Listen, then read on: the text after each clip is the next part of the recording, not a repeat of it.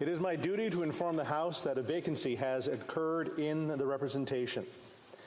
Mrs. Bergen, member for the electoral district of Portage-Lisker, by resignation effective Tuesday, February 28, 2023.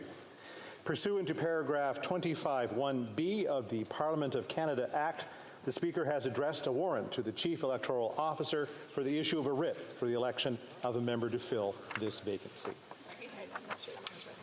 The Honourable Parliamentary Secretary to the Government House Leader. Thank you, Mr. Speaker. There have been discussions amongst the parties, and if you seek it, I believe you'll find unanimous consent to adopt the following motion: that notwithstanding any standing order, special order, or usual practice of the House, A, on Tuesday, March 7, 2023, at the expiry of the time provided for oral questions, the House shall adjourn to the next sitting day.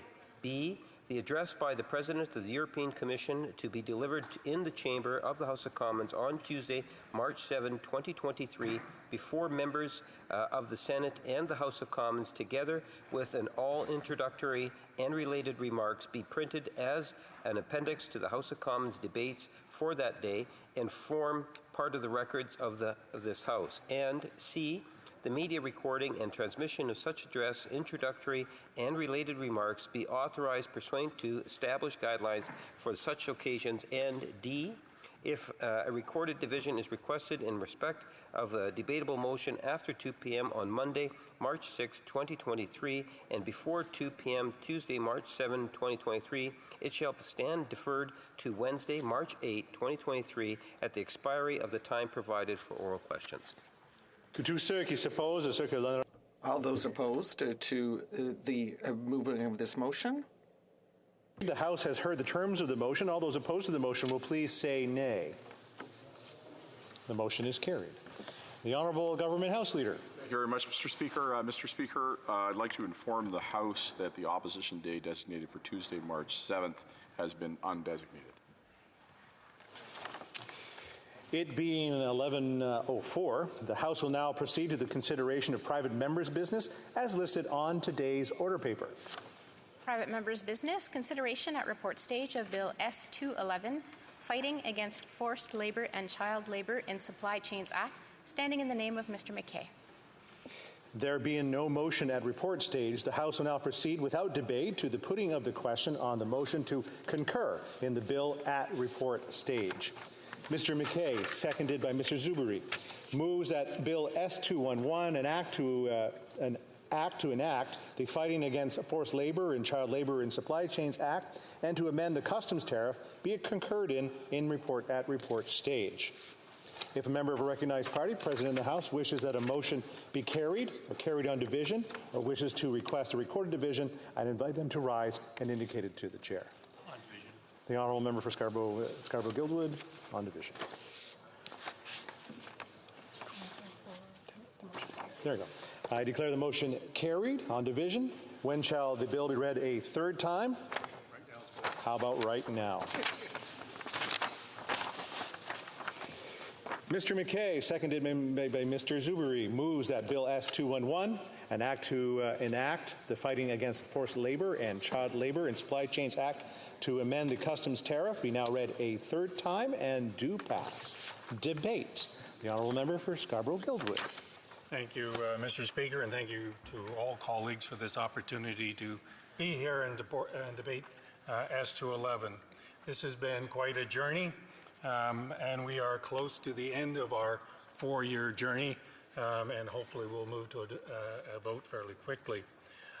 If I spent all my time thanking everyone who's helped us over the previous 4 years, use up all my time. So let me confine my thanks to a select few who've helped us through Bill C-423, then C-243, and then from S-216 and now to S-211.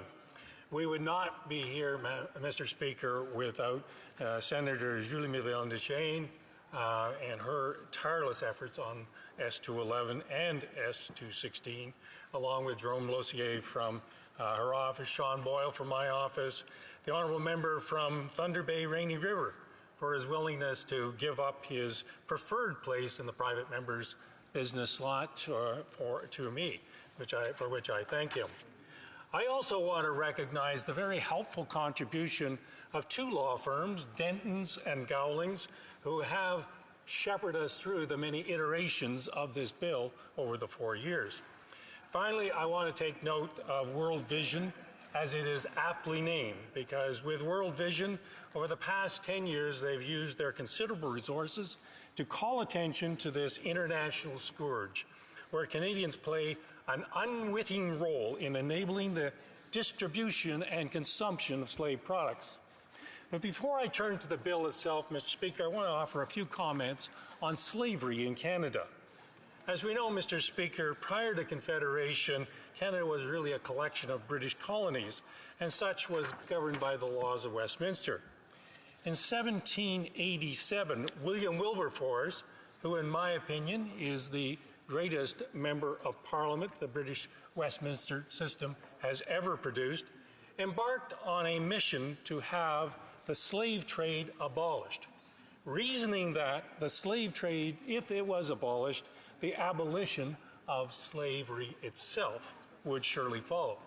And he was right. To give you some context, Mr. Speaker, 30% of the British Empire's GDP was dependent upon slave products. If ever an MP engaged on a formidable task, this was certainly it. 20 years later, the British Parliament passed the Slave Trade Act of 1807, and then 26 years after that, slavery was formally abolished in the British Empire on July 26. Wilberforce died 3 days later. A committed evangelical Christian, Wilberforce was motivated by a deep conviction. The enslavement of another human being was a sin, an offense against God, an offense against mankind. As you know, Mr. Speaker, though, deep moral convictions don't mean much in a parliament unless you can mobilize the resources to push a bill to royal assent. William Wilberforce showed his parliamentary and political genius in two ways. One, he was able to organize, rally, and participate in probably the first citizens' movement that brought massive pressure on the Parliament of Westminster. And secondly, he was able to manipulate the legislative system to over time produce the desired outcome. In fact, Mr. Speaker, Wilberforce gave a masterclass in British parliamentary procedures, strategies, and tactics, which should be required reading for all parliamentarians. The citizens' movement was pure genius. He took a ragtag group of quarrelsome evangelicals and attached to them some of the most committed abolitionists of the time. This was possibly the first time a group of deeply committed citizens confronted a deeply entrenched establishment and won. For his efforts, William Wilberforce was branded as a traitor to his class, and when he won, of course, we all won. The laws of Great Britain applied to Canadian colonies, and while some would argue that it's more complicated than that, and I might in another context agree, I would argue that it's a big improvement over the way the Americans handled the same issue. So why the history lesson, Mr. Speaker, when we have an exceedingly modest S211 in front of us? First, that S211 is a product of a citizens' movement. World Vision and many others have pressured the parties to be proactive and commit to the legislation. Ultimately, this has resulted in both the Liberal and the Conservative parties putting this kind of commitment into their platforms.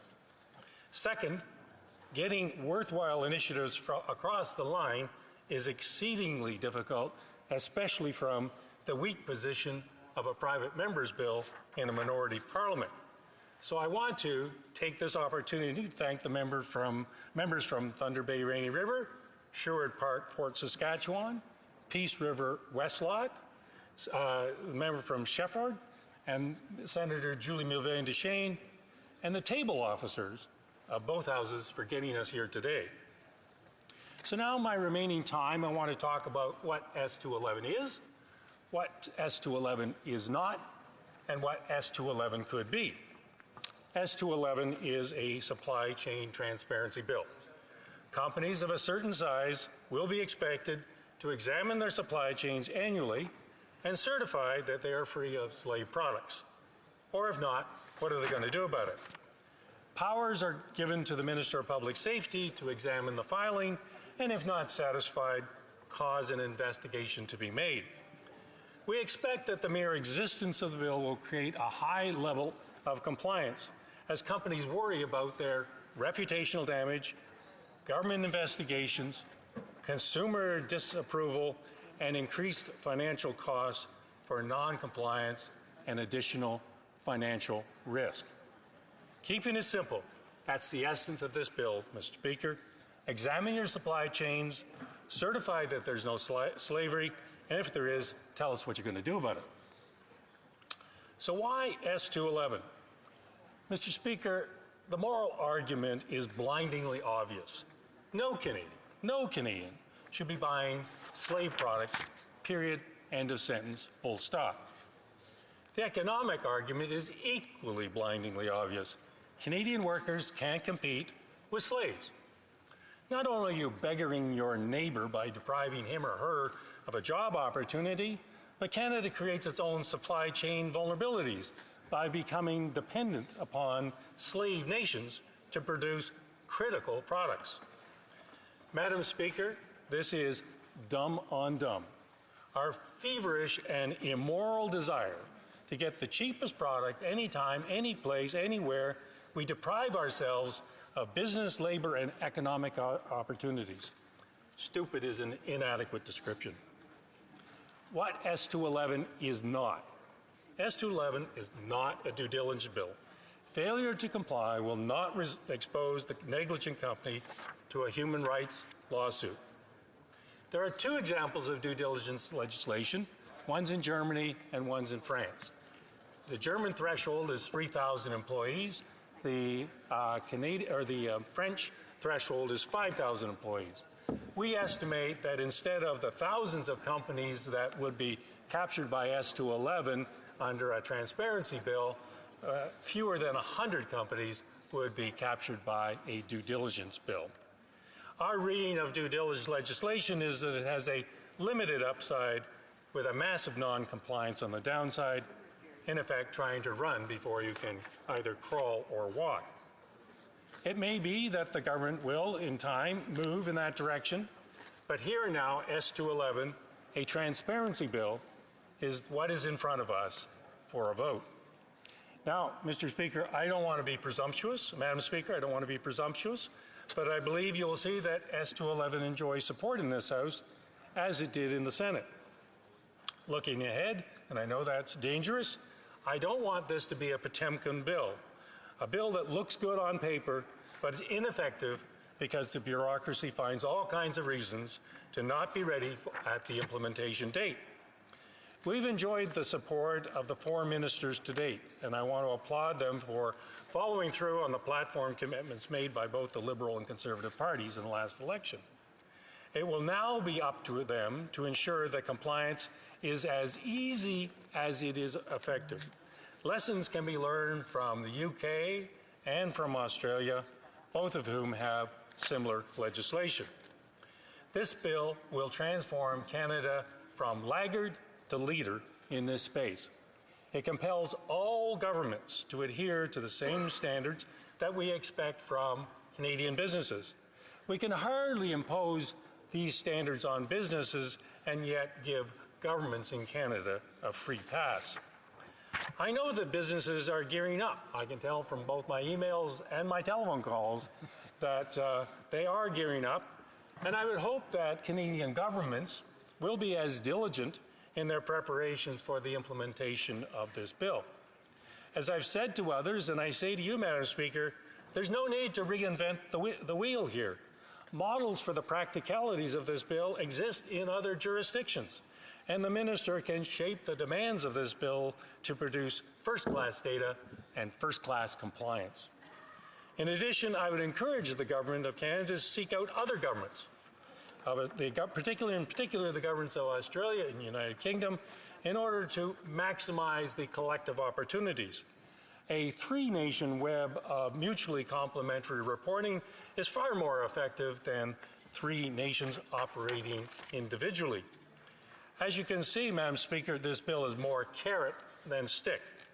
I hope that the stick of fines, investigations, naming and shaming won't have to be used too frequently. I'm hoping that the carrot will create a high level of compliance deep into the business community to the benefit of us all. And while due diligence legislation may be ultimately the way to go, it's not what's on offer today. Properly executed at this time, I'm prepared to trade a high level of compliance from a massively greater number of companies in exchange for a low level of compliance for very few companies. Finally, Madam Speaker, this is what others have said about this legislation. Matt Friedman, CEO of the Mekong Club, who has been in this business for something in the order of 30 years. The importance of this legislation is that it will educate Canadian companies, government agencies about the issue, help companies look deeper into their supply chains to better understand their potential vulnerability, and ensure that those involved do what is needed to keep workers safe all over the world. It will also allow consumers to see which companies are stepping up to address this topic. Michael Messenger, President of World Vision. Canadians don't want to be inadvertently contributing to the child labor crisis every time they shop. As child labor and risky imports continue to rise, and they have over the 4 years that we've been on this file, Madam Speaker, supply chain laws are imperative to Canada's efforts to protect and promote the rights of boys and girls around the world. With supply chain laws in place, consumers, companies, and the federal government will be able to work together to ensure every purchase in Canada is an ethical one. Stephen Pike, partner with Gowlings, WLG. Bill S211 has made an outstanding progress to date through the legislative process. The House of Commons should take this unique opportunity right now to advance the interests of Canada and all Canadians in the fight against forced labor and child labor in supply chains. Excuse me. And lastly, Chris Cruther, MP for Mornington in the Parliament of Victoria in Australia. When I was federal member of Parliament, I instigated, led, and undertook the inquiry into Australia establishing a modern slavery act, producing the recommendations hidden in plain sight that brought about Australia's modern slavery act. It's transformed the way Australians do business, organizations and societies that look at crimes of modern slavery, resulting not only in entities paying attention to and reporting annually on modern slavery in their organization, but working more deeply to actually look into and eliminate and remediate modern supply chain slavery. I've always adopted the saying, don't let the perfect get in the way of the good. Thus, I encourage Canadian parliamentarians to see this bill through. Madam Speaker, this bill is timely, it's broadly supported, has ministerial buy-in, and puts our nation in a position of leadership. I recommend it to you and our colleagues, and I thank you for your time and attention. Questions and comments? Questions et commentaires? L'honorable député de Berthier-Mascouche. The honourable member for Berthier-Mascouche. The honourable member for Berthier-Mascouche. Thank you. Obviously, this bill is strongly supported in the bill because no one wants to encourage slavery or child labor. But why does current Canadian legislation allow the import of certain products like that? Because yes, we have to act on this. And the second question that we need to ask, and I'd like my colleague to expand on this, is: are we sure that the resources, the adequate resources, are going to be invested? Because it's all very well to have good intentions, but we need the resources, the money to get correct information. Recently, I gave a speech, and I learned about forced labor in certain regions, and that's mentioned in this bill. So I would like my colleague to reassure me that his government is going to invest the resources needed to ensure that we get the correct information. Excellent questions, Madam Speaker, and I wish I could wave a magic wand and give him the absolute assurance that the government will do that. Hence the reason for me devoting this part of my speech to the implementation part of the bill. So the first question is gaps. Yes, immense gaps. There are immense gaps. In the United States, in a relevant period of time, the United States has stopped 1,400 container loads of products, products which are suspected to have slave components in them. In a similar period of time, we stopped one. It went to a lawsuit and was released. None. So we have gaps, and I'm hoping that this bill will stimulate the government to be far more diligent and devote the resources that are needed. The resources on this particular... I have to ask for other questions. I'm sorry. Questions and comments? Questions et commentaires? The honourable member for Peace River Westlock. Well, thank you, Madam Chair, and I want to thank the honourable member for his hard work on this file. And I think part of the challenge with whatever we're doing on this is that the problem is immense. And so I was just wondering if the honourable member could just talk about some trends in human trafficking around the world and kind of what the estimated grand total numbers of enslaved people are around the world. Thank you. The honourable member for Scarborough-Guildwood. The honourable member points to an enormous problem that is growing, ever growing. And in fact, I just point to the weekend's newspapers talking about an issue of Mexican laborers in northern Toronto. The numbers are very difficult to come by, and whatever estimates we have are way below reality. So in that respect, it's very difficult. In terms, I just want to cover off the issue of resources. This bill, I don't think, is going to be that resource heavy. What it really requires is getting the Aussie and UK legislation, looking at it, taking what we think is best for us, and putting up a website, and making some elements in the public safety ministry responsible for it. We have time for a brief question. The honourable member for Vancouver East. Thank you very much, Madam Speaker. Oxfam Canada, Amnesty International, Human Rights Watch wants to hold companies accountable for their actions and allow for victims of human rights environmental harm the statutory right to bring a civil lawsuit against those companies. This bill does not do that. The NDP tried to move 6 amendments at committee to make that change. The government members, the committees voted against, committee members voted against it. Some would argue that by not ensuring that their actual action to hold companies accountable is more damaging than just to pretend that you're doing something. So my question to the member is this: why did the government members vote against the amendments that NDP put forward to address the issue around child labor and modern day slavery? Brief answer from the member for Scarborough-Guildwood. Well, I take issue with this is requiring companies to do nothing. This is a substantial change in practice. So that's number one. Number two, I disagree profoundly with the analysis of the honourable member. The 2 places where due diligence legislation has been applied have been ineffective, massive noncompliance. I think it's resulted in 1 lawsuit in the course of time.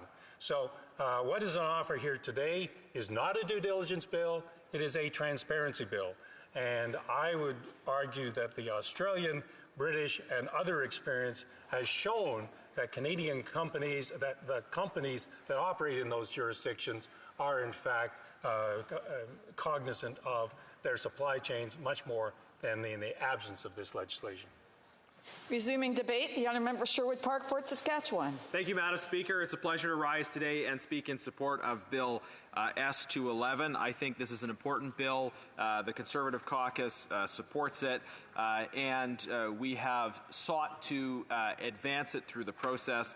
and look forward to seeing it come into force at the beginning of next year as per the time coming into force timelines. Before I get into the particulars of the bill, I just want to share that I was in the honourable member's neck of the woods this weekend in Toronto and having meetings with some different communities that are concerned about various justice and human rights issues that our Foreign Affairs Committee and others have been seized with. I was pleased to meet with the Pakistani Christian community who continue, among others, to call for repeal or reform of the blasphemy law in Pakistan. And I met with the Ethiopian members of the Ethiopian community, the Tigrayan community specifically, who want to highlight the continuing need for the full implementation of the peace deal for humanitarian access to Tigray and for support for processes around justice and accountability. And I look forward to continuing to work on those important issues as well. So Bill S211 takes a transparency or a disclosure approach to combating the issue of forced labor around the world. It seeks to encourage companies to take action to combat forced labor in their supply chains by having them report on the activities that they're undertaking within those supply chains. I would say that this is not a perfect bill in that it doesn't solve every problem. Respectfully, you could probably say that about every piece of legislation that comes before the House. And the question for us at third reading should be not is this bill the full realization of human perfection that is theoretically possible, but rather is this bill an improvement on the status quo, and I think it very clearly is. It pushes companies to be engaged in the process of being accountable about the efforts they're undertaking to combat slave labor. And it seeks to, I think, also bring further awareness to the reality that many of the products we buy may be tainted by the ongoing scourge of slavery that still continues in the 21st century. I will say that some of the areas where I think we need to go further, and this is a matter for subsequent legislation, I think, is to take a targeted approach to those very specific hotspots in the world where we know there is a high level of slave labor and government is complicit in it.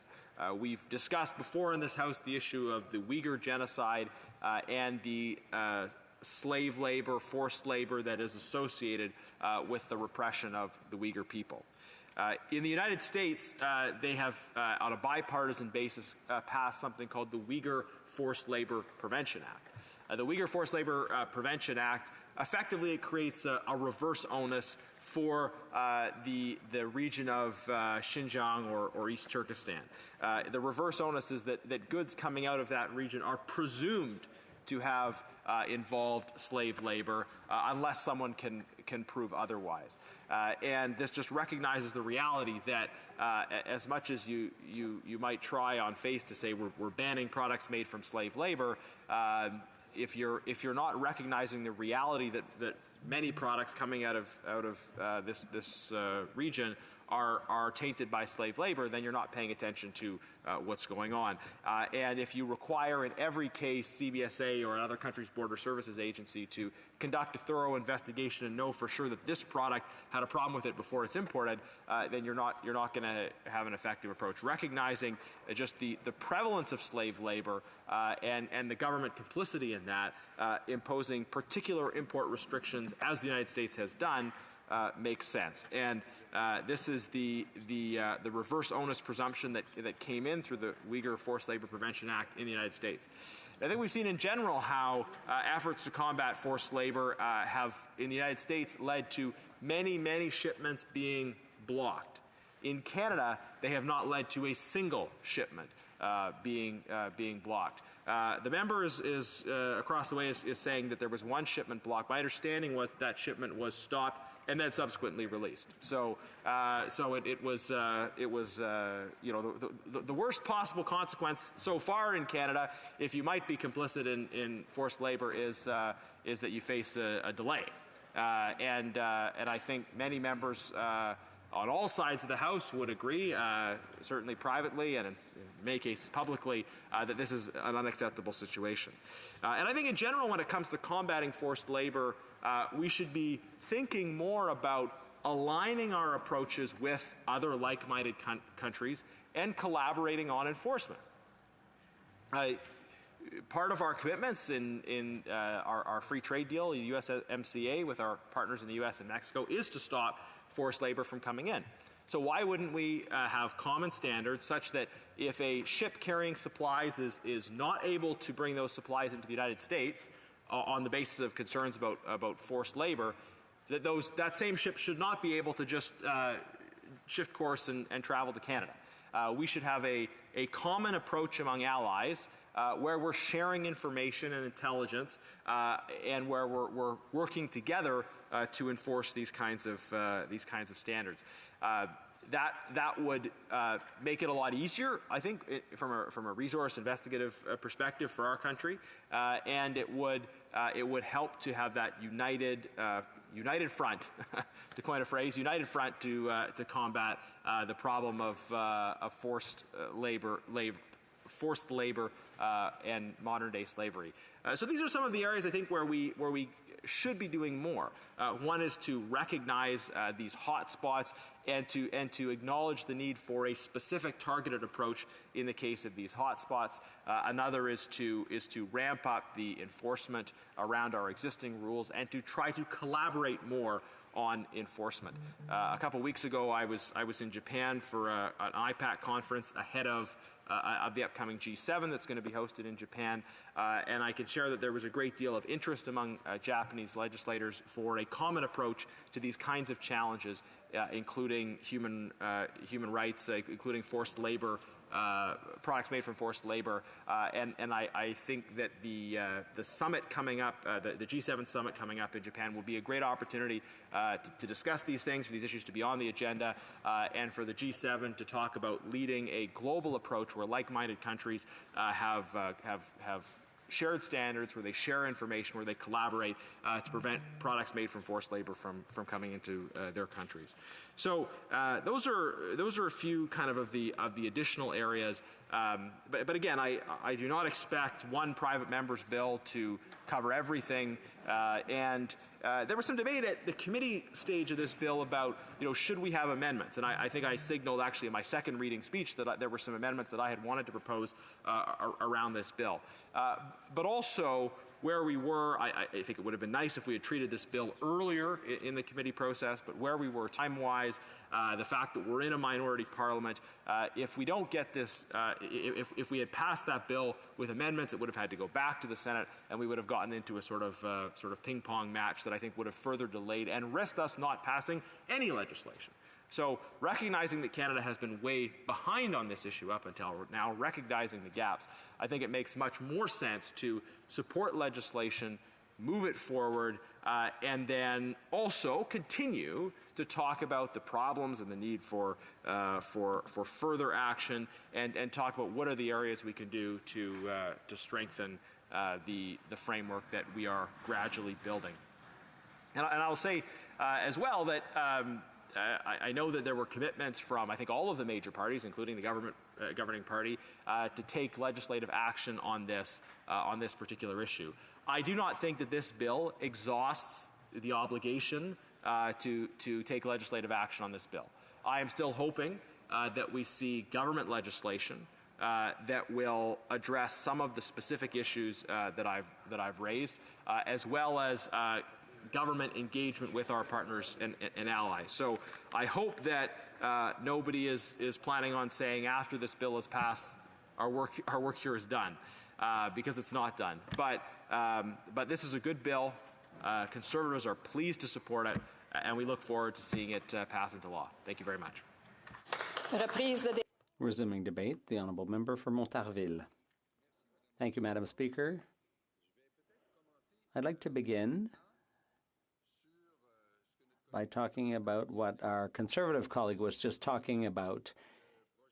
This bill admits its own failings, and the Conservatives are talking about just avoiding wasting more time in getting down to the bottom of things. I don't think that's the right way of going about things.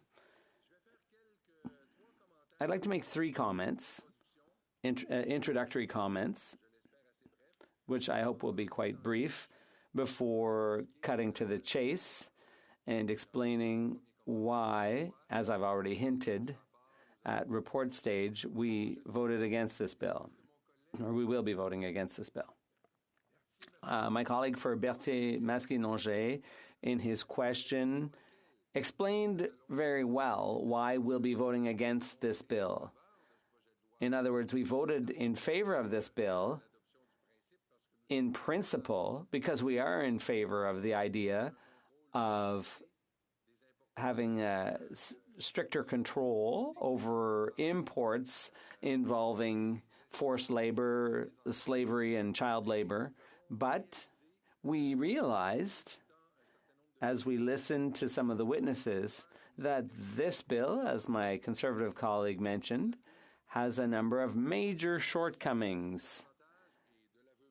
And by the sponsor's own admission, this bill favors transparency, but it's basically dependent on the goodwill of companies who may not do their due diligence.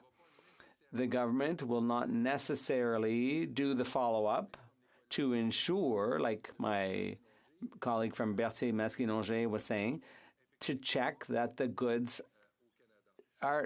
goods are not in fact imported to Canada. So that's a major shortcoming of this bill. And we attempted, my colleague from the NDP mentioned this earlier, we attempted at committee, in light of the evidence we heard, we attempted to make a number of changes to the bill, but the government was completely closed to those suggestions. So that's why we voted against the bill at committee, and consequently, and I would say entirely logically, we will be voting against it at this stage. My second introductory comment, Madam Speaker, is simply to say that the sponsors of this bill, Senator Miville-Deschênes and the member for Scarborough-Guildwood, their intentions are very good. I believe that they have very honorable intentions in tabling this legislation. They've put their heart into it. They worked very hard on this, and I think they deserve all our appreciation for the work they've done to date. But it's not enough, unfortunately, for us to vote in favor of it here today. My third introductory comment, Madam Speaker, is just to say that there is still time at third reading. It is still possible that we could vote in favor of this bill. And this brings me to what led us, after voting in favor of the bill in principle, and then voting against the bill in committee, and our intention to vote against it again today. It's our opinion that this bill doesn't go far enough. It does not make it possible to do adequate due diligence and the appropriate checks to make sure that the spirit of the Act is actually lived up to.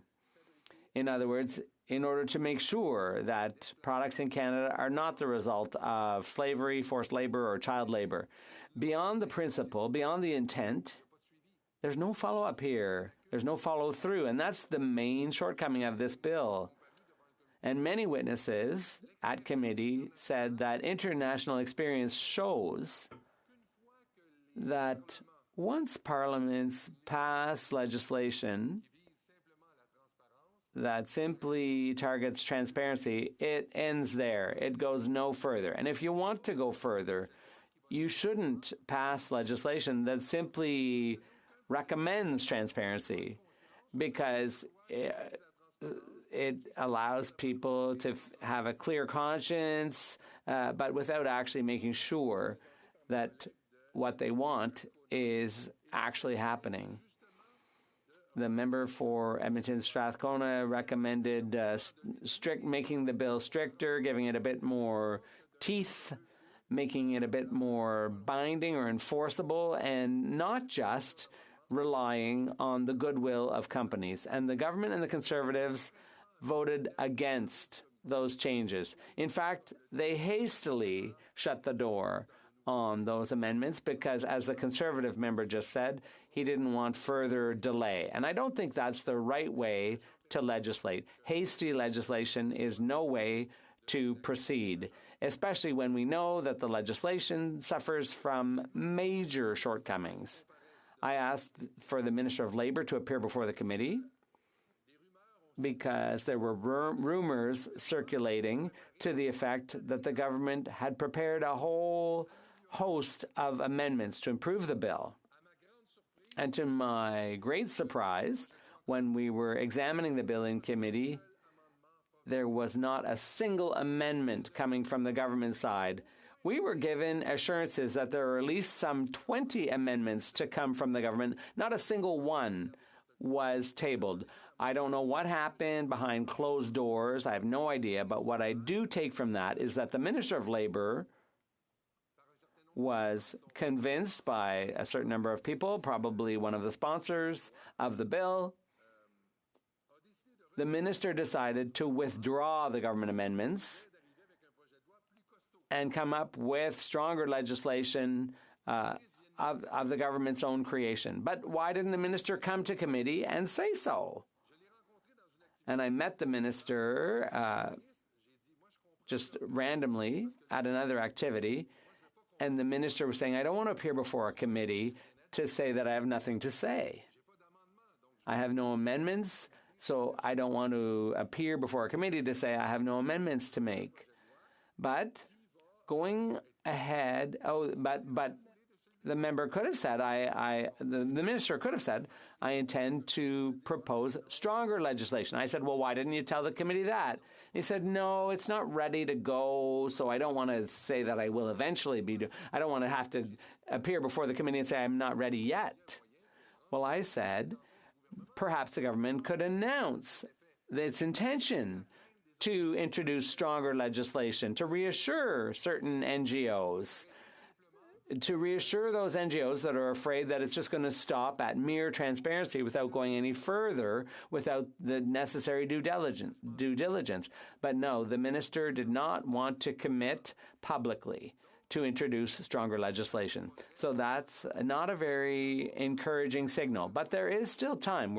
There's third reading rapidly approaching, so there's still time for the government to commit, to announce its intention. And my colleague mentioned in his speech, he sent all members. On February 28th, my colleague sent a letter to all members saying that this bill will have Canada falling behind on this issue. I'm sorry, but a bill that simply intends to increase transparency is not being a leader. If the government's position is that transparency makes Canada a leader, it makes me worried because it tells me that the Liberals have no intention of going any further.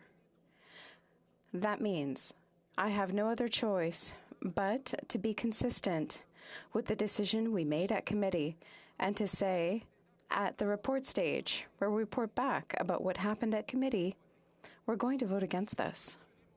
However, I want to assure my colleague, as I did at committee, that we are still open today to the possibility of voting for it at third reading, as long as we have a commitment from the government that it is ready to go further than simply putting forward a bill that improves transparency. If my colleague could intervene with the minister to ensure that the minister follows up on the commitment that had been made informally while I was there to witness it, I can assure you that we would vote in favor of this bill at third reading. Thank you, Madam Speaker. Resuming debate, the honourable member for Vancouver East. Today we're debating Bill S-211, which claims to fight against forced labor and child labor in supply chains. There is no question that global supply chains continue to be tainted with forced labor and child labor.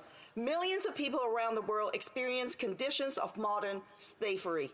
Horrifically, this includes young children who too often harvest the food we eat and manufacture the clothes we wear. Sadly, progress towards eradicating child and forced labor has stalled and even reversed during the COVID-19 pandemic. In 2020, the report from the International Labour Organization warned that child labor was increasing for the first time in 2 decades. Between 2016 and 2020, the number of children in child labor increased to 160 million worldwide. And 79 million of these children, some are as young as 5 years old, are working in conditions considered to be hazardous, which means that the work is likely to harm their health, safety, and morals. Economic impacts of the pandemic leading to school closures and income loss among low-income families globally have pushed more children into these dangerous working conditions to try to earn a living. The reality is that forced labor conditions exist in nearly every country. Canada is deeply implicated in perpetrating these human rights abuses. And under the current legislative framework, there is no corporate accountability for companies that profit off of the exploitation in their supply chains. According to a report from World Vision in 2016, it is estimated that over 1,200 companies operating in Canada are importing over $34 billion of goods at high risk of being produced by child or forced labor every year. The agricultural and grocery industry is one of the worst offenders for forced labor and child labor. 71% of all child labor takes place in the agricultural sector, and many of these items end up on Canadian grocery store shelves. In 2019, more than 3.7 billion of risky food products were imported into Canada, a 63% increase from 10 years ago. During the same pandemic period where Canada's major grocery chains rake in record profits, the use of child and forced labor in agriculture supply chains increased. As Canadians get gouged with greedflation at the grocery checkout, corporate giants fail to take action on ending forced and child labor in their supply chains. World Vision reported that corporate social responsibility reports from Loblaws, Metro, and Sobeys, Canada's 3 largest grocers, yield little meaningful information about what they're doing to address the risk of child labor in their supply chains. Record profits, yet zero accountability to respect human rights. This is egregiously wrong. Unfortunately, we know that these issues extend far beyond the agriculture sector. In 2021, CBC reported that Canadian clothing brands sold items manufactured by North Korea forced labor at Chinese factory. Recently, I spoke about the genocide against Uyghurs and other Turkic Muslims, and this is again relevant to race because these issues are connected. Many products sold in Canada and manufactured with Uyghur forced labor. Between 2017 to 2019, it is estimated that more than 80,000 Uyghurs were forcibly transferred out of the Uyghur region to work in factories across China. In 2020 alone, reports reveal that 83 global companies were indirectly or directly involved in employing Uyghurs workers under conditions of forced labor. From food products to clothing and textile to supply chains of major auto manufacturers to the use of Uyghur forced labor is widespread. Canada can and must do more to uphold human rights and work to eradicate child and forced labor. The NDP wants to ensure that products imported into Canada are not produced with forced labor or child labor. And New Democrats believe that Canada has a responsibility to ensure that supply chains of products sold in Canada are free from these egregious human rights violations. The government has an international human rights obligation to do this. But due to the inaction of successive Liberal and Conservative governments, Canada is lagging behind other jurisdictions. European countries such as France have already passed due diligence legislation, which requires that companies take action to address child labor and forced labor. Importantly, this also provides legal recourse if efforts are shown to be inadequate. The Canadian Network on Corporate Accountability has been calling for human rights and environmental due diligence legislation in Canada. The organization has even drafted model legislation, providing a blueprint for writing into Canadian law the corporate duty to respect human rights and the environment. For over a decade, the CNCA has also been calling for an independent ombudsperson office with the power to investigate human rights complaints related to Canadian corporate activity abroad. The Liberals announced that they would create this independent ombudsperson office in 2018. Yet today, this is just another empty promise from the government. Instead, the government has created a powerless advisory post. It is clear that there is much work to be done, and that's why NDP members, in working with policy experts on these issues, have put forward two critical pieces of legislation. Bill C-262, the Corporate Responsibility to Protect Human Rights Act, would implement the human rights and environmental due diligence that is needed. It would hold companies accountable for their actions and allow victims of human rights and environmental harm the statutory right to bring a lawsuit against that company. And Bill C-263 would give the Canadian Ombudsperson for Responsible Enterprise the powers needed to actually do its job and investigate and hold companies accountable. The CNCA, which includes member groups such as Oxfam Canada, Amnesty International Canada, and Human Rights Watch Canada, support these steps. But it's yet to be seen whether other parties will do the right thing. And now today we're here debating Bill S-211. And from the outset, the NDP recognized that this bill was deeply flawed. New Democrats agree with the view that CNCA shares, that unamended, this bill is damaging because it creates the appearance of action to end modern slavery without actually having that effect. And currently drafted Bill S-211 advances none of the essential elements of an effective supply chain law. According to the CNCA, Bill S-211 would require companies to report on what steps, if any, they have taken to prevent and reduce the risk of forced or child labor in their supply chains.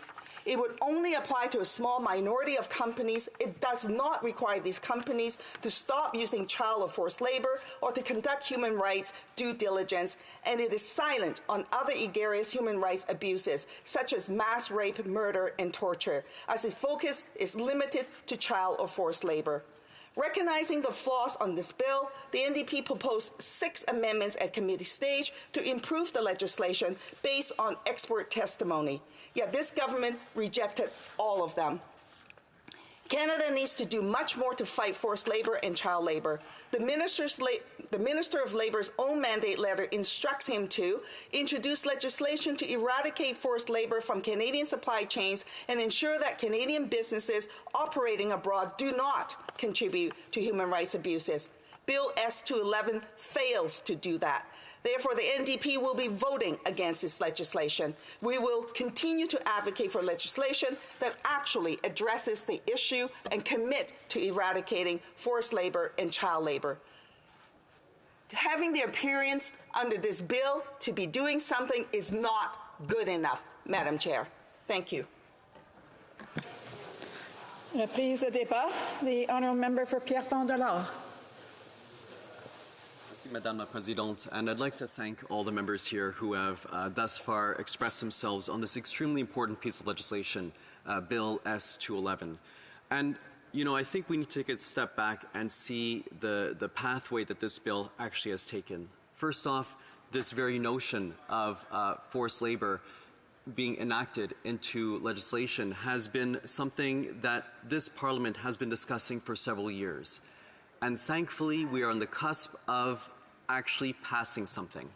From the vantage point of where we are currently, of having nothing in terms of a piece of legislation that directly deals with forced labor, to having now a piece of legislation that will address forced labor head on. And if we just take a step back and look at how procedure works, we know that it would be great to strengthen this legislation. But if we were to do so, it would require us to go back to the Senate to have those amendments approved within the Senate, and then it would have to wind its way back over here into the House, which would create a significant delay for us to actually pass something. And that's why this moment is the moment that we actually must seize and must take to pass this legislation. Now, in terms of S211, I'd like to thank Senator Mivelle Duchesne and the member from Scarborough-Guildwood for their advocacy on this issue, for shepherding this, for bringing it to the point where we see it at right now.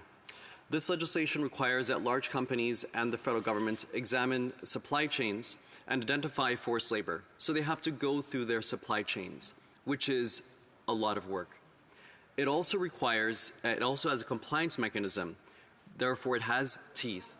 It would levy significant fines on companies that don't comply with the legislation for up to $250,000. That is important not only in terms of the monetary amount, but also in terms of the naming and shaming of those companies, which I'll get to later on. But the naming and shaming of companies, if they do not comply with this legislation, is quite powerful. It also requires that companies provide reports in terms of how their supply chains are operating, whether or not there is forced labor or child labor within those supply chains. There is an added component in terms of teeth with this legislation, where it gives the minister the authority to ban imports of products if this legislation is not respected by companies. It also gives the power to the minister to have warrants to seize information within companies to ensure that there's compliance with the legislation. So this is not just a value statement, an airy-fairy piece of legislation. This actually has teeth and mechanisms to force compliance. Thus far, several of our allies, United Kingdom and Australia, also have similar legislation to this. This is critical so that we can send a signal to companies that forced labor is unacceptable. The Canadian government thus far has addressed this issue of forced labor and child labor through trade agreements that it has with other countries. But S211 will make it more robust. A lot has been said around the Uyghur region within the debate around S211. And it's been highlighted that America has an important and interesting piece of legislation around a rebuttable presumption where everything coming in from Xinjiang Uyghur Autonomous Region is assumed to be produced of forced labor. This chamber has discussed the condition of the Uyghur people, that at least 1 million are in camps where they are forced into labor. This chamber has heard that 48% of polysilicon, which is the base product of solar panels, is produced within the Uyghur region. We've heard that 20% of cotton is also produced within the Uyghur region, and 35% of tomato products. That is the base material of pizza, pasta sauce, etc. That's also produced in the Uyghur region. This is an issue that we have been seized by. This legislation will help us to address that concern to ensure that Canadians are not unwittingly importing forced labor products. While I would love and do hope that there will be more robust legislation to the future, I think that this legislation currently, as is an important mechanism, an important addition to what's already out there. As some have said, having something is better than having nothing. And we are going to do something important by passing this. I'd like us to take a step back and think about what happened several years ago in Bangladesh when we learned about the garment industry and how factories were destroyed. And that caused us as Canadians to reflect upon where our goods are produced and the conditions in which our clothing is manufactured and created, and for us to be mindful about forced labor. And that really made us as Canadians mindful to think about the products that we are purchasing and to ask the serious questions. Are our products being produced by labor that is in conditions that are terrible, through forced labor, through child labor? And at that point in time, there were some companies that were named and shamed. And Canadians asked, for a much higher standard with respect to the product that were being produced from these garment factories. And that is exactly what this legislation will do.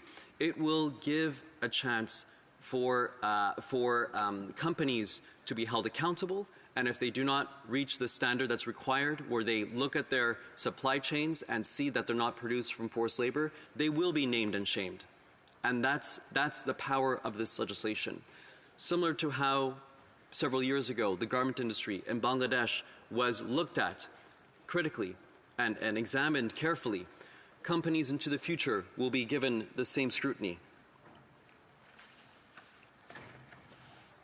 I'd like to also highlight how certain companies have actually stepped up and taken a hit for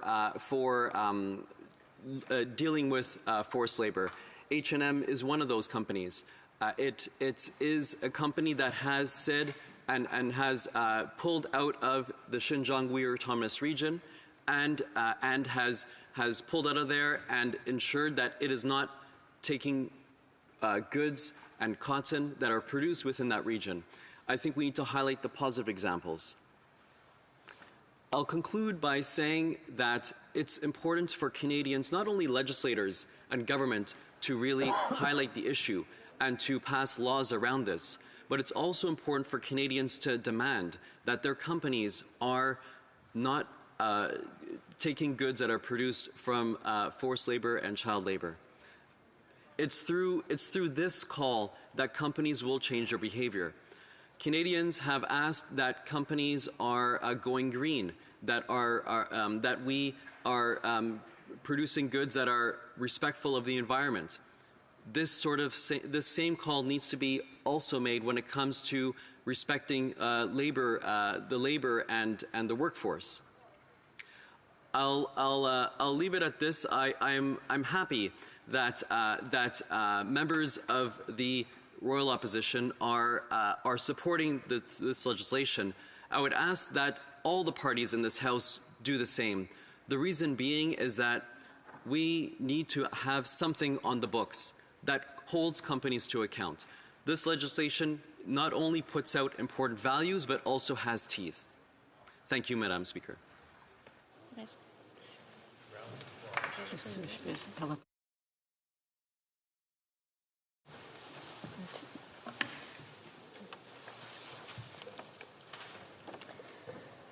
The time provided for the consideration of private members' business has now expired, and the order is dropped to the bottom of the order of precedence on the order paper. Orders of the day, ordre du jour. Orders of the day, ordre du jour, government orders, government bills, commons, resuming consideration at second reading of Bill C-26, an act respecting cybersecurity, amending the Telecommunications Act, and making consequential amendments to other acts.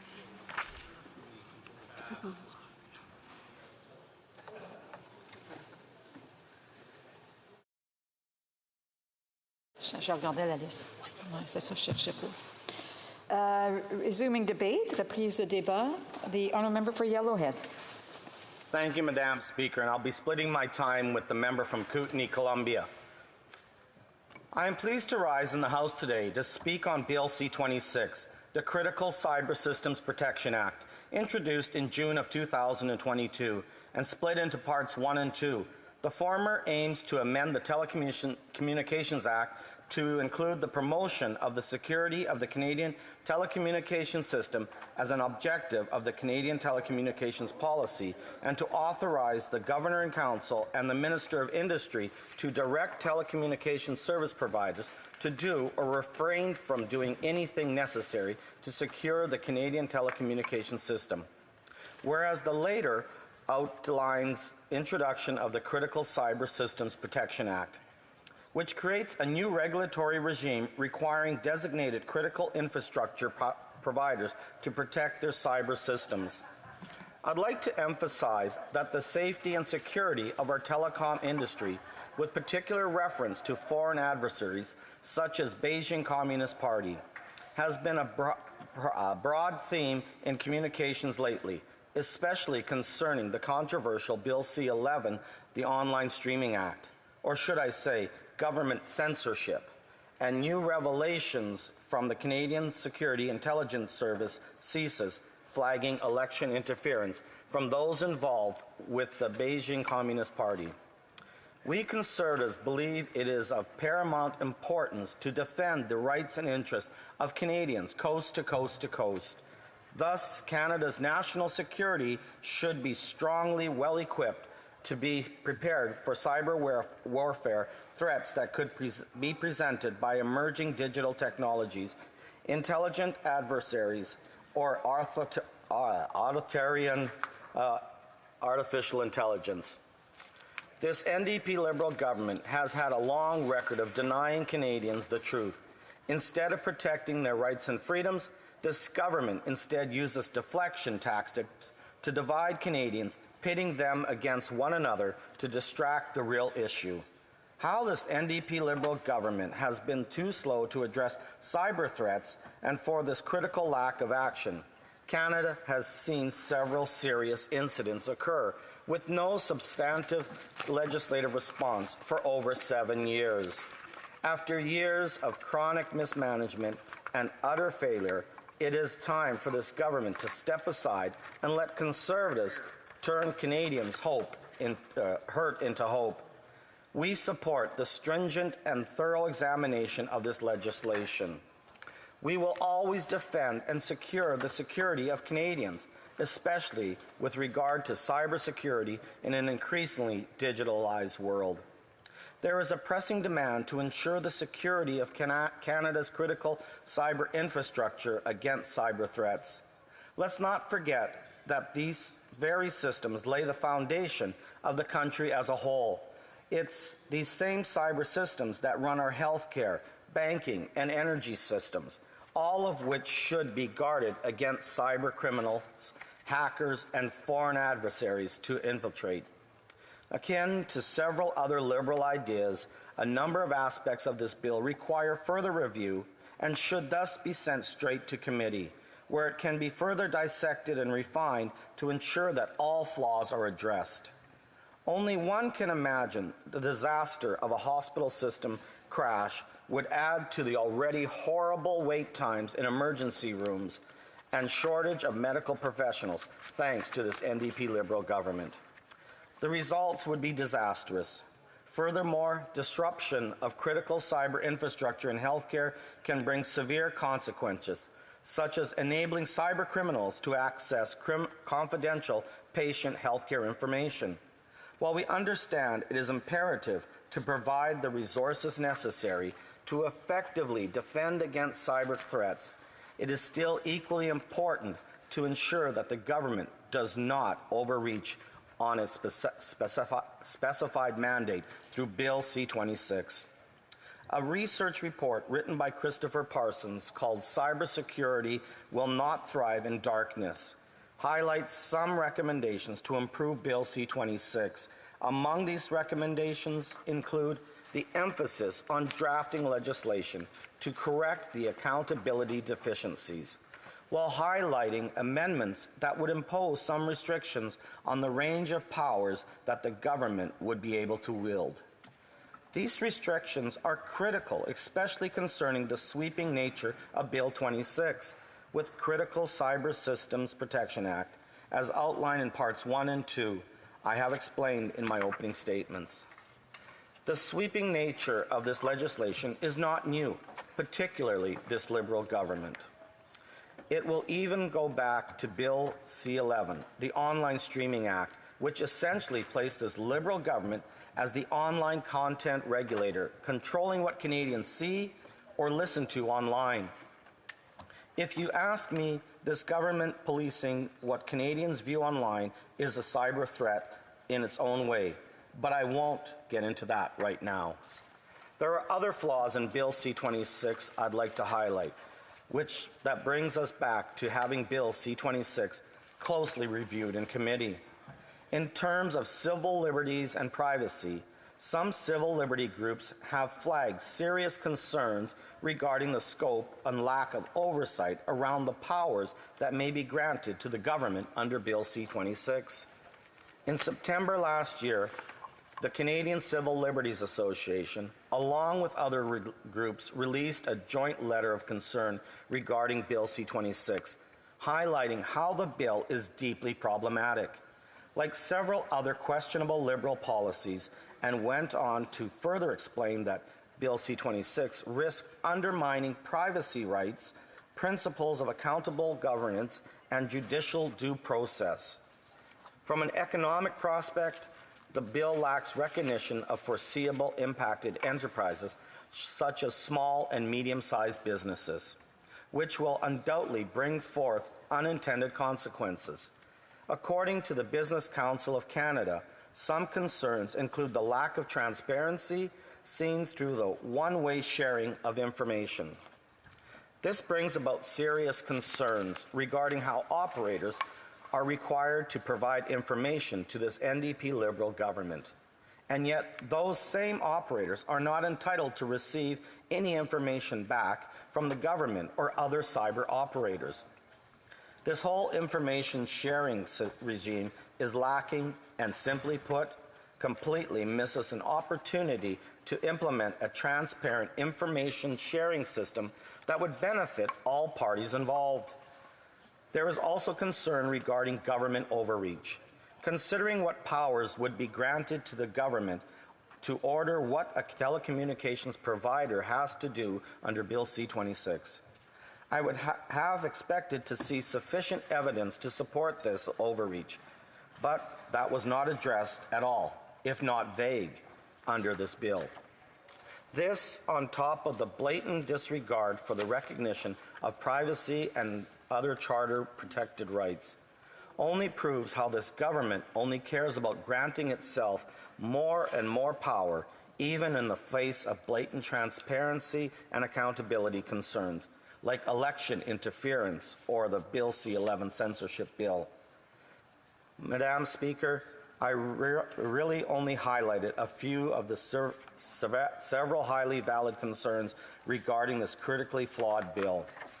Obviously, it is important to defend national cybersecurity and defend against cyber criminals or foreign threats. However, there is really a fine line between upholding the best interests of Canadians and just using another faulty bill as a power grab for this NDP Liberal government, despite concerns on cyber systems, privacy, and security infrastructures. We Conservatives believe that it is of paramount importance to truly defend the rights and interests of Canadians, coast to coast to coast. One of the best ways in which this can be done is by securing Canada's cyber infrastructure from attacks. While we welcome the idea of protecting interests of Canadians in terms of cybersecurity, we do want to flag Bill 26 as highly concerning content and should be closely reviewed and discussed in committee to correct these flaws and prevent potential overreach from NDP Liberal government. In interest of protecting Canada's cyber infrastructure, we must also guard against the sweeping government powers outlined in the Critical Cyber Systems Protection Act. I welcome questions, Madam Speaker, and from my colleagues. Thank you. Questions and comments? The Honourable Parliamentary Secretary of the Government House Leader. Yes, thank you, Madam Speaker. On the one hand, the member says we're really concerned about cybersecurity. And then on the other hand, the member is saying that the government is doing too much, that they're concerned about overreach, that the member is very skeptical, and then he uses examples, Madam Speaker, of health care, and talks about the waiting lists and so forth. Madam Speaker, I'm a bit confused in terms of exactly where the Conservative Party is at with respect to the legislation.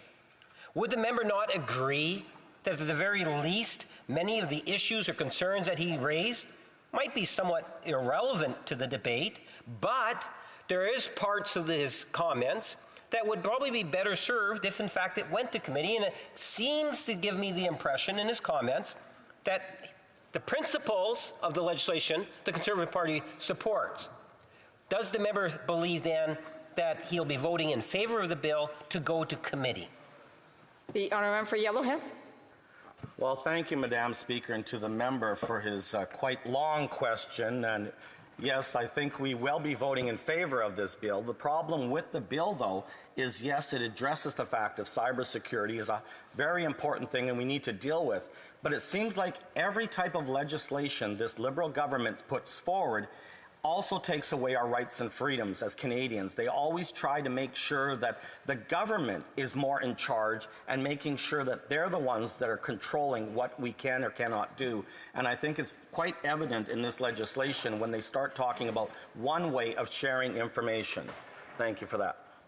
Questions et commentaires, l'honorable député. The Honourable Member for Longueuil-Saint-Hubert. Thank you, Madam Speaker. I'm a bit confused because sometimes when the Conservatives talk about internet or cybersecurity, they're sort of for the principle but against any kind of action being taken. So they're kind of hard to follow. And my colleague did talk about C11, which is a very important bill for promoting Francophone content online. And it was blocked by our Conservative friends. So I talked with artists over the past 2 weeks in Quebec, and they really want us to pass C11 so that in Quebec and Canada we can promote Francophone content online. But the Conservatives are filibustering in committee, and they're still blocking the work we're trying to do. So what about all the Quebec artists and all the Francophone creators? Thank you for that, Madam Speaker, through to the member. I think that there's some confusion as to what we stand for and what we don't stand for. I believe that there's a lot of opportunities that we have in Canada when it comes to online streaming and how we can get our products out to market. I think when we start talking about Bill C11, though, we start talking about censorship and what can or cannot happen here in Canada.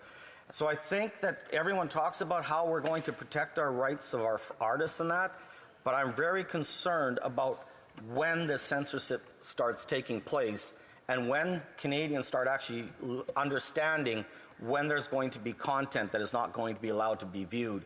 So I sure hope the member is right that there won't be that, but I'm afraid he could be mistaken. We have time for a brief question. Bref question. The Honourable Parliamentary Secretary, the Government House Leader. Yes, thank you, Madam Speaker. I'm wondering if the member can provide a specific example within the legislation which he would say is government overreach. And I must say I am pleased that the member is going to be voting in favour of the legislation. A brief answer from the member for Yellowhead has about 50 seconds. Okay, well, that was probably the briefest time I've ever heard the member speak in the House, so I will try to do my best as well. It is shocking. With that, I think when you start talking about information sharing, how all these companies have to provide information as to what they're doing to make cybersecurity safe in Canada, but yet the government isn't reaching back to the same companies and people to say, here's what we're hearing about, here's what we're understanding. So that's one of the biggest problems, is that it isn't a two-way sharing system, it is actually only a one-way sharing system. So once again, the government is trying to control what Canadians can or cannot do then. Resuming debate, the Honourable Member for Columbia. Thank you, Madam Speaker, and it's always an honor to rise in the House, especially when I can talk about safety and security. I always try to enhance the safety and security of Canadians, at home, abroad, for our corporations, who are major contributors to our economic base, and of course to government institutions. Today, to discuss cybersecurity in Canada is an opportunity to enhance our country's ability to protect us from cyber threats. Security is a significant concern for all Canadians. Lately, with the rise in organized crime and gang offenses, to the tune of 92% increase in gang crime, I have to wonder when the government will be evidence-led. In other words, evidence-based government action. Cybersecurity is extremely important for our country to protect itself from threats, and I welcome C-26. However, I'm apprehensive as to the success of this bill because accountability is a question that the opposition brings up every day in this House. Bill C-26 is basically divided into two parts.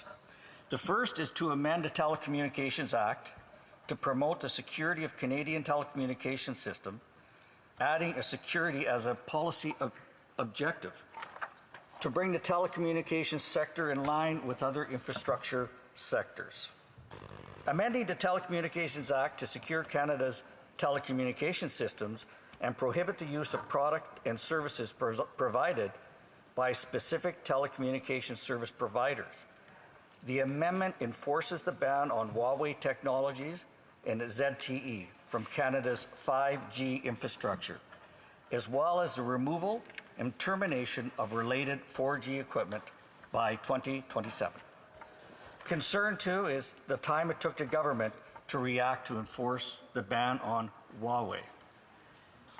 The second is to enact the Cybersecurity Systems Protection Act, CCSPA, designed to protect critical cybersecurities and systems that are vital to the national security or public safety and are delivered or operated within the legislative authority of Parliament. The purpose of the CCSPA is to ensure the identification and effective management of any cybersecurity risks, including risks associated with supply chains and using third-party products and services. Protect critical cyber systems from being compromised, ensure the proper detection of cybersecurity incidents, and minimize the impacts of any cybersecurity incidents on our critical cyber systems. The effects of this bill will be far-reaching, and there are some considerations. The government will have the power to review, receive, assess, and even intervene in cyber compliance and operational situations within the critical industries in Canada. Mandatory cybersecurity programs for critical industries. Enforcement of regulations through regulatory and law enforcement with potential financial penalties. Under both provisions, the Governor and Council, Governor, and the Minister of Industry, the Minister, will be afforded additional powers. If any cybersecurity risks associated with the operator's supply chain or its use of third-party products and services are identified, the operator must take reasonable steps to mitigate these risks.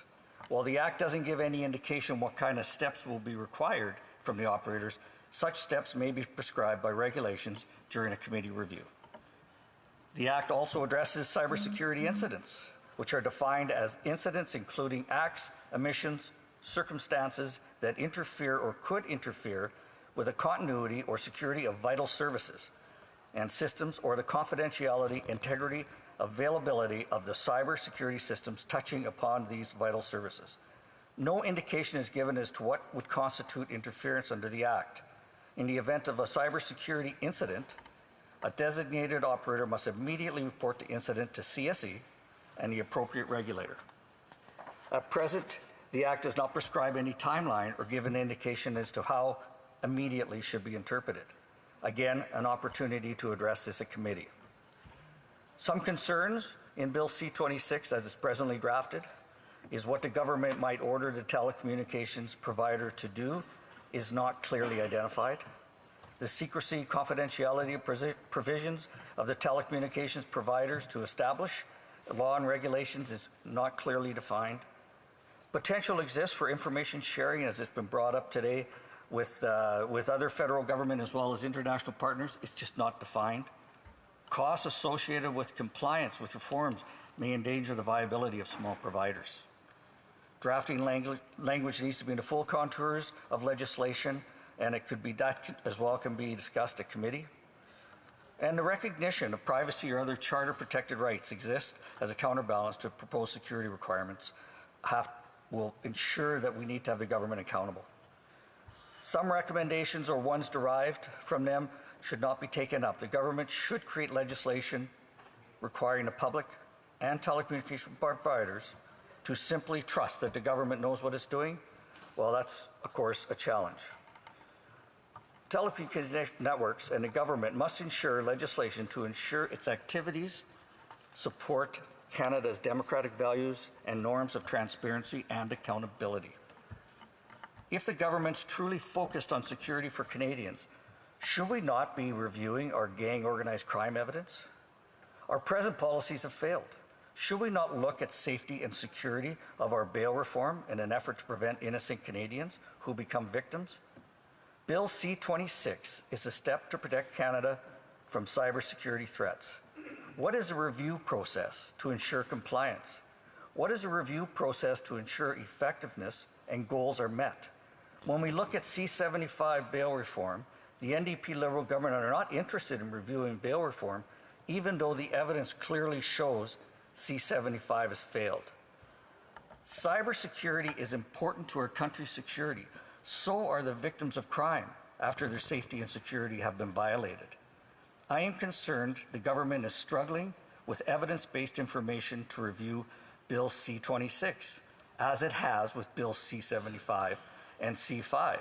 They're not supported by evidence. In fact, offenders, criminals are a higher priority over victims. My concern is if C-26 requires amendments and review, will the government follow up? It's so important to be flexible, to be able to address changes, especially in a cybersecurity world that changes so rapidly. Bill C-26 proposes compliance measures intended to protect cybersecurity in sectors that are deemed vital to Canadian security.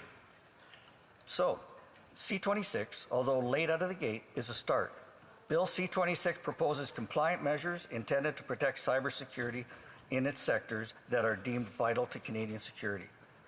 I would like to see some clear accountability to ensure objectives of this bill are met, a proper review process, and holding individuals, corporations, and most importantly, the government accountable. As I have stated, government accountability has not been a priority.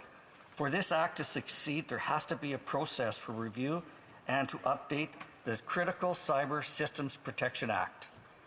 The failure of Bill C-75, bail reform is clear, with recent violent acts, murders of individuals that should never be out on bail. Today we're debating C-26. I would hope there's lessons learned from our failure to review Bill C-75 bail reform. C-75 can learn from the C-26 can learn from the failure of Bill C-5, where gang violence and organized crime is up 92%. Surely the government will open the door for review and making changes as required with Bill C-26, cybersecurity. Madam Speaker, thank you for the time to speak on the responsibilities with cybersecurity. Questions and comments? The Honourable Parliamentary Secretary of the Government House Leader. Yes, thank you, Madam Speaker. What we have seen is the digital world having a rapid explosion in terms of just the impact it has around the world. Here in Canada, where our systems are very complex, we have some that are absolutely critical and need to have the protection that is being provided. We have a progressive government that is looking at this in a very serious manner. That's why we're bringing forward this legislation, recognizing the impact of cyber security threats. The opposition seems to be supportive of the principle of the legislation. My question to the member is, recognizing, as the member has, a number of areas where he'd like to see better definition, more details. I would suggest to the member that much of what he is looking for could best be had at the committee stage, and would ask him in terms of his thoughts and report with regards to speaking on the legislation and then getting it to committee so that we could look in more detail as to what he is talking about. Member for Kootenay, Columbia. Thank you, Madam Speaker, and thank you, the member, for the question. And very important, he's right, that getting to committee, we can iron out some of the flaws that we've seen in C-26, but it's going to be so important to focus on accountability, and the member didn't address that, but that's where this act can either succeed or fail, is if we can ensure that there's an accountability process for the government, that when they go follow through with C-26, that we have a process that we can go back and say, we need to tweak this, we need to change this, because cybersecurity changes so fast. Thank you. The Honourable Member for Laurentides-Labelle. Thank you, Madam Speaker. That was a lot of detail about the impact this bill might have at committee, but I'd like to know from my colleague, how is it that it's always reactionary? In 2019, the Ethics Committee was questioning had asking questions about SIN numbers in order to protect Canadians' privacy. So what signal does this bill send when, yes, there's a structure, yes, there are organizations and people who will have more power, potential accountability, but what is being hidden here? Is this just to try to whitewash all the scandals of previous years? I'd like to hear what my colleague has to say about that. Thank you, Madam Speaker. I'm not too sure what scandals we're trying to be specific with, but this bill certainly opens the door for information sharing, as we brought up, intelligence sharing, which through accountability, we can cover those. We can actually be accountable in how we actually share information safely and protect the rights of Canadians. Questions and comments? Questions et commentaires? The honourable member for Simcoe Grey. Thank you, Madam Speaker. I just want to thank my honourable member for his speech today and certainly many, many years in law enforcement. Certainly knows a lot about this file. I guess the question really to the member is, throughout his speech, the number one word, and if you check answer, was accountability. And I think the frustration with the Liberal government. So in a lot of the bills that have been passed. So I guess I would just ask, how do you feel exactly on this particular bill about the accountability? The honourable member for Kootenay, Columbia. Thank you, Madam Speaker, and thank you for the question from my member.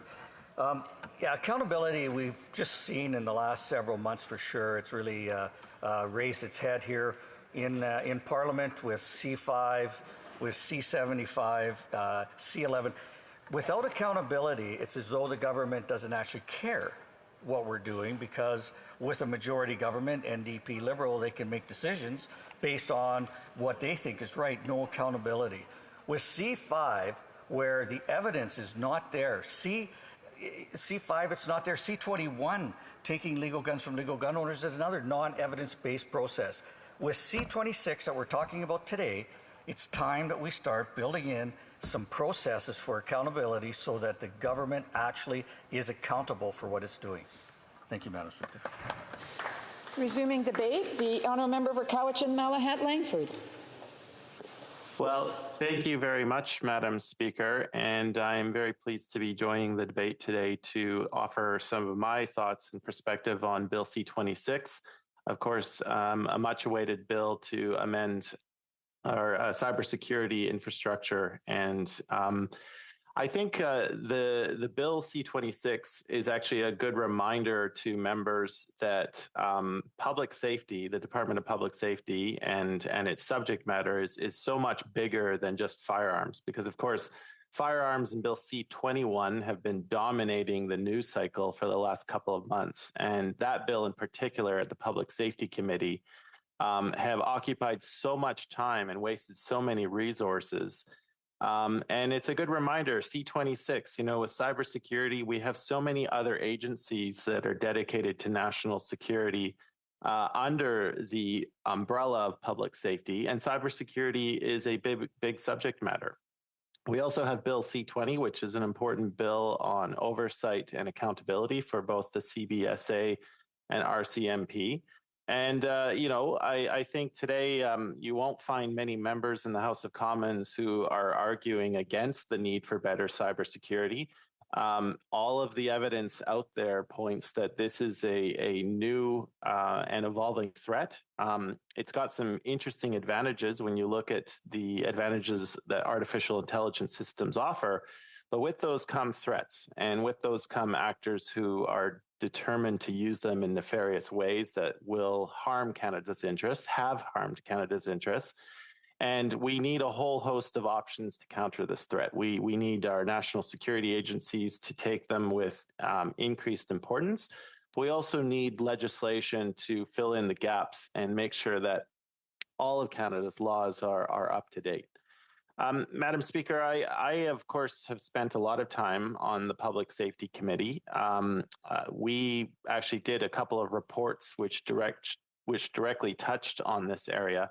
One of our first reports was identifying, it was violent extremism, but also our most recent study looking at the threat posed by Russia. We, of course, know that since Russia conducted its invasion of Ukraine, which is now recently passed the 1-year anniversary, it has also increased the threats that it offers to Canada and to like-minded countries. And one of those areas is in cybersecurity. Our committee has not yet tabled its report, but of course, all of the testimony that we received in drafting that report, and it's my understanding that that report should be tabled in the House of Commons soon, so that members of the House and members of the public can not only see the results of the deliberations, but also see the important recommendations that the committee is going to make. But we heard a lot of testimony during those committee hearings on the cyber-related threats from Russia. And many witnesses identified that those are among the most serious and relevant for Canada's public safety and national security, particularly in relation to critical infrastructure. And I really want to sort of set this table before I get into the nuts and bolts of what C26 is offering, but also some of the problems that are in evidence with this first version of the bill. Now, we have to understand a few basic terms. When we're talking about critical infrastructure, the Government of Canada refers to this as the processes, systems, facilities, technologies, networks, assets, and services that are essential to the health, safety, security, or economic well-being of Canadians and the effective functioning of government, whether that's the federal government, the provincial government, or our municipal governments. And because so many of those pieces of critical infrastructure are now tied into computer systems, which are vulnerable to attack, a bill like this becomes quite necessary. If you just look at the range of sectors from our energy production to our food distribution systems to, our electricity grid, our transportation networks, how our ports operate, our banking system. I mean, I can go on and on, Madam Speaker, about all of the critical systems that in our modern society, if you were to interrupt any one of those services, could create absolute havoc within any Canadian community or countrywide. One of the witnesses that we had during our public safety meetings on the topic of the threats posed from Russia, and this was just talking about the cyber threat more broadly, was Jennifer Quaid, who was the executive director of the Canadian Cyber Threat Exchange. She reminded our committee that there are nation states that are conducting espionage and statecraft through the internet, but there are also criminals who are engaging in cybercrime for financial gain. And in some cases, actually, those criminal groups and the nation states are working together. There is evidence of this in not only in Russia, but in places like North Korea and China, where it's almost like the policy that was in place back in the 1700s and 1600s, where privateers would go out and do a nation state's bidding. In this modern day version of this that policy, there are actually criminal organizations which are working hand in glove with some nation states to give them some plausible deniability. But the systems that they are using do pose a very real threat to Canada. One of our key witnesses during the study, Madam Speaker, was Carolyn Xavier, who, of course, is the chief of the Communications Security Establishment. And, of course, she was not able to go into much detail or specifics, given the very sensitive nature of the topic. But she was able to assure the committee that, cybercrime absolutely is the most prevalent and most pervasive threat to Canadians and Canadian businesses.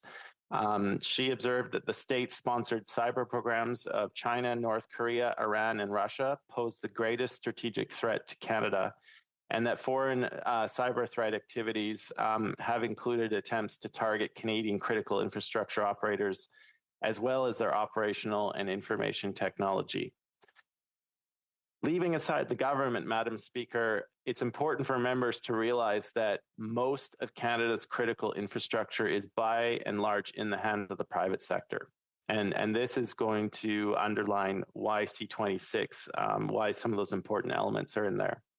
In fact, we also had testimony from David Shipley, who was the Chief Executive Officer of Beauceron Security, And, he was relaying the same stuff about, Russian criminal organizations working in tandem with the government, and saying that, criminal gangs have crippled Canadian municipalities. They've gone after healthcare organizations, and that the range of malicious cyber activity has absolutely extended to many small and medium-sized enterprises.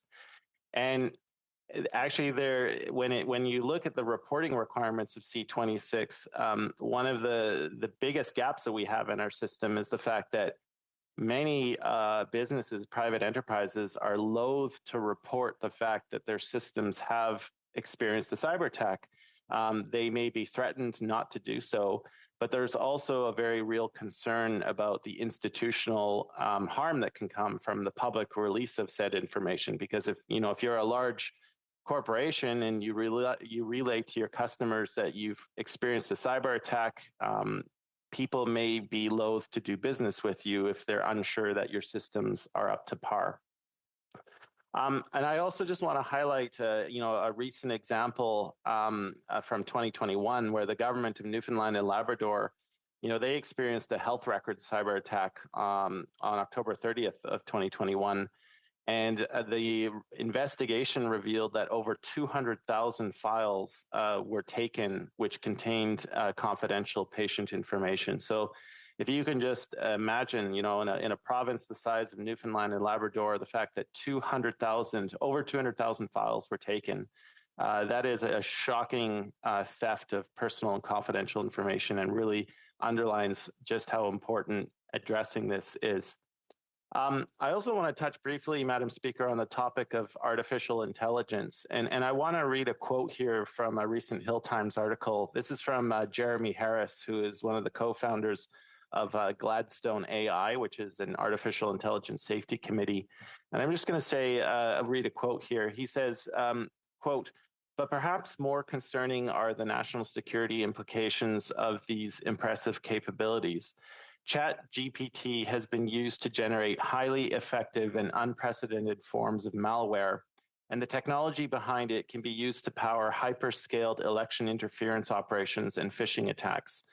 These applications and countless others, equally concerning ones, also enabled by new advances in AI, would have been the stuff of science fiction just 2 years ago."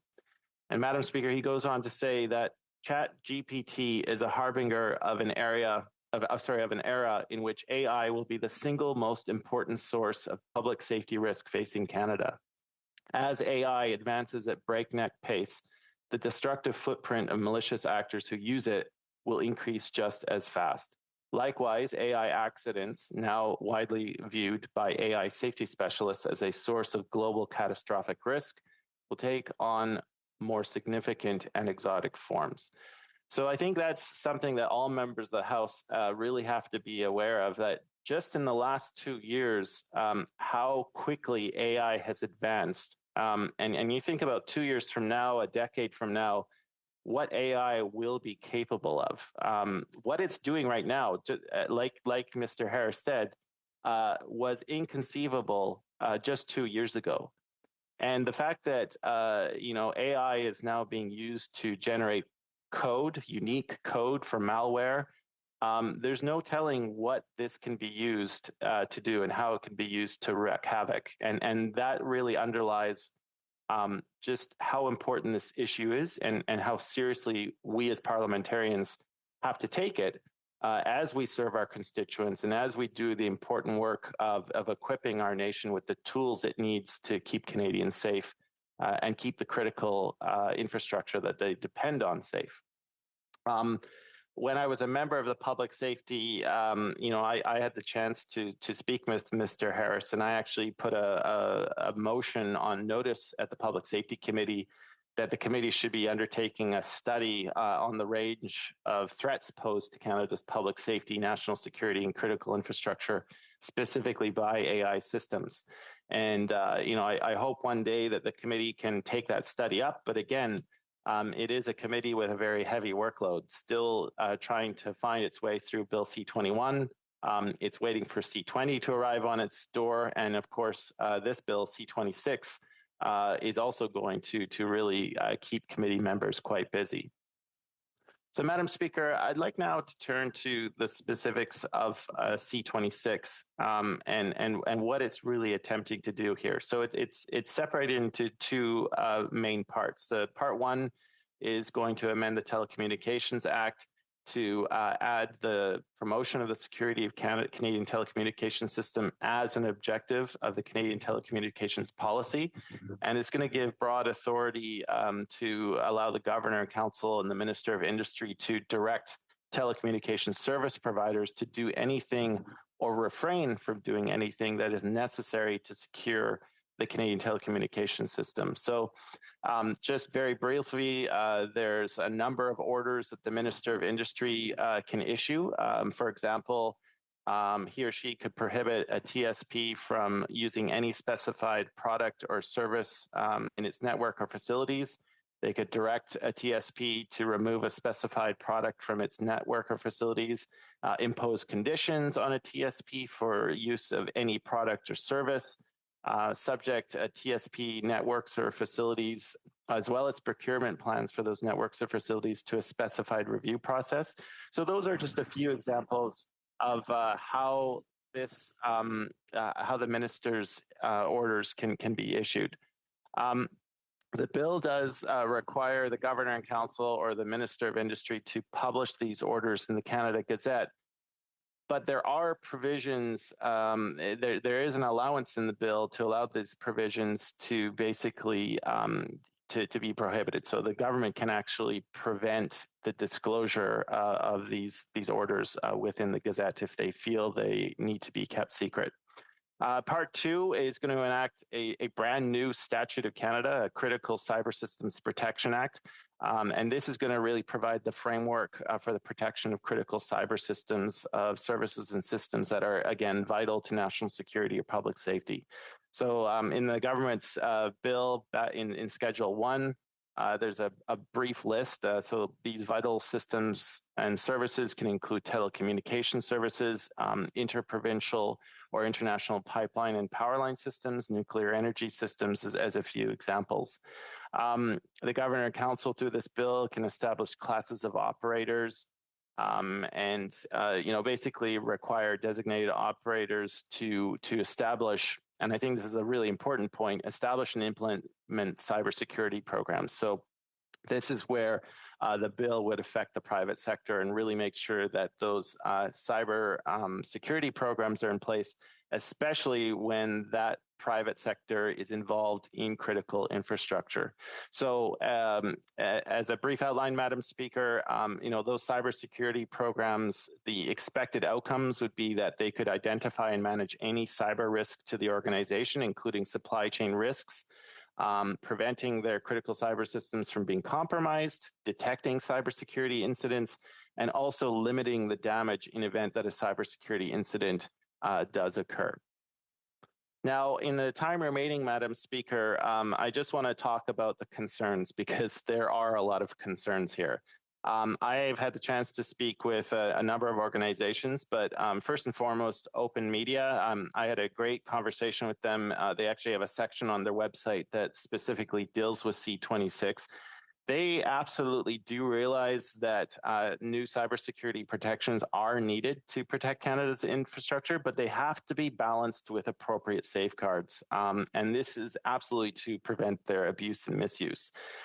We rely on these essential services and their protection is important, but C26, as it's currently written, gives the executive branch huge sweeping powers. And in my reading of the bill, there is not enough accountability and oversight. There is not enough review mechanisms for Parliament to really check the power of the executive. And I think this is a critical point. I think in principle, we have a good idea with this bill, but a lot of work is going to be needed at committee to ensure that that executive power is checked and that it is actually going to be fitting within the parameters of the law. We absolutely must have that kind of parliamentary oversight. I also know that the Canadian Civil Liberties Association, Madam Speaker, I'll just read a quote from them, quote, they said, the problems with the bill lie in the fact that the new and discretionary powers introduced by C26 are largely unconstrained by safeguards to ensure those powers are used when necessary in ways that are appropriate, are proportionate with due consideration for privacy and other rights. The lack of provisions around accountability and transparency make it more troubling still. So I think at this stage, we want to ensure that the minister's powers to order or direct service providers, the requirement to comply with these orders. We just want to ensure that these powers are being subjected to the appropriate safeguard mechanisms. And they are quite broad as currently written. So I know, Madam Speaker, that I only have a couple of minutes left. So let me wrap up here and in saying that, in conclusion, I want to see a bill that protects vulnerable groups from cyber attacks. So many Canadians rely on these critical systems, and we know so many have been targeted and are being targeted as we speak. And we know these dangers are going to multiply and get worse the longer we go on. We want to make sure that it is protected, but we want to make sure that we don't have broad, unchecked ministerial powers with no public oversight. So that is the balance that must be achieved. And I have to say that, in this closing minute, I must express my personal frustration with the Liberals in how they draft their bills. The idea behind C-26 is a good one, but the problem with the Liberals in how they drafted this bill is they gave themselves a huge sweeping amount of power to the executive branch. And I just wish they had had the foresight to understand that, of course, these provisions would be met with opposition. And again, it seems that the Liberals are putting work on committee members to fix the bill for them, rather than having had the foresight and intuition to understand that these are problematic elements of the bill. So I think a lot more work could have been done on the government side to have presented a better first draft. I guess we have what we have to work with, but a lot of work is going to be needed to be done at committee, and I look forward to seeing members do that work. So with that, Madam Speaker, I'll conclude. I do look forward to voting for this bill at second reading and sending it to committee, and with that, I welcome any questions or comments from my colleagues. Thank you. Questions and comments? The Honourable Parliamentary Secretary of the Government House Leader. Yes, thank you, Madam Speaker. And I think what we see in C-26 is legislation that's going to assist in empowering our laws and legislators to ensure that there's a higher sense of Canadian confidence in that digital world, given the importance of the critical systems that are in play or at work, whether it's for healthcare services to consumer purchases. There's a great deal of advancement that we've witnessed over the last number of years in cyberspace, and I'm wondering if the member can just provide his thoughts in regards to why it is so important that legislation is in fact brought forward in order to support that Canadian confidence, to protect privacy at the same time, but to deal with the issue of security of our net. Honourable Member Cowichan Malahat Langford. Thank you, Madam Speaker. I'd like to thank the Parliamentary Secretary for that question. It is quite clear that there are legislative gaps that exist, and many of my remarks were really focused on detailing the threat landscape that exists out there. I think that the good people who work at CSIS and CSE and at Public Safety Canada, I think they are dedicated professionals who treat this threat very seriously, and every day that they go to work, they are determined to keep Canadians safe. The problem lies in the fact that so much of our critical infrastructure, those systems that our society relies on every single day, lie in the private realm. And we want to ensure that the government is there as a partner to help them beef up their cyber systems, so that if any one of them are attacked, we can pool resources, address the threat, and also learn from it to prevent ones in the future. So there is a need there. But again, Madam Speaker, I think the crux of my comments are that we have a good idea in this bill. There's a need. It's just in the details and the specifics that need to be hammered out. Thank you. Comments, the Honourable Member for Bruce Grey, Owen Sound. Thanks, Madam Speaker. I'm just going to build a little bit on the last question to the member, because I know he sat on the Public Safety Committee for a while, and in his viewpoint, what does he think is the greatest cyber threat to Canadians? To speak again to why this legislation and getting it right is so important, but just I'm interested in his take on what he perceives to be the greatest cyber threat to Canadians. Honourable Member Cowichan, Malahat, Langford. Well, in my opinion, Madam Speaker, in answer to my colleague's question, and based on what I have heard, I think it is artificial intelligence and its capabilities in nefarious actors' hands. We heard from Carolyn Xavier at our committee, the chief of the Communications Security Establishment, who identified China, Russia, Iran, and North Korea as countries which are actively trying to undermine Canada's national security. And if you combine that with what Mr. Jeremy Harris identified as, what AI is capable of now and what it could be capable of, I am very concerned that those countries who are actively trying to undermine Canada's national security interests will use this emerging technology to construct malware, the likes of which we have never seen. And that's why a bill like C-26 is important, but it's important that we get it right. And we absolutely must make sure that our critical systems are beefed up and secured against those particular nation states, but also others who are actively trying to undermine our interests. L'honorable député de Laurentides-Labelle. Merci, Madame la Présidente. Thank you, Madam Speaker. I heard about the gaps in this bill. It doesn't have enough accountability. It doesn't have enough teeth. I heard my colleague on the other side talk about the goal of this bill. It could bring a certain amount of confidence to people, but I would say that currently confidence has been undermined. What my colleague has said is that it's not just about a concern to avoid undermining people's security. We also want to avoid undermining democracy. Does my colleague agree that this bill may not be sufficient to get through the significant difficulties that we're experiencing with interference in our elections and cyber attacks? The member for Cowichan, Malahat, Langford.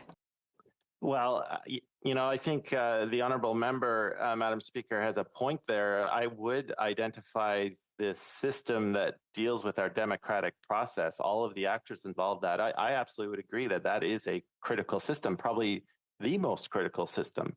I would, however, while I do acknowledge there absolutely are state actors who are trying to undermine our system, they're trying to undermine democratic systems all over the world. We can see evidence.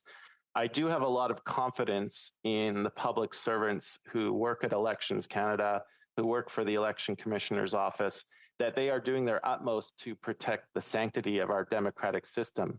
That being said, we can't rest on our laurels, and it's up to us as parliamentarians to acknowledge these threats, to acknowledge these evolving threats, and to equip our dedicated public servants with the tools they need to counteract these threats actively. So I would agree with the member saying that these threats are real. They do need to be acknowledged. And that's why we owe it to ourselves to get C-26 right so that they have those tools to counteract those threats. Questions and comments? The Honourable Member for Nunavut.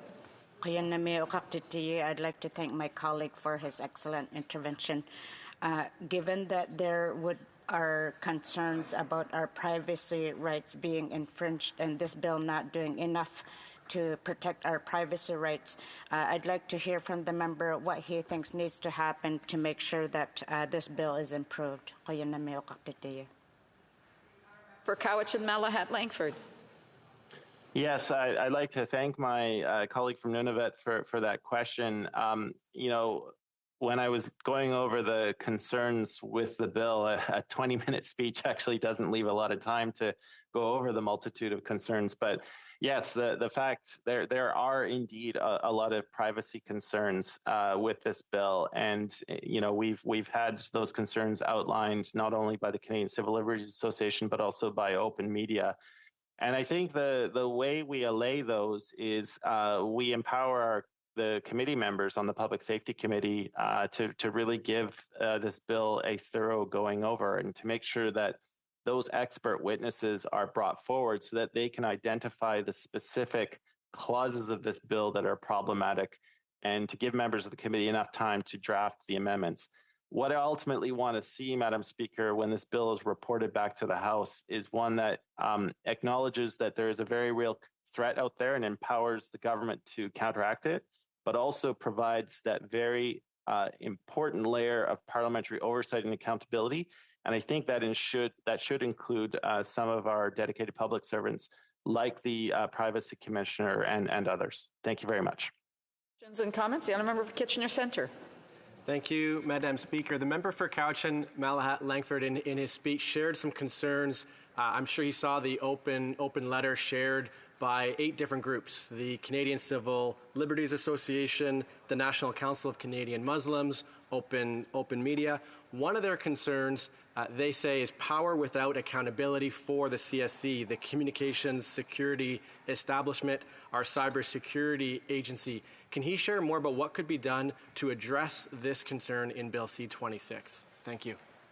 The honourable member for Cowichan Malahat Langford has 1 minute and 20 seconds to complete. Yeah, I'd like to thank the member for that particular question. There has been some serious concerns about, how within the telecommunications infrastructure, C-26 will basically allow Canada's national security and spy agencies to basically permanently implant themselves within that infrastructure and having access to all kinds of sensitive data and even possibly sharing it. And I don't know, what the specifics are at this point. I think the committee is going to be empowered to look at that. But I just want to make sure that, everywhere in the bill where ministers are able to issue these types of orders, or if they're kept secret, I want to see accountability mechanisms built into that. Like, can we give the Standing Joint Committee on Regulations the ability to review those orders since they could be prevented from being published in the Gazette, et cetera? That might be one particular example, but there are many others. And I agree with the premise of the member's question in that there is a lot of work that needs to be done with this bill at committee. Thank you, Madam Speaker. Resuming debate, the honourable member for Selkirk, Indralake Eastman. Well, thank you, Madam Speaker. I'm pleased to be able to rise in the place today and speak to Bill C-26, a bill that we are supporting to get to committee as Conservatives, but I do have a lot of concerns around the bill itself, making sure that the government didn't make a number of errors in judgment in putting that together based upon the feedback that we've received from Canadians and from organizations, especially on the issues surrounding privacy and costs that have been deferred over to the private sector. And I also have to raise my concerns that here we are 8 long years under this Liberal government, and we know that when it's come down to cybersecurity that they have been slow in responding, and a good case in point is banning Huawei from our critical infrastructure, from our 5G network. And we know that the Liberals sat on their hands and tried to do nothing for most of the past 7 years before they finally were forced to act after a great deal of pressure was brought upon them by our allies, especially within the Five Eyes. Now, Madam Speaker, cybersecurity and national defense go hand in hand. And when we talk about our national defense, national security here, we know that hybrid warfare has evolved. And it is now more than just targeting military assets. It's about targeting the entire government as they're at play. And all you have to do is look at what's happening in Ukraine today, as well as what's happened to a number of other allies that we have through NATO in Eastern Europe. And when we see the troll farms in St. Petersburg constantly attacking military individuals, military soldiers and troops that are serving there on Facebook, on Twitter, as well as attacking things like critical infrastructure in countries where Canadians are currently deployed, like Latvia, or what we've witnessed in Ukraine and Estonia, where they have not just gone after through direct kinetic means of taking out critical infrastructure. They've also gone through cyber warfare as well. And the Russians have done this very effectively in knocking down financial systems, knocking down transportation systems by taking out power and water infrastructure in places like Estonia, and as a prelude to the war in Ukraine, before they actually started bombing these civilian targets in Ukraine, they were attacking them on cyber. So it is part of hybrid warfare, and it is the evolution of war.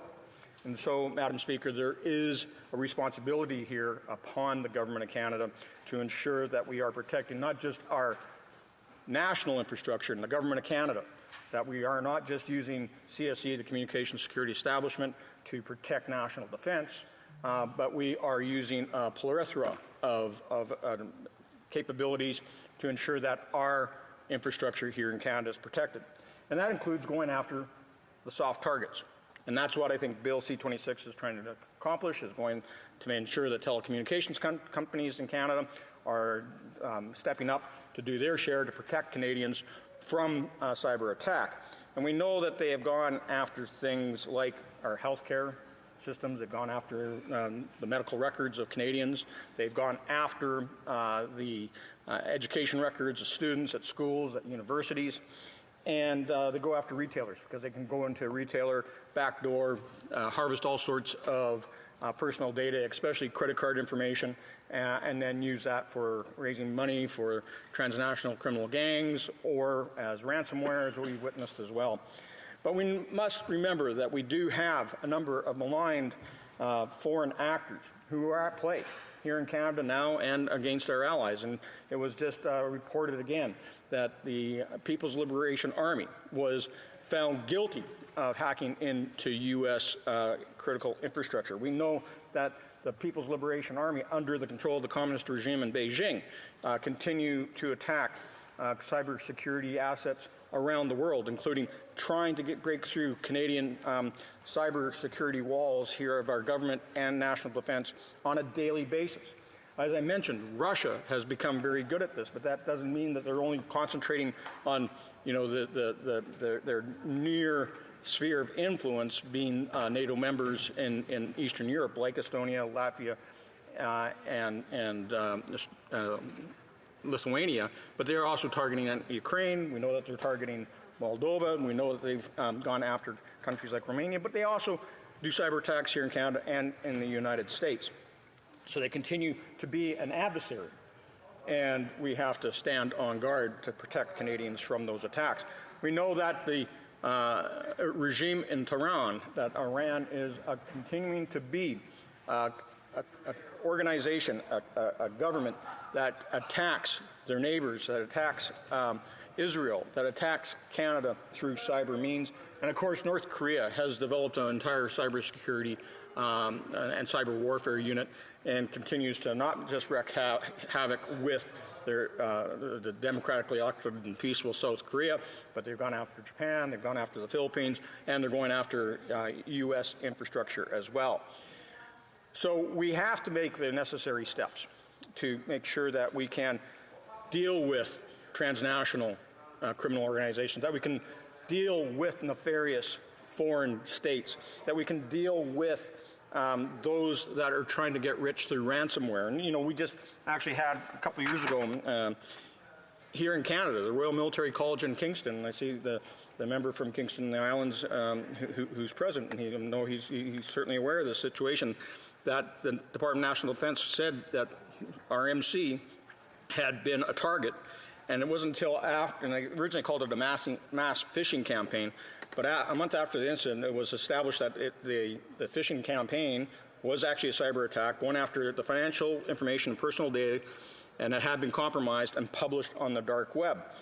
And that, again, was made available to a lot of people that participate in the dark web to profiteer from that information. And then, according to several observers that actually looked at the hack of RMC Kingston, they said it was attributed to a cyber criminal group called Doppelpaymer. That didn't seem to be connected to a nation-state actor. So again, there is criminal organizations out there that are going about doing their criminal activities in ways to extract dollars from governments, dollars from retailers, dollars from private citizens, as well as other corporations to line their pockets and continue on doing other nefarious things that sometimes go beyond the cyber world.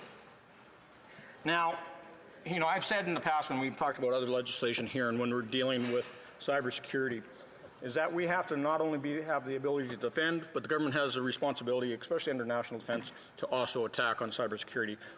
We can't be just sitting here deflecting the arrows. Sometimes we have to be able to shoot down the archer. And the way we do that is by having a very robust cybersecurity system here with the best capabilities, with the best personnel who can not only just sit here and defend and put up shields and fight off the attack, but be able to go out there and take out the adversary themselves and knock out their systems so that we are safer here at home. And when you look at some of the criticisms that have come out, and I know that we've had letters that have come in from the Canadian Civil Liberties Association, the Business Council of Canada wrote a very detailed brief, as did the Citizens Lab in looking at it. And I can tell you that when you read through the documentation, and one of the concerns that have been raised, especially by the Business Council of Canada, is that there seems to be an imbalance here. One is that we're telling, corporate Canada to go out there and make sure you have the proper cybersecurity systems in place, but at the same time, we realize that it isn't just up to them to do the defending, Madam Speaker. And what we see is, again, that we're having the corporations saying, okay, either you do it or we're going to fine you up to $15 million, give you up to $5 million or 5 years of jail time, and the individuals that work for you can also be held criminally responsible for not doing enough. And sometimes resources aren't available. Sometimes you're dealing with new companies that may not have the ability to put in place the proper security systems. I look at a lot of the internet service providers that we have out there as an example. They're covered under the Telecommunications Act itself, but yet as a new startup, they may not have the personnel or the equipment to properly defend their networks. So we're going to go and find companies up to $15 million. And then what are we going to do in jail time and fines to those criminal organizations that are profiteering through cyber attacks? Where is the balance in this, Madam Speaker? And that's one of the concerns that we have, and this is one of the things that we have to look at through our study at committee, at the industry committee, when they bring this forward. There is a huge concern that I think that's been raised by especially the Canadian Civil Liberties Association, is how this is implemented and how it may affect the privacy rights of Canadians, especially at the individual level. Corporations, I know, have broader responsibilities and don't necessarily fall underneath the charter, but their clients that they're going to protect. The information that they are going to be required to share with the Government of Canada could very well be violations of their privacy rights. And so when you look at Section 7 of the Charter of Rights, where you have to balance off the right of life, liberty, and security of person with Section 8 of the Charter, which says that you're going to have freedom as an individual. We're allowed freedom of search and seizure. And when you drill down on Section 8, and if you actually go to some of the legal analysis of our charter, as all the rights and freedoms are laid out, they will actually tell you that the underlying values of freedom from search and seizure, as it comes down to individual privacy, is the value of dignity, integrity, and autonomy. And so, again, I think we're all concerned that when we look at Bill C-26, when we bring it forward at committee, is ensuring that the bill balances off those rights of the individual to be both, one, secure and safe from cyber attacks, but doing it without compromising their privacy rights, doing it without compromising their charter rights as described, freedom from search and seizure. And the way you do that is through warrants. And we know that through national defense and the Communications Security Establishment, which has a long-standing history of defending the Canadian Armed Forces, has to comply with the Charter. it has to comply with all Canadian legislation. And they cannot do indirectly what they're prohibited from doing directly. So CSE can't go to the National Security Agency of the United States, NSA, and say, hey, there's a Canadian here we're kind of concerned about that maybe they are talking to a terrorist organization offshore someplace, and we want to spy on, but we're prohibited from spying on this person and listening in through communication security establishment. So, Madam Speaker, they can't go to NSA and say, can you violate Canadian law on our behalf and find out what's happening. You know, same as CSIS can't go to the FBI or the CIA and say, can you spy on these Canadians? Because we can't do indirectly what's prohibited from doing directly under Canadian law. And so the way they get around that is that they apply for warrants.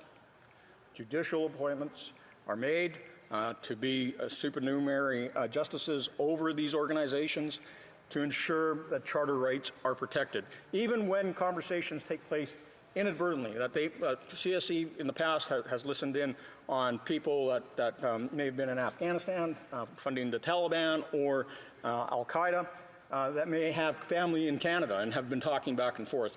Nothing to do with operations Al-Qaeda or the Taliban. It was just talking about family. But because it involved somebody that was a Canadian citizen, they had to go through the proper processes to ensure their charter rights were protected by getting a warrant to listen to those conversations. Whether they were received electronically, whether they're received through wiretaps, it all is still mandated to watch that we don't trip over the rights of Canadians under legislation. C-26 does not address it like we have under the National Defence Act, like we have under the Criminal Code, like we have under the whole gamut of cybersecurity that has been placed up until date. That privacy rights are paramount. And just to come back to it, the Supreme Court of Canada said in 1984, as well as in 1988, that privacy is paramount and is at the heart of liberty in a modern state. So again, did the government, under these Liberals, make sure they tested this first to ensure that those privacy rights, that, as the Supreme Court has said, is at the heart of liberty in a modern state, did they ensure that that was protected? And that's what we're going to need to find out when we get Bill C-26 in front of committee. Now, Madam Speaker, as you start looking at the information that has come from places like the Business Council of Canada, one of the concerns they raised, and it goes back to this whole issue of, you know, there's huge fines.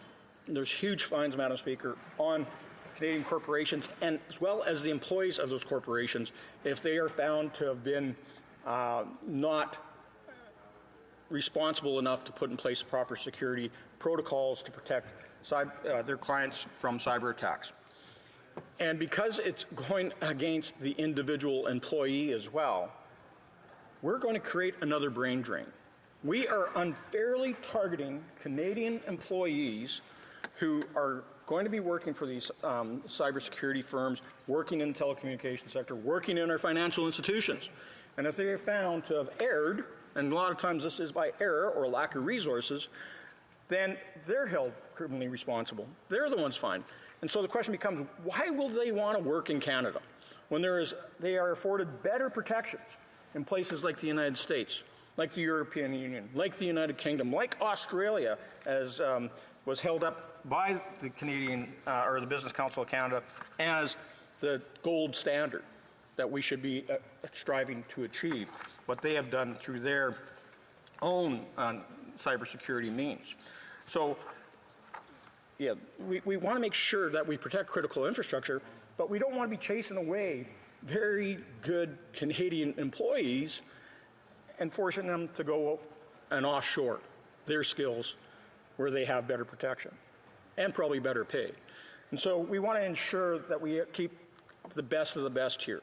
We want to make sure that we aren't going through a brain drain as we've witnessed before and whenever the Liberals have targeted our professionals here in Canada, such as our lawyers, accountants, doctors, anyone that set up a private corporation.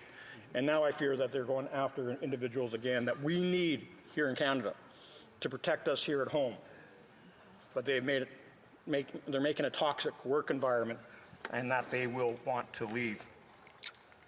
Now, Madam Speaker, we also realize that, if you look at the Citizens Lab, and they wrote their report, Cybersecurity Will Not Thrive in Darkness, they brought forward a ton of recommendations on how bad this is. And if I can just find it here, they suggested that there needs to be 30 changes made to the Act itself. And we realize that the government hasn't done their homework on this. And we need to make sure that we get the experts in front of us that are going to look at everything from, yes, there is responsibility upon government to help corporate Canada ensure that we have the proper security mechanisms in place to prevent cyber attacks. We have to make sure that those corporations are not being coerced into sharing private information with the Government of Canada. That could be a violation of privacy rights, which may be actually a violation of the personal information and the Electronic Documents Act, PEPIDA. And so we want to make sure that privacy rights are going to be cohesive, but at the same time, collectively, when you balance off all federal legislation, that they are in contravention of each other. And so we need to bring in the legal experts. I think the Canadian Civil Liberties Association is one that needs to be before committee. The Citizens Lab, which again is very concerned about the individual privacy rights, has to be front and center in the discussion. And that the Canadian Business Council of Canada, that the Canadian Chamber of Commerce, and others are brought forward, along with the department officials who were responsible for drafting this at the direction of the Liberal government. So, Madam Speaker, let me just again reiterate that I'll be voting in favor of the bill to ensure that we can get it to committee and the committee can do their homework. I would hope that the government will allow committee to do a thorough investigation as well as a constructive report with recommendations on how to change and amend this legislation. And finally, I would just remind everyone again that it is the Supreme Court of Canada that said that privacy is at the heart of liberty in a modern society, and we have to take that to heart, literally, to ensure that we protect Canadians from cyber attacks, as well as ensure that they have their privacy respected, dignity, integrity, and autonomy. Thank you. Questions and comments? The Honourable Parliamentary Secretary, the Government House Leader. Yes, thank you, Madam Speaker. I'd like to assure the member, when we take a look at Bill C-26, the government has made it very clear in terms of the importance of privacy rights. In fact, it was a Liberal administration that brought in the Charter of Rights, understanding and appreciating just how important privacy rights are. The legislation itself, in which the Conservative Party is voting in favor of, and I'm grateful for that, Madam Speaker, is there to protect the integrity of the system. As we move more and more into that digital world, cyber threats are very real, and they can have such a profound negative impact, and that is why we have to bring forward the legislation. My question to the member is, would he not agree that given the potential threats to things such as healthcare services that are being delivered, to interactions on the net by Canadians, that it's important that legislation of this nature continue not only to deal with the threats, but build confidence in the system with Canadians? The Honourable Member for Selkirk Interlake Eastman. Well, Madam Speaker, I have a lot of trouble putting any confidence in this Liberal government. You know, here's a government that took 7 years to ban Huawei. Here's a government that sat on its hands and did nothing about cybersecurity for the past several years. Yep. And we know that this is a government that I can't trust when you look at Bill C-11, which they are now trying to censor Canadians online. They are trying to control what people see online, which again violates charter rights, especially when it comes down to freedom of expression, freedom of association, the ability to actually have discourse online about our political situation that we have in Canada and around the world. And so when they try to, put veils over certain parts of our information system, I have to be very concerned. And I look at Bill C-21 and how they completely have gone after, responsible firearms owners in this country, hunters, sports shooters, and farmers. That, to me, is just builds no trust in this government to actually get the job done. Here, here. L'honorable député de Berthier-Masquinongé. The honourable member for Berthier-Masquinongé. Thank you very much, Madam Speaker, and I'd like to congratulate my colleague on his speech. I found it very reasonable and well argued. I'm happy to hear that the Conservatives will be voting in favour of this bill, in favour of sending it to committee, and I hope that we will all approach this with the appropriate goodwill. I replaced on the Public Safety Committee last week and had the opportunity to question a witness about a new technology that's quickly being developed, and Canada's not even ready for it. Or I think it's going to take a massive investment to get Canada ready for new systems that will be able to decode passwords in a flash. So I'd like to hear him on that. I think it's a fundamental question. Should the committee consider massive investments in R&D to create a team to get ready for that new technology? Thank you. Eastman? Well, Madam Speaker, I want to thank the member for his question. I think that we all have to be concerned about the rapid deployment of new technologies and how it can be used nefariously to attack Canadians. And so this comes back to Bill C-26 as well, is that they are, again, the government is putting all the onus on corporate Canada to be able to protect. But at the same time, who's going to do the R&D? Who is going to step up to ensure that our technology and our ability to defend ourselves is being deployed across the spectrum, whether it's government agencies, whether it's government departments, whether it's our provincial and territorial partners, or it's corporate Canada? How are we going to ensure the safety of Canadians when it comes down to their personal information ID, especially if we're seeing new malware out there that will harvest and hack passwords in a matter of seconds?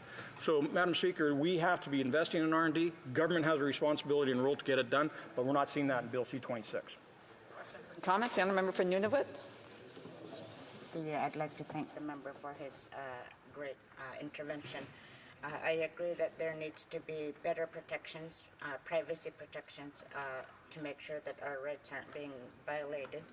And I wonder if the member could share with us whether he agrees that there needs to be greater parliamentary oversight to be built into this bill. Kirk Interlake Eastman. Well, Madam Speaker, I want to thank the member from Nunavut for her question and concern, and I agree that right now this is being studied, I believe, only at the Industry Committee. But this has a huge component of national security involved in this, as well as national defense. And I would hope that as legislation comes forward, that we'll see other studies come into play to look at the impacts of this legislation as it applies not just to industry, but as it applies to our national security. So I would hope that public safety would also undertake a study. Maybe there might be a requirement to split this bill. Perhaps, OGO, the Government Operations Standing Committee, needs to look at this as well, because, again, there's multiple departments within the Government of Canada, and we have things like shared services, but how do we make sure that they are fully up to scale with all the technologies that are currently available, as well as developing the new technologies that are needed to defend Canadians here at home, because we know that the Government of Canada already collects a pile of personal information from Canadians, and that they have been targeted by both nefarious foreign actors, as well as transnational criminal organizations, as well as cyber criminals right here in Canada. In comments, the member for Red Deer Lacombe. Thank you, Madam Speaker. I want to thank my colleague and all the previous colleagues for their speeches on this. This is actually a very interesting debate and something that we should be discussing thoroughly here in the House. My colleague has spent a lot of years as a defense critic and in the defense milieu as far as being knowledgeable. And I just want to ask him a little bit about the People's Liberation Army's Unit 61486 and 61398, which we know from public reports has thousands and thousands of people working for these particular units. The entire Canadian Armed Forces, Madam Speaker, is somewhere around 60 to 70,000 people. We would be outnumbered by their cyber divisions alone. And given the fact that AI is now in the public domain, does the bill go far enough in actually addressing the legitimate concerns that foreign actors have in everyday life here in Canada, and what could be improved in the legislation? Member Selkirk Interlake Eastman. Well, I want to thank my friend and colleague from Red Deer Lacombe for his question. He's dead to right that the People's Liberation Army in Beijing has established a number of different cybersecurity units, and their whole goal is cyber attack. And Canada is not an ally of China, and so we have been attacked by the regime in Beijing, and they will continue to attack us here, attack NORAD, attack, as we just witnessed with their high altitude balloons that were going around doing surveillance on military installations across North America. So we have to be ready, and our cybersecurity command that we have here in Canada has been slow to get off the ground under the leadership of these Liberals. We need more resources. We need to use our reserves to find that right type of personnel that are out there that are currently working in the private sector, but maybe we can also put them part-time defending Canada's interests. So both the corporate world and our national defense are definitely under better control, better command, and ultimately better protection for all Canadians. Une autre question, là. We have time for one more question. The Honourable Member for Longueuil-Saint-Hubert. Thank you, Madam Speaker. I had an interesting discussion with a lot of people last week in the wake of what happened with TikTok being banned. One reason for the ban on TikTok is that the Chinese government could use personal information stemming from the use of TikTok. But that's what Facebook already does, and Instagram already does, and nobody's worried about that. So with TikTok, the concern is that it's the Chinese government, whereas with Facebook, well, they use our information and they sell it to private companies that use that for advertising. So I have a bit of a problem with this. So if you talk openly about something with someone, then 10 minutes later you suddenly receive a targeted ad, how are you supposed to avoid that? People don't know how to use their privacy settings or whatever to avoid that type of thing. So what can be done to tighten up the use of those platforms? The Honourable Member for Selkirk Interlake, a very brief answer. Speaker, and I want to thank my colleague from the bloc for his question. And he's spot on when you start talking about Canadians have been very trusting. All consumers have been very trusting in using social media like Facebook, like TikTok, like Instagram. And we know for a fact, when I was on the ethics committee, that we looked at Clearview AI that went and scraped images off Facebook and Instagram to build up their databases for profiling criminals. And then we found that it was racialized on top of that. So as Canadians, as consumers, we have to be very diligent on where we are sharing our information, and we have to ask questions around social media platforms like Facebook, not just TikTok. I agree. Thank you. Resuming debate, the Honourable Member for Provencher. Thank you, Madam Speaker, and it is my pleasure to rise in the House today and share my thoughts and those of my constituents on Bill C-26. Bill C-26 is a risky and tricky piece of legislation, and I'm very pleased again that I have this opportunity. You know, on the one hand, we have serious and growing issues of cybersecurity, and on the other hand, we have the importance of personal privacy. We also have questions related to government accountability and oversight.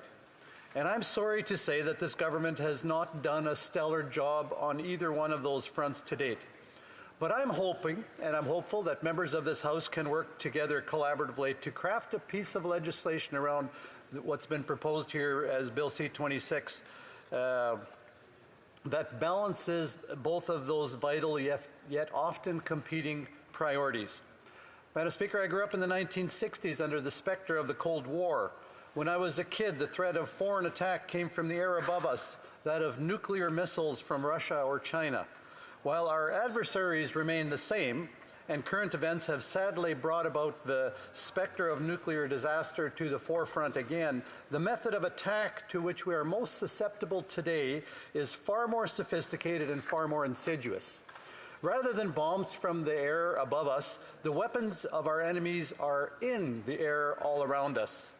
Men and women sitting at computers in dark rooms, government agencies, or at the local library, sitting at computers, sending out digital viruses, cancers that would attack the internet, telecommunication waves, and platforms to which we've become reliant on to what I would consider is probably an unhealthy degree. And that is where I'll pause for a moment, because I think the best thing that we can do is the first step that we can to secure our national security and the well-being of Canadians is what nobody wants to do, and that's probably to take just a little step backwards and take a look at this. We need to divest ourselves of our all-consuming reliance on digital platforms, devices, and infrastructure, and ensure that our most vital infrastructure always has a physical fail-safe to fall back on. Let me give an example. Let's talk about digital currency for a second. Digital currency exists. Most Canadians have a credit card, a debit card, and online banking. I do. I use it. It's convenient. But that's not to say for a minute that I think progress demands that we do away with hard currency. Exactly the opposite. The more reliant Canadians become on digital currency forms of digital IDs, smartphones, smart cars, smart homes, smart cities, smart moms, smart banking, smart hospitals, the really smart thing to do is to ensure that we always maintain physical infrastructure and to ensure that we are in control and not crippled by the worst that could happen. Because nothing is impenetrable. No matter how good, how amazing the technology that we create, no device, no platform, no code that has been created can ever not be hacked. Anything people make, people can break, and if they can't, they'll develop a machine that can break it. I was reminded of a story last week of a military computer called Stuxnet. Stuxnet single-handedly destroyed 1/5 of Iran's nuclear centrifuges. And actually, that's not totally correct. It was the worm that Stuxnet was that caused the sophisticated machines to self-destruct. It got into their system, learned how they operated, and then caused the powerful turbines to spin in reverse, shredding the machines. You know, we have AI, artificial intelligence, so advanced that it can make decisions that the people who created that technology don't even know how that came about. They can't even tell them. It's a little bit scary, Madam Speaker. Digitized records are important. We've all come to rely on that, but I believe keeping a hard copy is also important. Ensuring that we maintain a hard physical currency is very important, and that we recognize the value of currency produced by our Royal Canadian Mint. Ensuring our power grid still has physical switch. That our hospitals and our banking systems can't be crippled by a bright kid with a laptop or a foreign actor with a more malicious intent. This government has been very slow to address cyber threats. Under their watch, the CRA was hacked. They said 5,000 accounts, and yet that number turned out to be 50,000. They didn't address the issue. Lots of excuses from the minister. What really happened? Well, 1 year later, it happened again, and then another 10,000 Canadians had their personal data accessed by hackers. Last year, the National Research Council was hacked. I'm sure after this past week, the government is tired of talking about foreign interference in our elections, so I won't even belabor that point, except to say that we did have foreign interference in our elections. The Prime Minister knew about it, and he did nothing.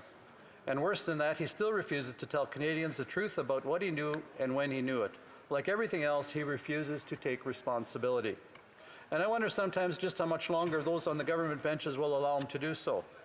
I'll bet that right now the Reform Act is looking pretty attractive to them. Last year, Rogers' network went down suddenly. Canadians couldn't access their banking. Businesses couldn't function. Emergency services were affected.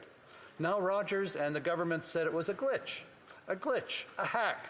Well, we'll probably never know for sure, but the effect was the same: chaos. And that's what our enemies want. And we do have enemies, both foreign and domestic, people who want to see anarchy and cause chaos, fear, division. Sounds eerily familiar. What legislative response have we seen from the government to date? No, seriously, I'm asking, because when I think back over the past 7 years that they've been in power, I'm not aware of any substantive action, either proactive or reactive, that they've taken to address our cybersecurity and the glaring vulnerabilities that exist in that. To that end, I'm glad that we are now finally having this important discussion. We need to beef up our security system. We need to beef up our cybersecurity system, and we need to keep Canadians safe. As the government always says, Canadians have a right to be safe and a right to feel safe. The obvious irony that they only say it when it is clear, when they only reiterate that when Canadians are neither safe or feeling safe. And Canadians should be able to feel safe, and they should be safe, and they should be able to have safety and confidence in the cybersecurity system that they rely on. My time is almost gone, and that's a shame, Madam Speaker, because there's so many things that we need to talk about this bill, but I'm confident that my colleagues will be able to further articulate some of the concerns inside of this bill. But I do want to say one word about privacy. Many Canadians are concerned about the ever-increasing size and scope and reach of government in this country. This Prime Minister has increased the size of government by some 30%.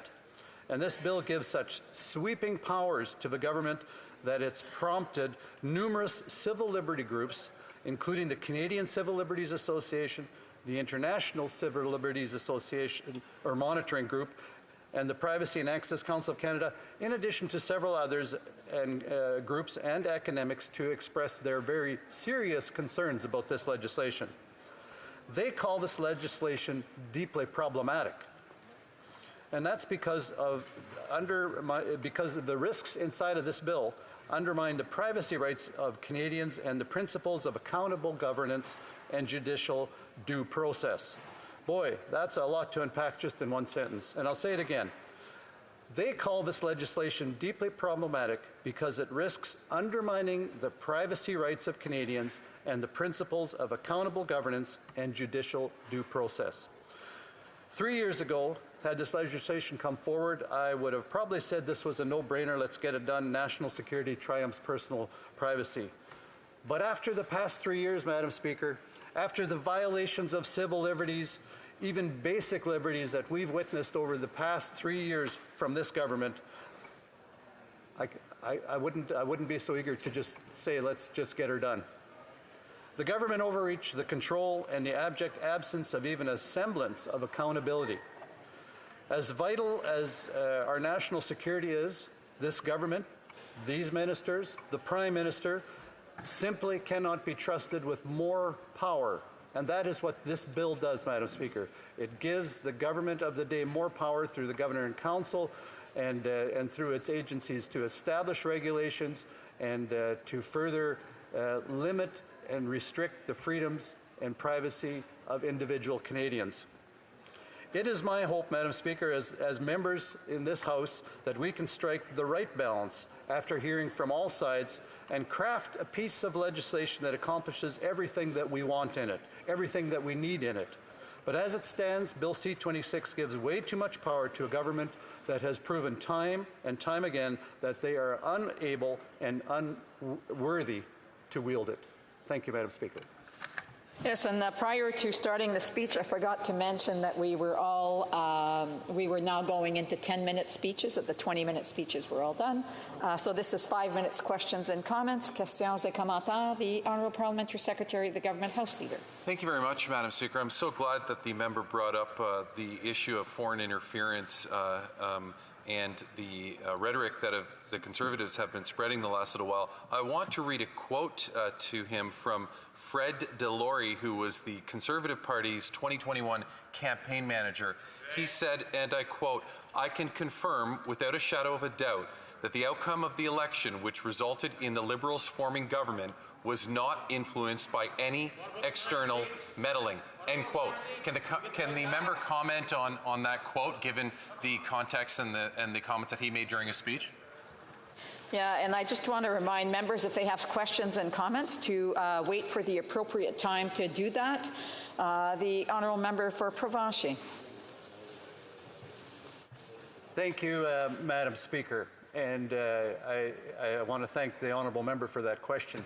And, you know, it's an important question. And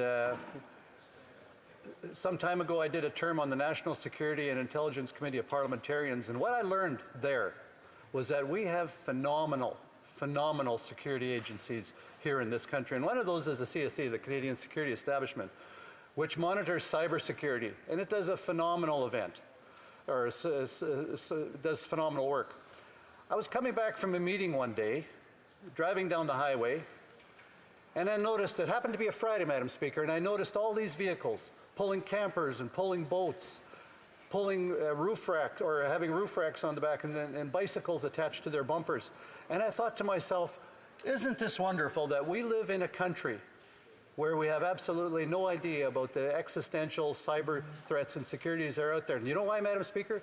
Because our security agents are doing a phenomenal, phenomenal job at keeping us safe and providing that kind of environment. And the obligation of the government, when they get advice from our security agencies, it's that they have to act on it. Thank you. Séance de commentaires. L'honorable député de Laurentides-Labelle. The Honourable Member for Laurentides-Labelle. There's some debate going on or conversations going on, and I didn't recognize those members. So I would ask if they want to have conversations aside from what,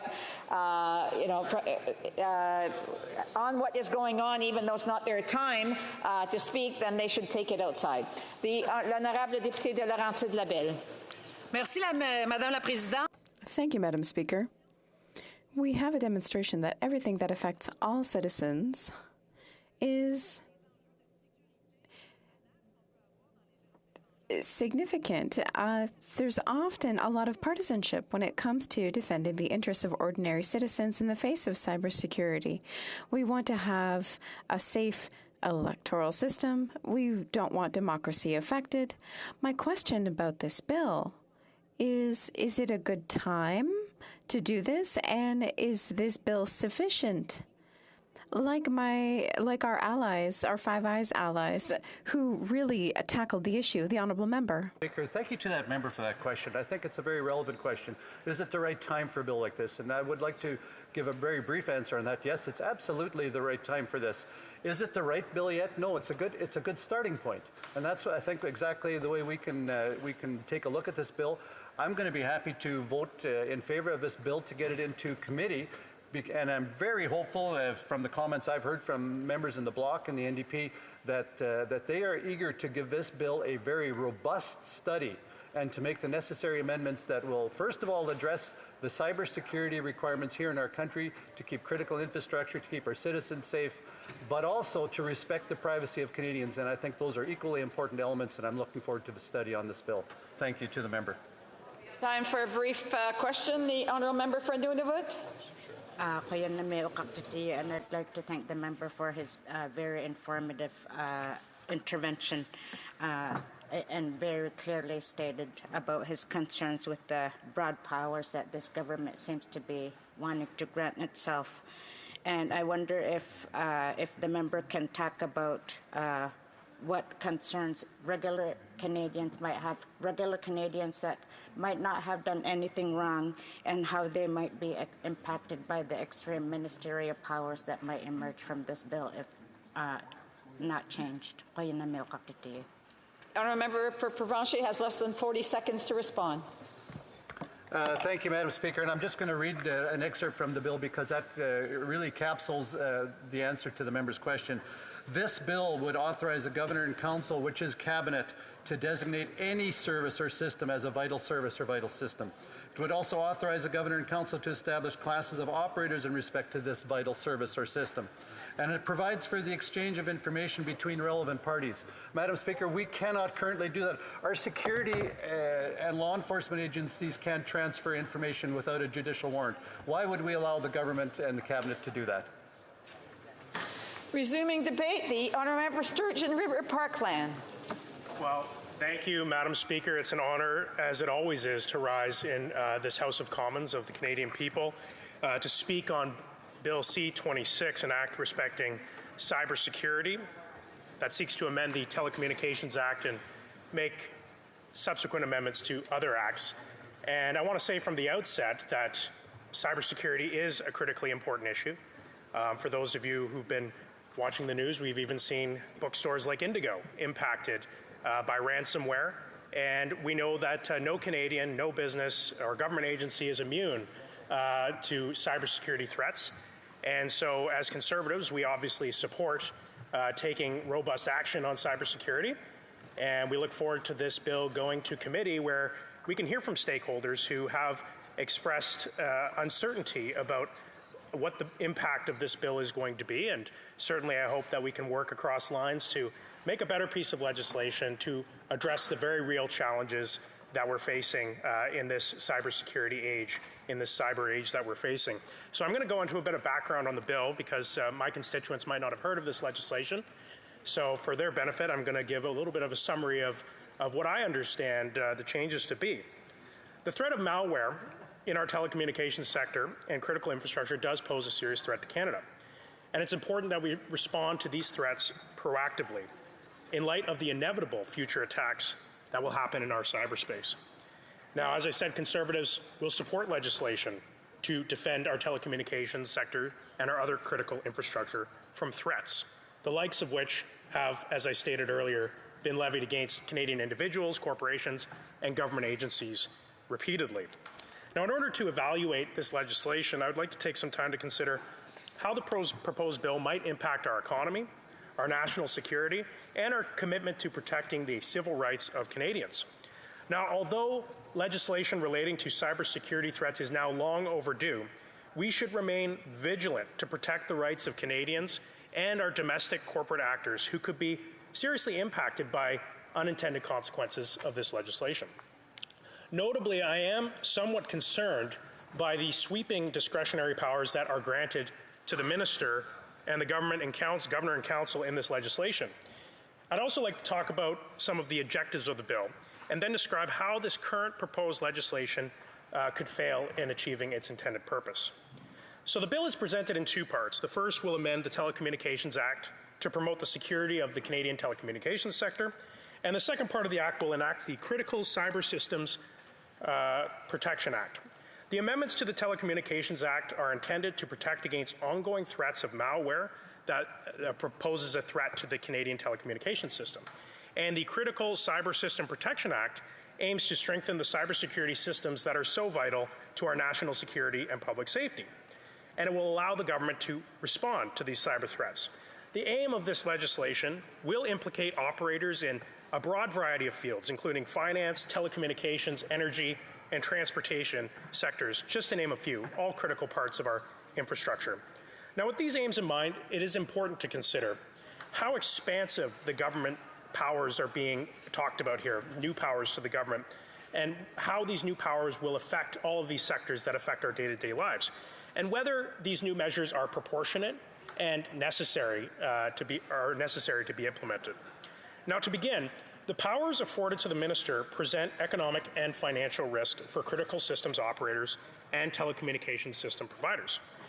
The first consideration is the minister's ability to direct telecommunications service providers to comply with an order to prohibit a provider from using or providing certain products or services to a specific individual or entity. Those are pretty broad powers, Madam Speaker.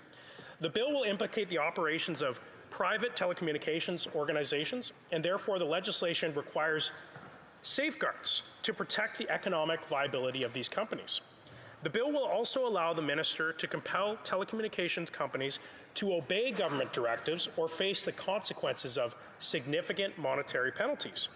Now, in giving the minister such expansive powers, the government may have failed to consider the potential economic impact of these unchecked provisions on service provisions. Telecommunications revenues contribute over $50 billion to Canada's GDP, and yet the government has not provided clear and adequate safeguards in this legislation to limit the extent or the frequency to which they might use these service provisions and how they might be restricted under the instance of even a minor cyber threat. Large, medium, and small regional market players will be impacted by this legislation if appropriate safeguards are not adopted in the amendment stage. Large telecommunications service providers make up about 90% of the market share, and any directive to suspend a service by these large market players could impact a significant amount of the Canadian population. Although we hope that such orders will seldom be issued, the vagueness of the language in the bill does not guarantee this. And meanwhile, we see small and medium-sized players who disproportionately service underserviced areas in Canada. I'm thinking of rural and remote communities. If these small and medium-sized players who often have trouble dealing with the regulatory complexity, dealing with the financial investments needed to meet regulatory thresholds, we could see these small and medium-sized players just fold up or get bought out at a fraction of what their value would have been. And we would really see this as a consequence for rural and remote communities who are struggling even today to get access to basic services like high-speed internet. For these reasons, the overbroad provisions in the bill do not lend themselves to a standard of proportionality. Now, there was a stakeholder group, Citizen Lab, and they released a research report on Bill C-26 from the Munk School, authored by Dr. Christopher Parsons, who outlines in its recommendations that the legislation should be amended to allow telecommunications service providers to obtain forbearance and or compensation for orders that will have a, quote, deleterious effect on the telecommunication provider's economic viability, end quote.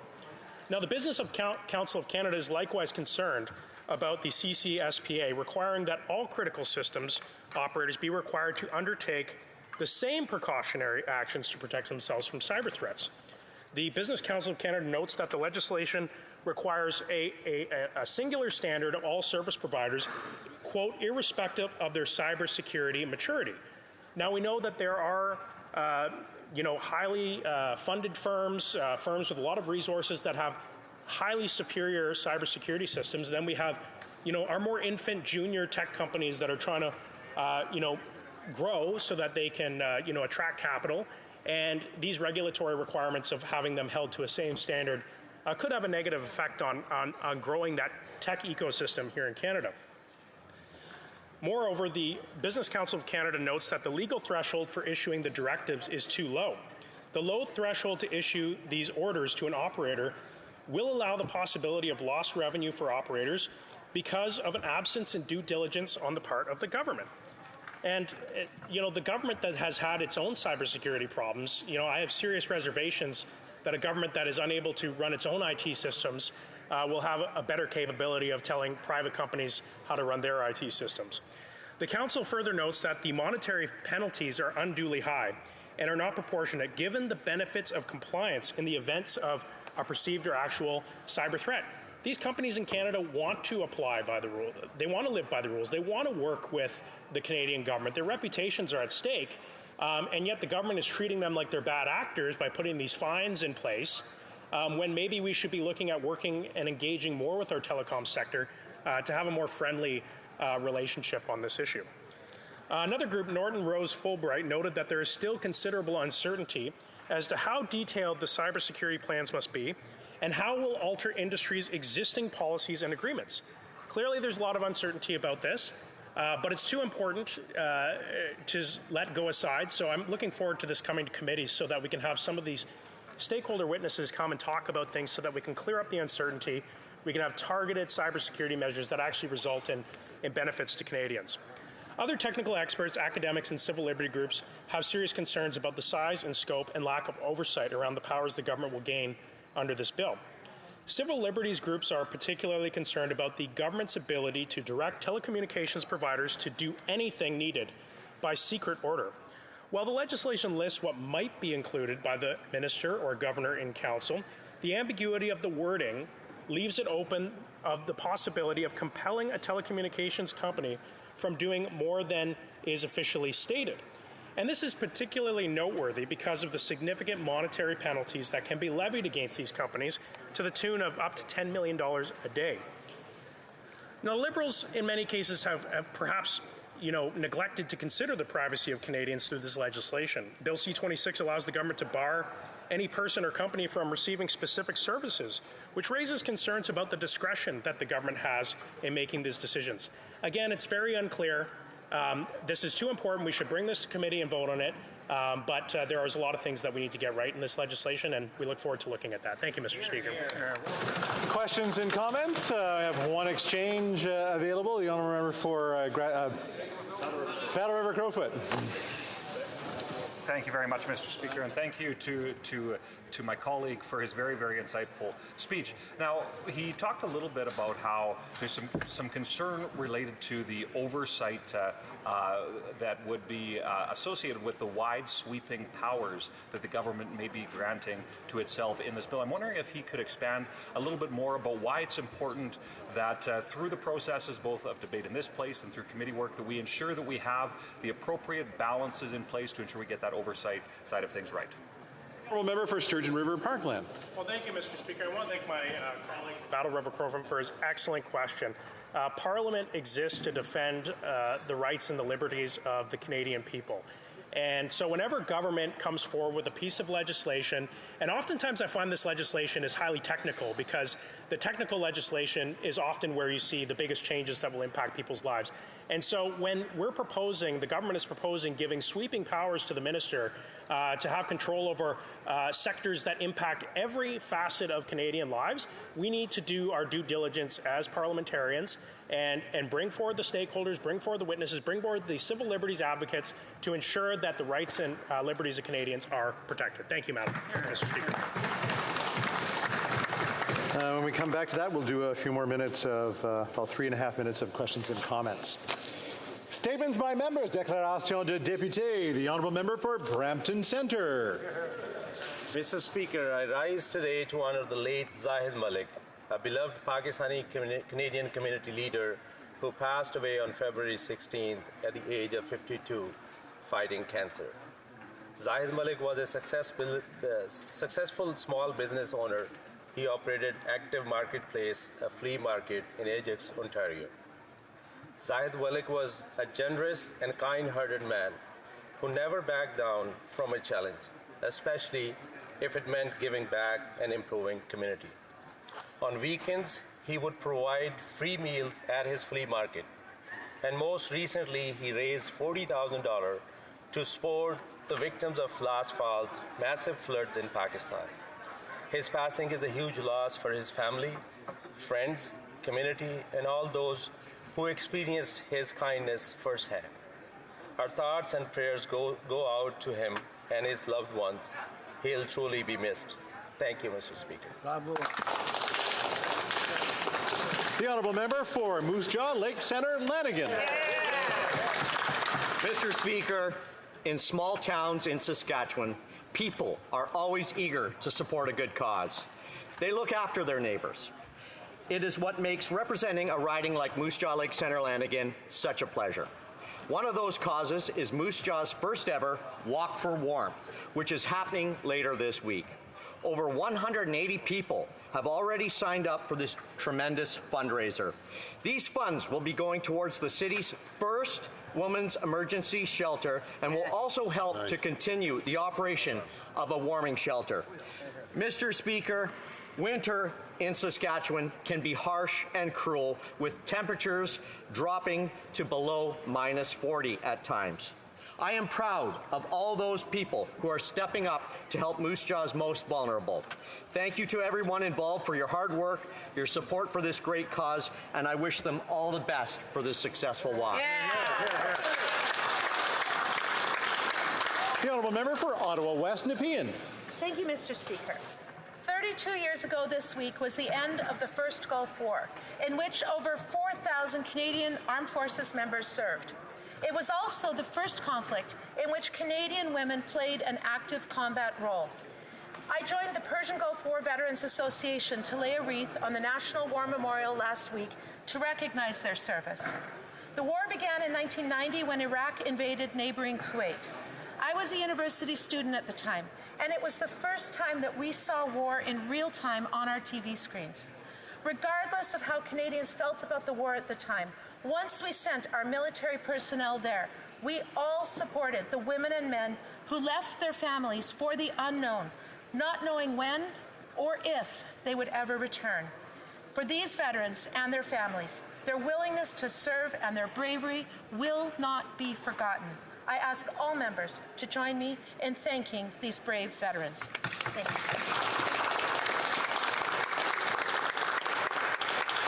The Honourable Member for Shepherd.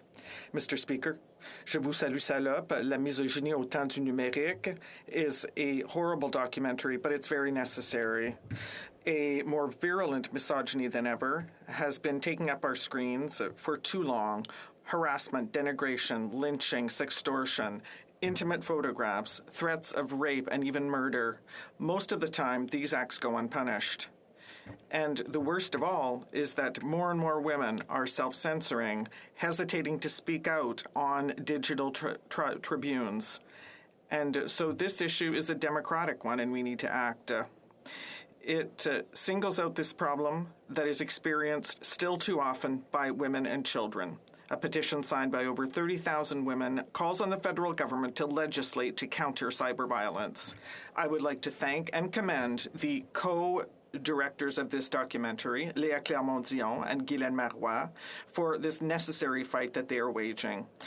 As International Women's Day is upon us, in solidarity with victims, we have to tackle cyber violence that disproportionately affects the marginalized and women. Thank you. The Honourable Member for Notre-Dame-de-Grâce, Westmount. Mr. Speaker, the launch of the Alouette 1 satellite in 1962 showcased the work done by the men and women of the Communications Research Centre in Ottawa, and it made Canada a leader in space research and communications. Was among them. He was also a key figure in the Hermes program, which connected Canada's northern communities and paved the way for satellite to home, earning Canada an Emmy in 1987, which he accepted alongside with then Communications Minister Flora MacDonald. He also signed the famed SARSAT Cost Pass Memorandum of Understanding on the use of satellites to find planes, boats, and women in people in distress. And served on the transition team to establish the Canadian Space Agency. Dr. Blevis passed away on January the 31st. We thank him and his colleagues for being the shoulders on which Canada became and still stands as a space leader. Thank you. The Honourable Member for Kootenay, Columbia. Mr. Speaker, critical minerals present a generational opportunity for Canada in many areas: exploration, extraction, processing, downstream product manufacturing among them. The future is not void of extraction of critical minerals. In fact, critical minerals are no batteries, no electric cars, no wind turbines, no solar panels. Wind turbines need platinum and rare earth magnets. Electric vehicles require batteries made from lithium, cobalt, and nickel. All critical minerals are identified by this government in its critical mineral strategy. What is absent from the list is metallurgical coal, a required ingredient to produce steel needed to build electric cars, solar panels, and wind turbines. The hard-working mining families of the Elk Valley and Kootenay, Columbia have been providing this critical mineral to the world since the late 1800s. Currently, met coal sustains 30,000 jobs and provides $1.5 billion in revenues annually to 3 levels of government. We're counting on the NDP Liberal government to acknowledge all the minerals required to build a sustainable future, including metallurgical coal. Thank you, Mr. Speaker. The Honourable Member for Whitby. Mr. Speaker, today I want to acknowledge an extraordinary woman named Shauna Bucco, whose impact on the sport community in Durham region has been immense. Shauna is an outstanding field hockey player and actively supports many sports initiatives throughout the community. She's been a prominent mentor in sports and has been recognized within the Black community for her dedication in developing future leaders. Shauna is a rising star and has received recognition for her years of volunteer service. In 2019, she was inducted into the Toronto Sport Hall of Honor. In 2020, she received the Sovereign's Medal of Volunteers by the Governor-General of Canada. In 2021, she received the Ontario Volunteer Service Award. And in 2022, she was recognized as one of Canada's top 100 Black women to watch. Members, please join me in acknowledging Shauna Bucco for her countless contributions to our community and for mentoring young people to realize their full potential, both as athletes and community leaders. Thank you, Shauna, for all you do. And maybe just as a reminder, I know it's been a couple weeks since we've seen each other, but just to keep the conversations really low so that people can get these great statements by members out so they actually can hear what they're doing. The Honourable Member for Parkdale High Park. Mr. Speaker, on February 24th, 2022, to the shock of the entire democratic world, Russian armed forces started an illegal bombing campaign of the Ukrainian capital of Kyiv in an attempt to overrun the entire country. An invasion that Vladimir Putin thought would be over in a matter of days has now endured for over 1 year. That is a testament to the people of Ukraine, the courage of their armed forces, the leadership of President Zelensky, and the response of Western allies like Canada, who have stepped up with humanitarian aid, with economic assistance, with refuge, and most importantly, with weapons to shore up Ukraine in this fight against naked Russian imperialism. Mr. Speaker, this war can only end with one outcome: a safe and secure Ukraine, which includes all of its territory, meaning Crimea and the Donbass. The resolve of the Ukrainian people in reaching this goal remains firm, and equally, Canada's resolve in supporting Ukraine in its time of need remains unwavering. Slava Ukraini!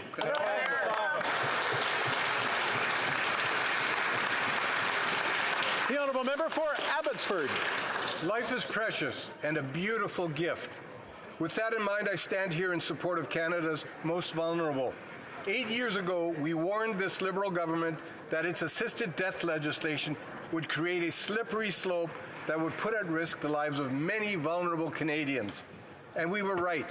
This Prime Minister has engineered an unprecedented expansion of Canada's assisted suicide regime by including mentally ill persons and signaling he wants to include children as well. There's absolutely no consensus amongst Canadians that we should do this.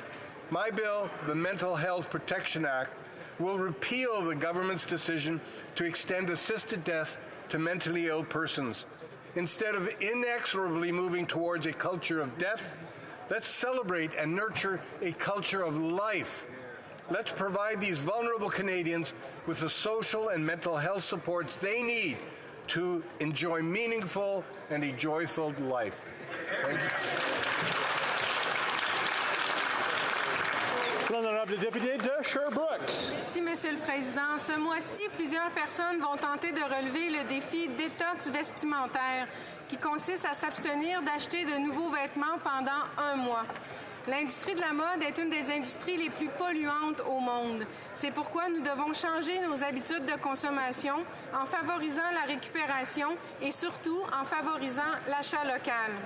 L'achat local stimule l'économie et soutient les entrepreneurs sherbrookois, alors que la récupération donne une deuxième vie à nos vêtements et autres biens. La semaine dernière, j'étais justement de passage au comptoir familial de Sherbrooke. Guylaine Ruet et sa super équipe de bénévoles offrent des vêtements et des objets récupérés à prix minime dans 2 succursales. J'invite tous les Sherbrookois à venir faire un tour au comptoir familial et peut-être y dénicher un trésor. Notre gouvernement appuie nos commerçants et nos organismes pour faire face aux grandes entreprises étrangères en finançant notamment l'initiative d'achat local. Continuons d'encourager les organismes et les commerces de chez nous. Merci, Monsieur le Président. I would just like to make sure that the interpreting is working. Some people said that there was no interpreting, so I'm just speaking in French to ensure that the interpreting is working. Is that fine? It's working? Thank you very much. Central Okanagan, Similkameen Nicola. Mr. Speaker, this Liberal government says it wants to triple the carbon tax up to $170 a ton. Thanks to British Columbia's recently tabled budget, we know how much economic harm tripling the carbon tax will cost. On April 1st, the carbon tax goes up to $65 a ton and will cost British Columbians an extra $600 million in a year. It is estimated when the Liberal plan to triple the cost, it could be as high as a staggering $5 billion in British Columbia by 2030. Even the province has said in its own budget, and I quote, rural communities may have a higher indirect carbon burden, example given through the higher shipping costs resulting in higher price for goods, and colder regions of the province may have a higher carbon tax cost for home heating. But hold British Columbia's beer, Mr. Speaker, because this Prime Minister is not done yet. On April 1st, this government is also hiking the excise tax on beer, wine, and spirits by another 6.3%. This is all made in Canada inflation from a Liberal government that is out of touch and doesn't care. Speaker, after 8 years of this Liberal government, many Canadians can no longer afford to pay their bills. They need leadership that helps keep life affordable, and under the leadership of this Conservative leader, they will get it, Mr. Speaker.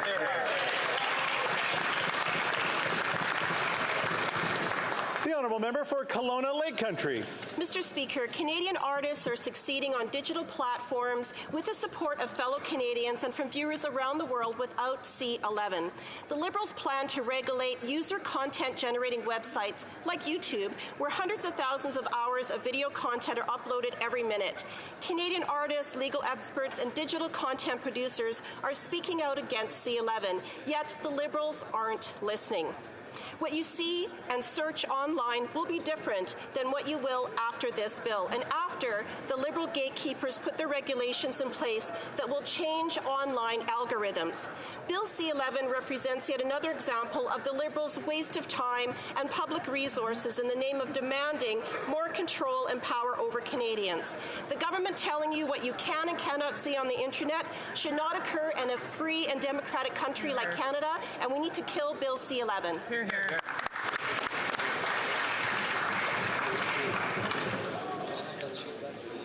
I'm going to make sure people take their seats quickly because the honourable member for Mississauga, Aaron Mills.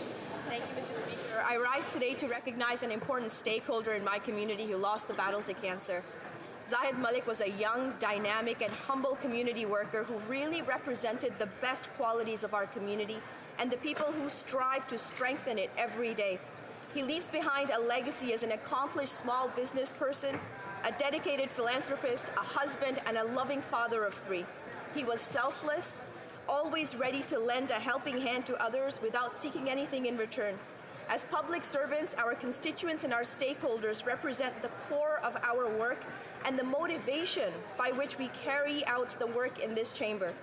Zahid Malik was exactly that, an irreplaceable part of our community who made us all better as public servants and as people. He will be greatly missed by everybody who knew him. May he rest in peace.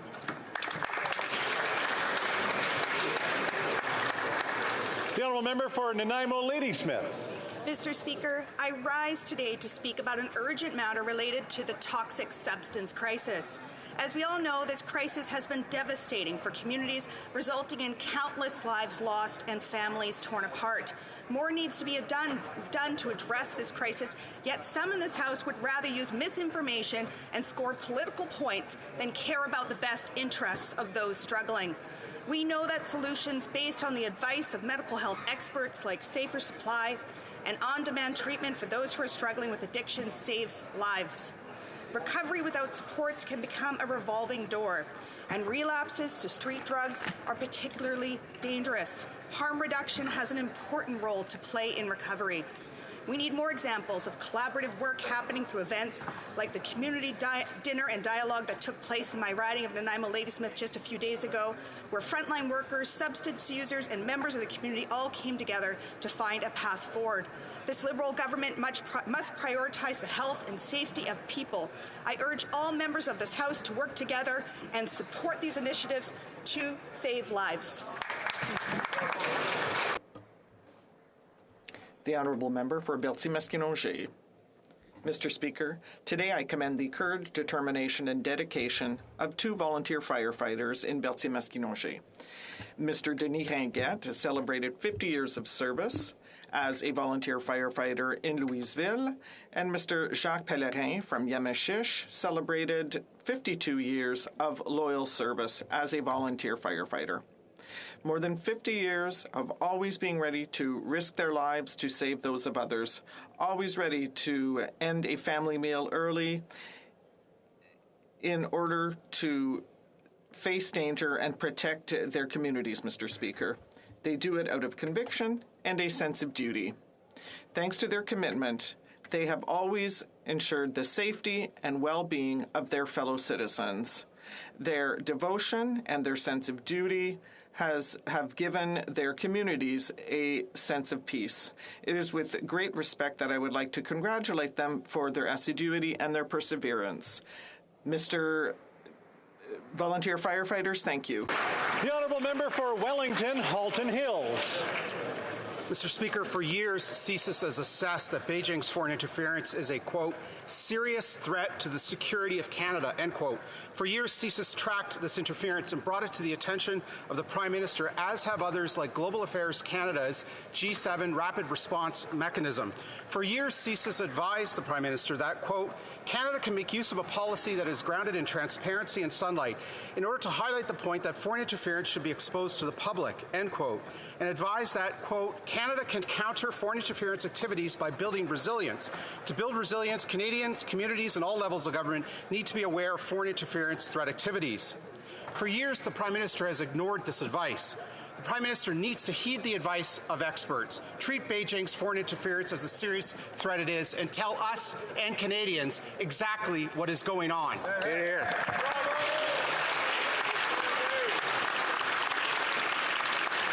The honourable member for Davenport.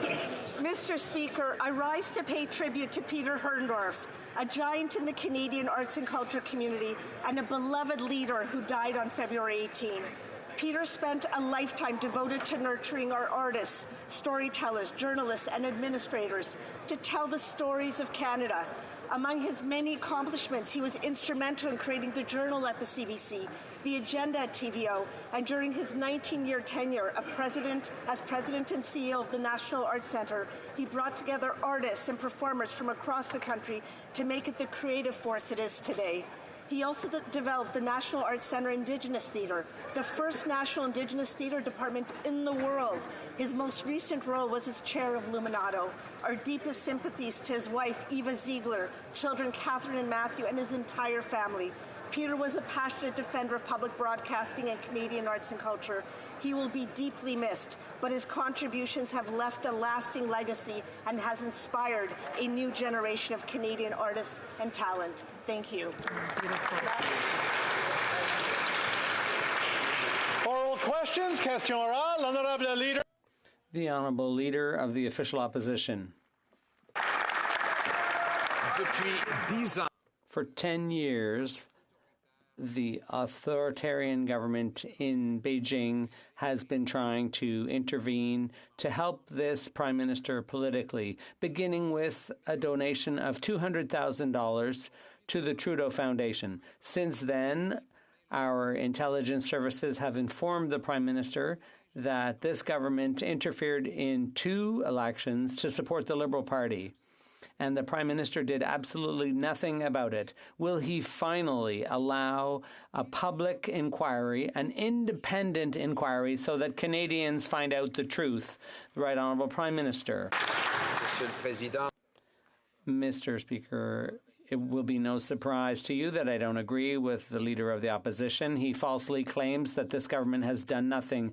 We took action as soon as we took office, Mr. Speaker, to counter foreign interference in our elections. In fact, we were the only government to have done so. As my friend opposite, when he was minister responsible for democratic institutions, he did nothing. He did nothing when intelligence services raised this question over 10 years ago. Well, we didn't have to, because the dictatorship, the communist dictatorship in Beijing was not helping the Conservative Party get elected.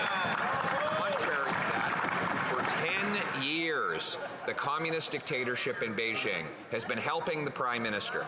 They gave $200,000 in donations to the Trudeau Foundation. They interfered in 2 successive elections to help the Liberals win, and the Prime Minister knew about it after numerous briefings to that effect. He's done absolutely nothing to stop it because he benefits from it. Will he finally allow a public and truly independent investigation of it? Thank you. The Honourable Minister of Intergovernmental Affairs. We take the issue of foreign interference in Canada's electoral system and any foreign interference very seriously.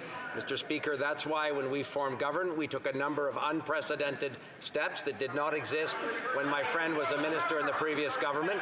We created the National Security and Intelligence Committee of Parliamentarians. Precisely so. Parliamentarians from all political parties could have access to classified information and publish reports for Canadians. We set up an independent panel of senior public servants, Mr. Speaker, to follow exactly the issue of foreign interference in the elections, and will continue to do more.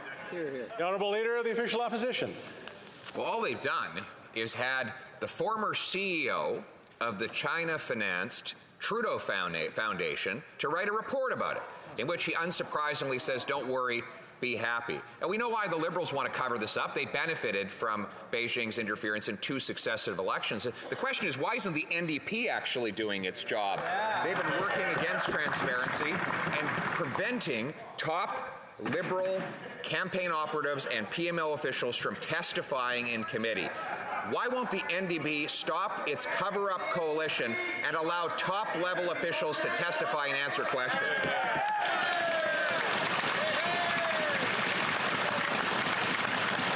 The Honourable Minister of Intergovernmental Affairs.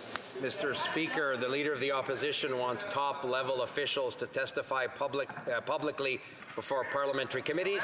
The good news is that's exactly what they did last week, Mr. Speaker. The heads of our intelligence agencies, the Deputy Minister of Foreign Affairs, the National Security and Intelligence Advisor to the Prime Minister. I know my friend will be very excited to know that I'm going to the Procedures Committee myself on Thursday and be happy to answer any questions, Mr. Speaker. From the beginning, we have said that we take this issue very seriously. We've put in place unprecedented steps to deal with foreign interference, and we'll continue to do more. The Honourable Leader of the Official Opposition. Well, we learned that the Prime Minister now has a big announcement to make at 5 p.m. today. This after 10 years of having known that Beijing was interfering to support him with donations to the Trudeau Foundation and help in numerous federal election campaigns. Now he's announcing something. And we know that he's probably going to try to sweep this under the rug by naming a Liberal establishment insider to have a secretive process that will never bring about the truth. What we don't know for sure is whether the NDP is once again going to be a co-conspirator in making that happen. Will we have a final and clear public investigation so Canadians know the truth? The Honourable Minister of Intergovernmental Affairs. Mr. Speaker, the Leader of the Opposition was Minister responsible for democratic reform in the previous Conservative government. In 2013, CSIS identified foreign interference as a challenge in the electoral context. Mr. Harper's former National Security Advisor raised this publicly in 2010, 13 years ago, Mr. Speaker. And when my honourable friend was a minister responsible for this very file, he did absolutely nothing to deal with the question of foreign interference. I know he's frustrated that we've done so much, and the good news, Mr. Speaker, is we'll continue to do more because we take this issue very seriously. The Honourable Leader. The Honourable Leader of the Opposition. Across the floor and let me know that the Trudeau Foundation had received $200,000 from Beijing. Let me know that the dictatorship in Beijing was planning to interfere in successive elections to help Liberals get elected. If they had been transparent about that back then, we wouldn't be having this conversation now. Instead, we've had 10 years of cover-ups from this Prime Minister who's benefited from the interference, known about it, been briefed on it, done nothing except try to sweep it under the rug. Will the NDP stop covering up for the Liberals and get top PMO and Liberal Party officials to answer questions before our committee? The Honourable Minister. Mr. Speaker, just because the Leader of the Opposition keeps insisting on a falsehood doesn't make it real. He knows very well, Mr. Speaker, that our government took unprecedented steps to deal with this issue because we take it seriously. A panel of senior public servants, chaired by the Clerk of the Privy Council, setting up in law the National Security and Intelligence Committee of Parliamentarians, including representatives, Mr. Speaker, from all political parties. We have taken this issue seriously. We have made senior officials available at parliamentary committees, and we'll continue to do everything we can to strengthen Canadian democratic institutions. The Honourable Member for La Prairie. Mr. Speaker, the Globe and Mail's revelations about Chinese interference are cause for concern.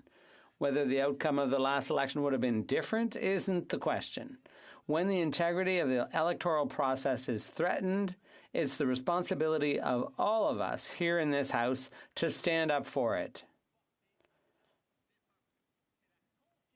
It's the public confidence in our democratic system that's at stake here.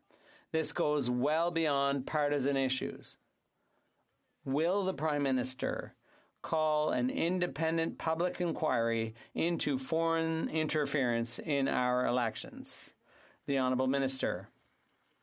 Mr. Speaker, I agree with my honourable colleague that this issue should be nonpartisan in the sense that we all have a shared interest in strengthening and defending our democratic institutions.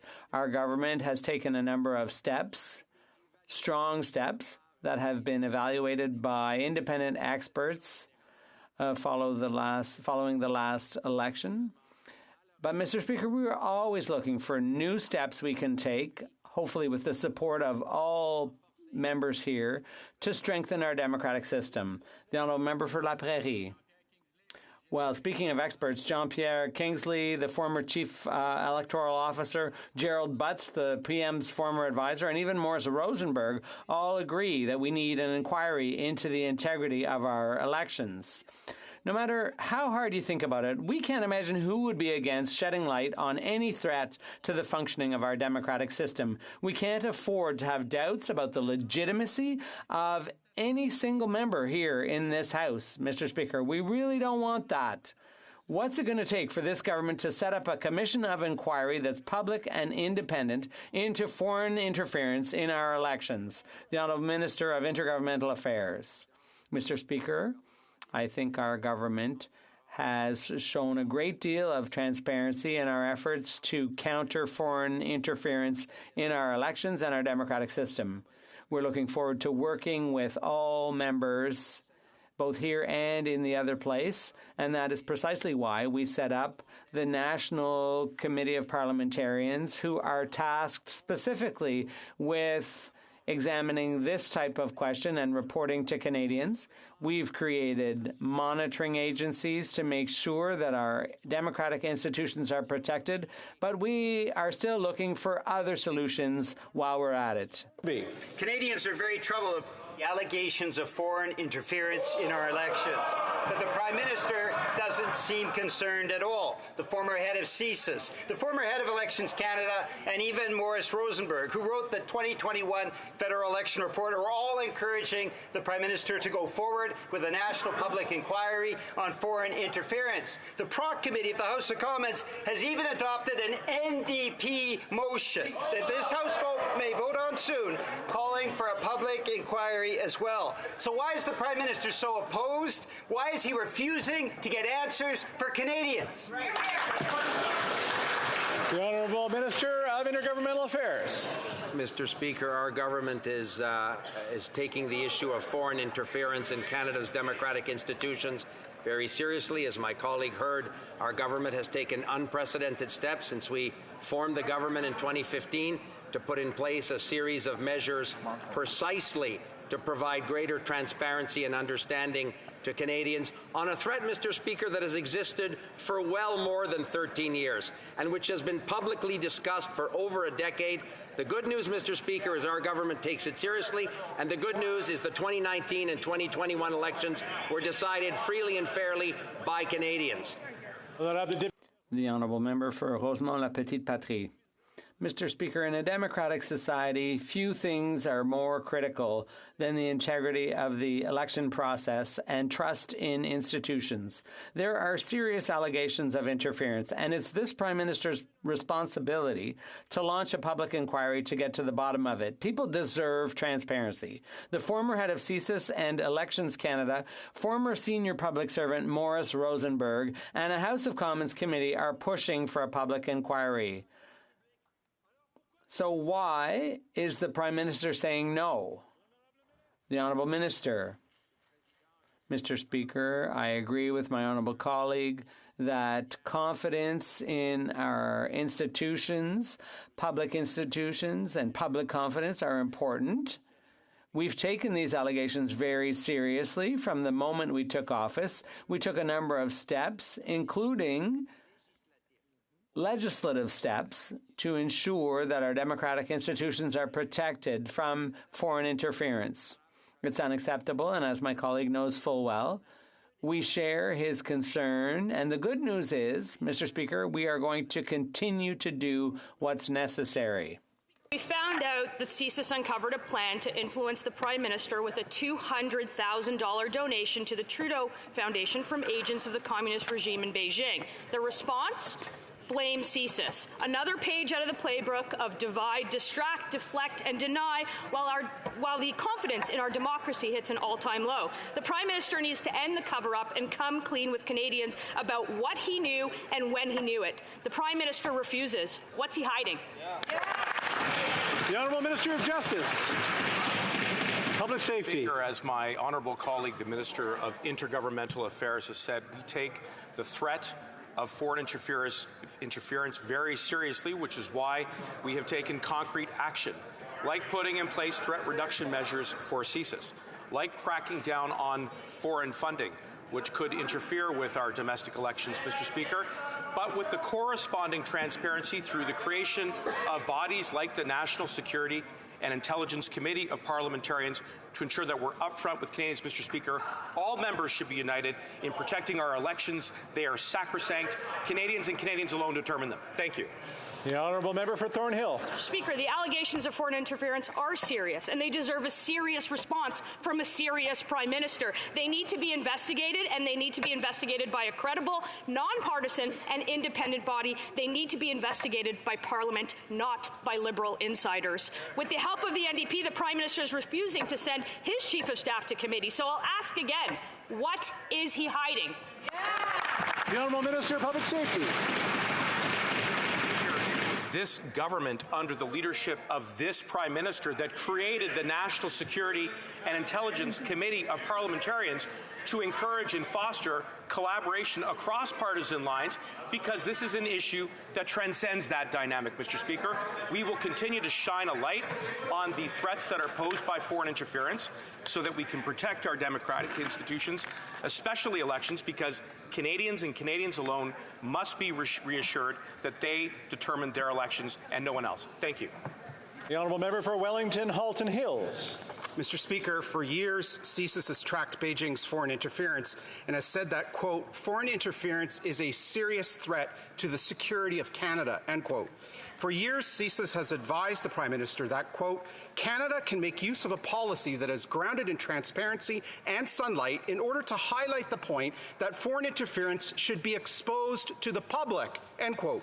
So will the Prime Minister heed this advice, be transparent, and let PMO officials testify before a parliamentary committee? The Honourable Minister of Public Safety. I appreciate my colleague's question, and I also embrace his concerns around transparency. And this is a government that has raised the bar of transparency through the creation of NCCOP, through the creation of the National Security Intelligence Review Agency, which both have robust access to classified information so that we can be upfront with Canadians in the ways in which we are protecting all of our institutions, especially elections. And Mr. Speaker, as my colleague, the Minister of Intergovernmental Affairs, said, good news.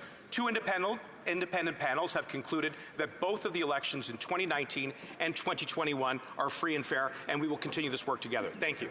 The Honourable Member for Wellington, Halton Hills. Mr. Speaker, they concluded overall they were free and fair.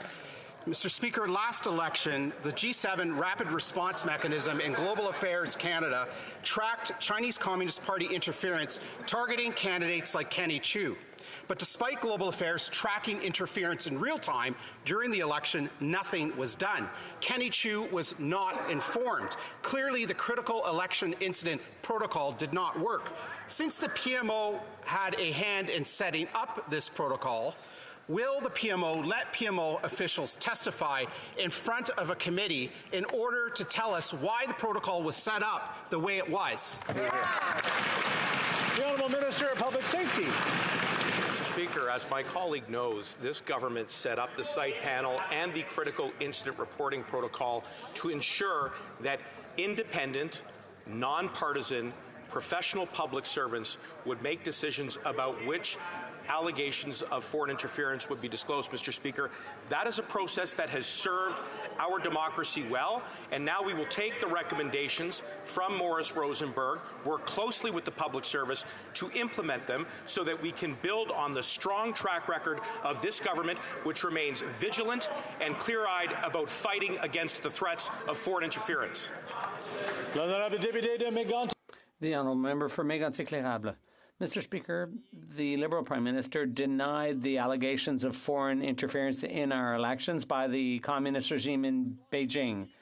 He thought that by sweeping it under the rug, people would forget about it. But no, there have been lots of revelations in the news, and there's no end. We're learning new things each and every day about Beijing's foreign interference in our elections. While the Prime Minister turns a blind eye, the Trudeau Foundation refunded $200,000 to a Chinese businessman. Why does the Prime Minister refuse to call a public inquiry into Beijing's interference in our elections? The Honourable Minister. Mr. Speaker, our government, as my colleague put it so well, we take the question seriously, and we have been taking it seriously ever since we took office. He claims that we've turned a blind eye, but that's not true, and he knows that full well, because if his government had taken the threat seriously, because the threat has been around for over 10 years, they would have taken strong steps like we did, specifically to counter this unacceptable interference, and we will continue to do everything that needs to be done to strengthen our institutions. The Honourable Member, he wants to go back to 2013. Okay, let's go back to a business group for liberal funding. And one of the questions was, the Prime Minister answered, I have some admiration for China because the system has allowed them to transform their economy overnight. That's the Liberal Party's view of things. The Beijing regime took sophisticated steps to disrupt our elections in 2021, and that's what the Globe and Mail reported. Why are they dismissing Katie Tilford as a witness at committee, Mr. Speaker? The Honourable Minister. Mr. Speaker, my colleague harkened back to 2013. I think that is when CSIS had identified the threat of Chinese interference potentially in our elections. And who was the minister in 2013? Who was responsible for the integrity of democratic institutions? It was the current leader of the opposition. And in 2013, Mr. Speaker, he did nothing. In 2014, he did nothing. And he did nothing in 2015 either. The Honourable Member for Trois-Rivières. Mr. Speaker, it's one way or the other. Either there was interference by the Chinese authorities in our electoral system and everything must be done to put an end to it, or there was no interference and a commission of inquiry will help restore public confidence in our system. Either way, it's the best thing to do. It's the only thing to do to ensure maintaining public trust in our institutions. So what's it going to take for this government to set up a public and independent commission of inquiry? The Honourable Minister. Mr. Speaker, as I said a few minutes ago, as soon as we took office, we acknowledged the threat of possible foreign interference in our elections and with our democratic institutions, and that's why we amended the Elections Act when it came to foreign contributions to our election campaigns, and that is why, through legislation, we created a bill that struck a committee responsible, a watchdog committee with representation from all parties, including the Bloc, and we referred those important questions to those members of that committee. The Honourable Member for Trois-Rivières. Mr. Speaker, let's get serious. The Prime Minister must be aware of the very bad signal he's sending by refusing to call for an inquiry. What's he trying to hide? Who is he trying to protect? Who's involved and how? That's not the kind of message that he should be sending. The message should be, we will never let anyone interfere in our electoral system, and we'll do everything in our power to prevent foreign interference. Mr. Speaker, in order to do that, it takes a public and independent commission of inquiry. Will they set up a public and independent commission of inquiry? The Honourable Minister. Mr. Speaker, I agree with my honourable colleague. We need to work together and do everything that needs to be done to protect Canada's elections and democratic institutions. The good news, Mr. Speaker, is that that's exactly what we've been doing ever since we took office. And also, Mr. Speaker, we are constantly looking for advice on ways to strengthen the already strong steps we've taken, and we will continue to do everything that needs to be done precisely because we share the opinion of my honourable colleague that interference is wholly unacceptable. The honourable member for Laurentides-Labelle. Mr. Speaker, the Procedure and House Affairs Committee passed a motion calling for a public and independent commission of inquiry into foreign interference in our elections. The committee also agreed with the Bloc's proposal that the inquiry chair should be agreed on by all parties in this House. Why? Because this has to go beyond partisanship. What matters is the integrity of our electoral system. Will the government accept the committee's request and set up a commission of inquiry into foreign interference into our elections? The Honourable Minister. Mr. Speaker, I agree with my honourable colleague that we need to work together as parliamentarians precisely to counter the issue of foreign interference in our democratic institutions. My colleague knows full well because she's a member of the committee. I'm looking forward to seeing her when I myself will appear there on Thursday.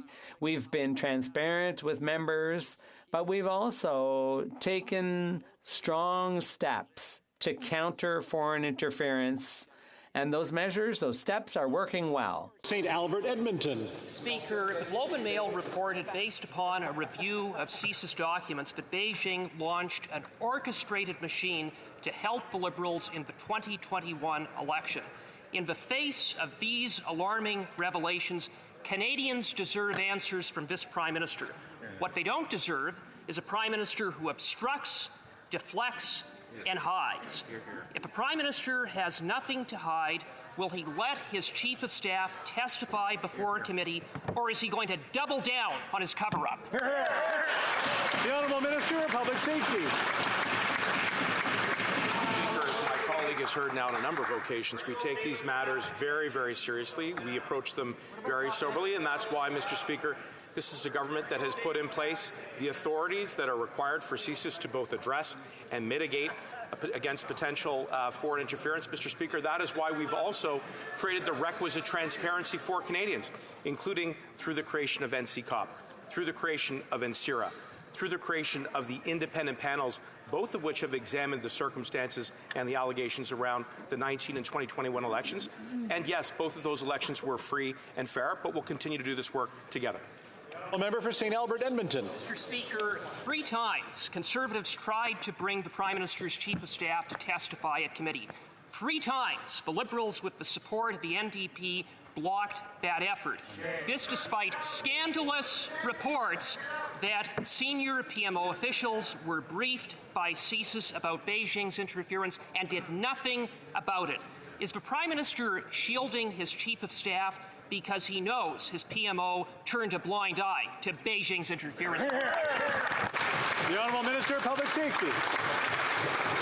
My colleague and the members of that parliamentary committee had the benefit of hearing extensive evidence from our government's most senior public servants who are implicated in the area of national security and intelligence, including the Prime Minister's National Security Advisor. Mr. Speaker, it's important for my colleague to remember that this is not a partisan issue.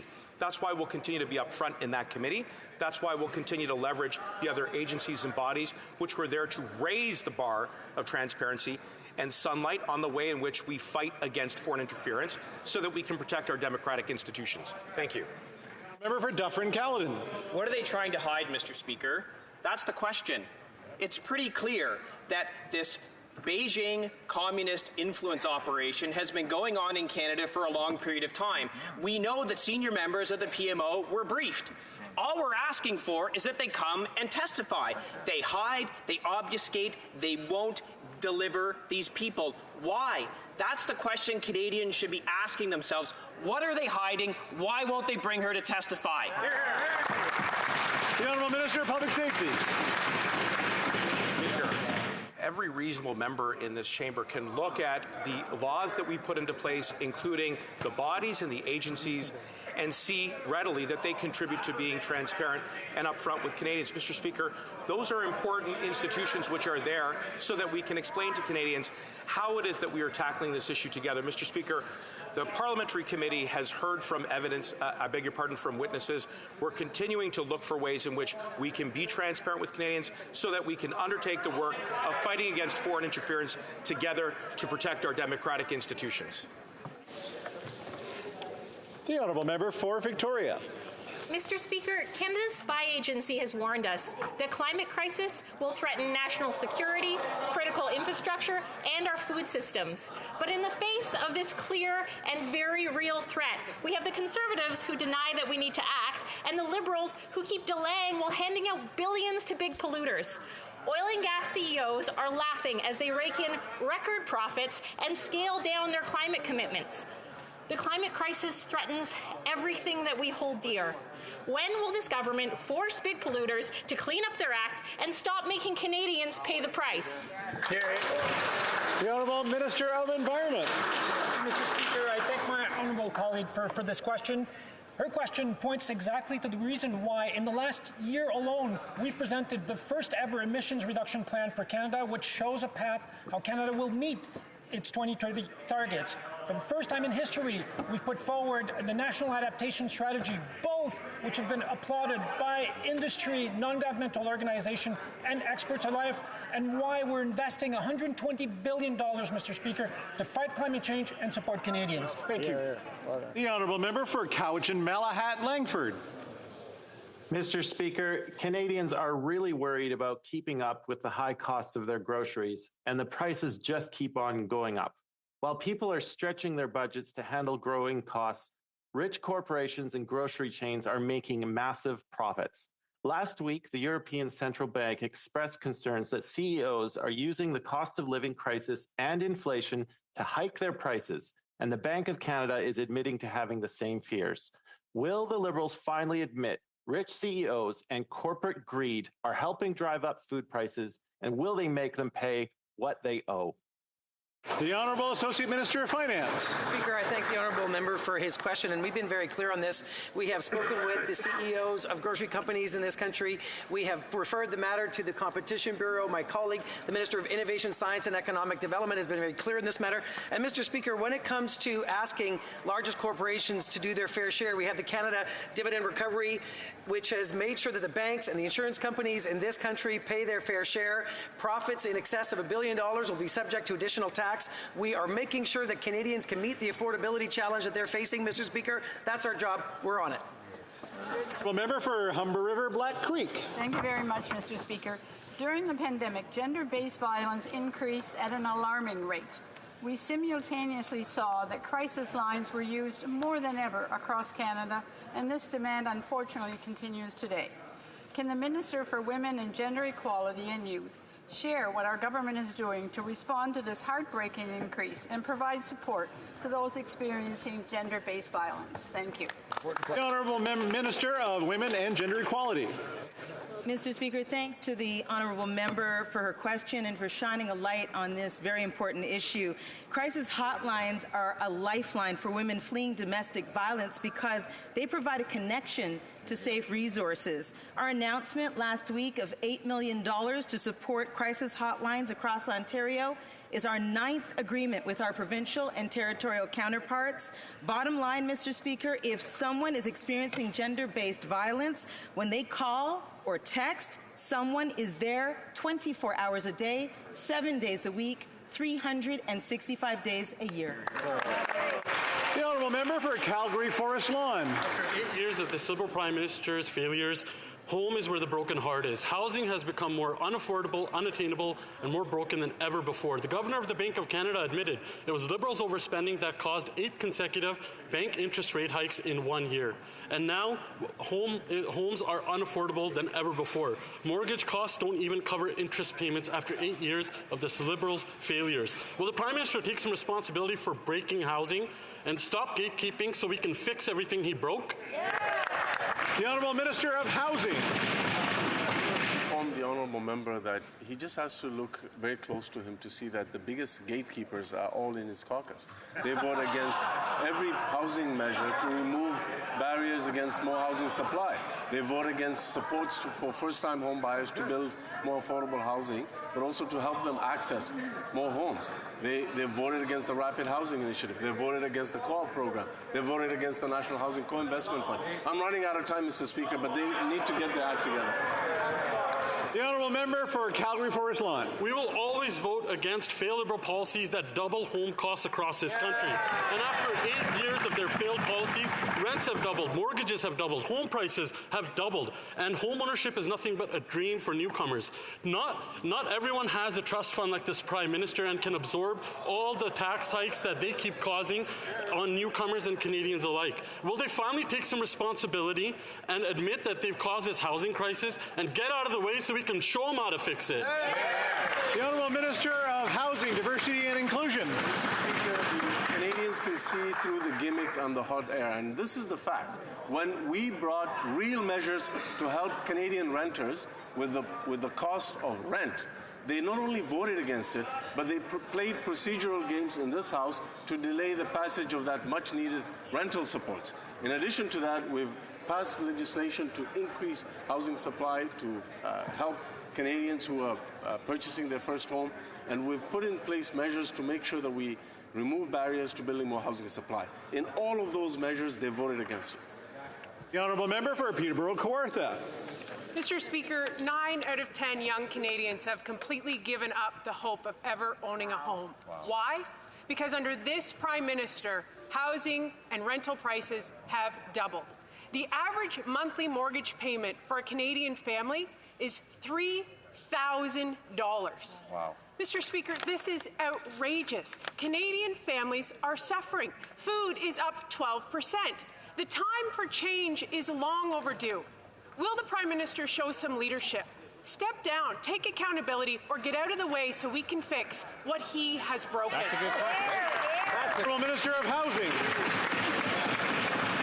Their party's record on housing is very clear, not only in government, but even in opposition. They haven't taken the time to reflect on the importance of federal leadership and investment in housing.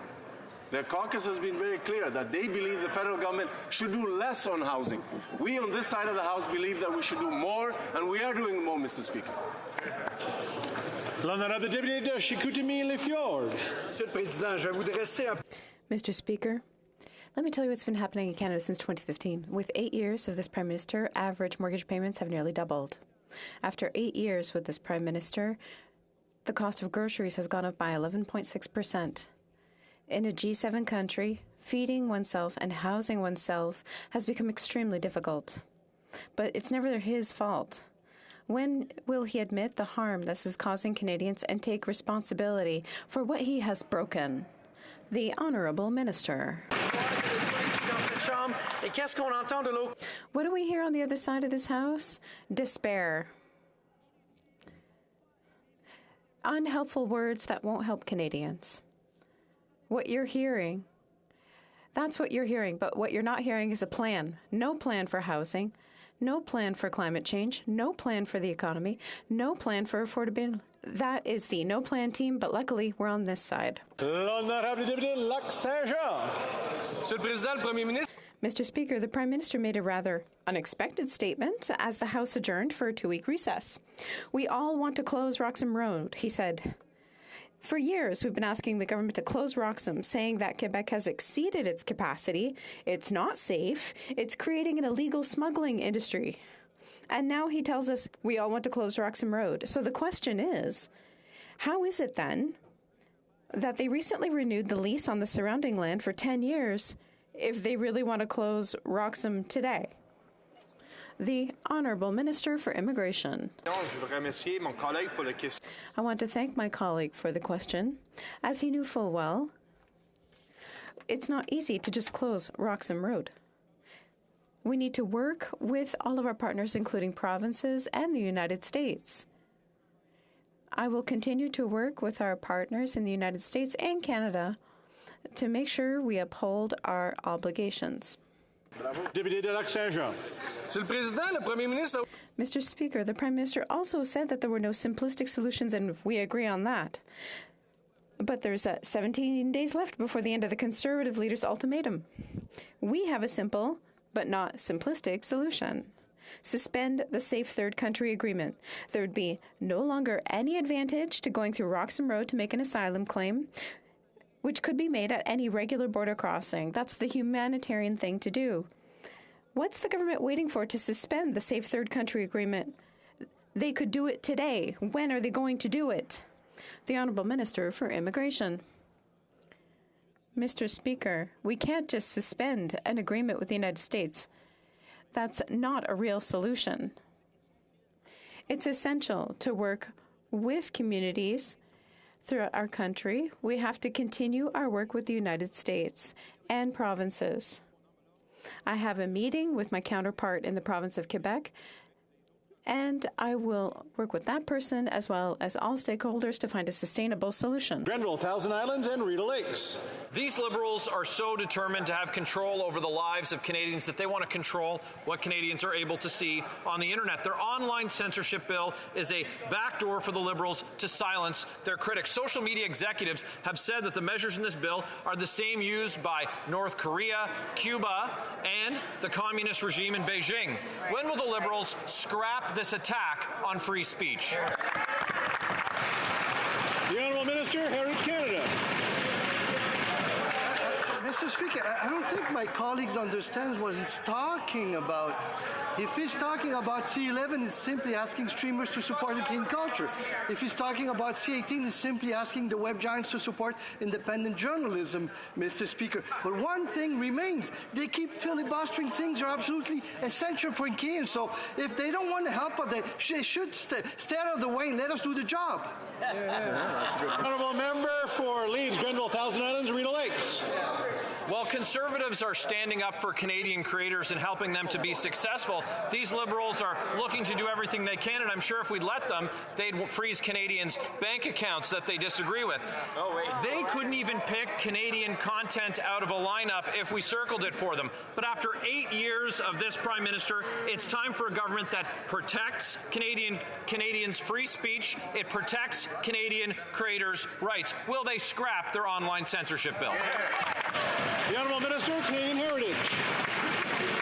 For Conservatives, culture is what they think that culture is what you find in a yogurt bowl, Mr. Speaker. They never raise it. They don't care about it. They stand up for web giants. That's it. Order. Order.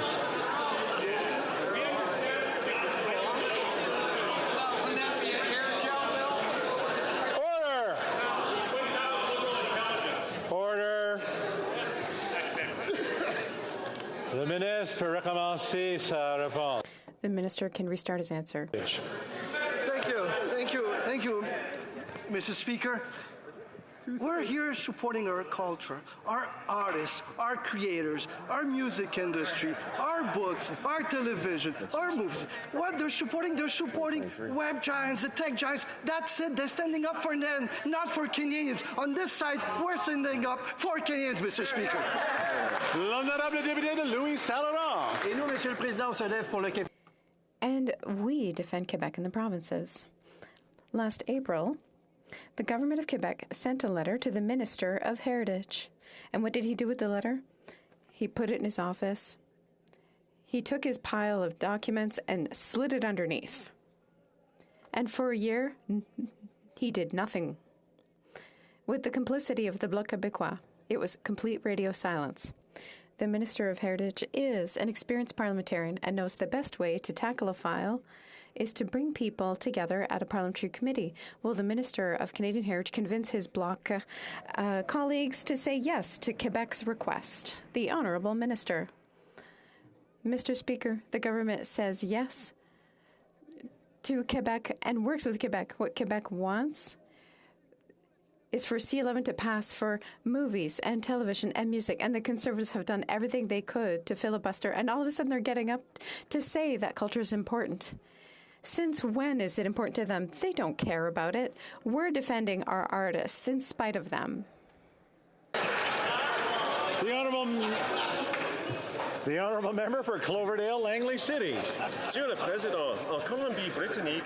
Mr. Speaker, in British Columbia and across the country, the demand among young people to learn French keeps growing. Last week, to launch the Mois de la Francophonie, I was able to visit an immersion class with the Minister of Official Languages. Can she tell this House how she supports French language learning in our province? The Honourable Minister for Official Languages. Thank you, Mr. Speaker. I want to thank my colleague for Langley City for his work. I was pleased to go to Vancouver, where we announced a federal investment of nearly $6.8 million to support a series of projects to recruit, train, and retain more Francophone teachers. The federal government will always be there to support our Francophone communities throughout the country. Thank you. Opposition.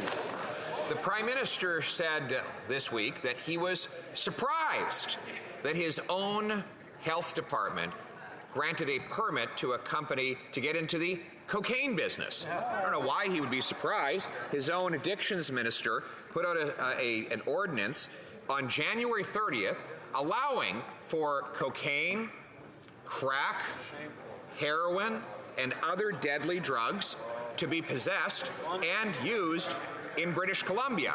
This is the obvious consequence of his decisions. Why doesn't he reverse his decision and ban cocaine and other deadly drugs? The Honourable Minister.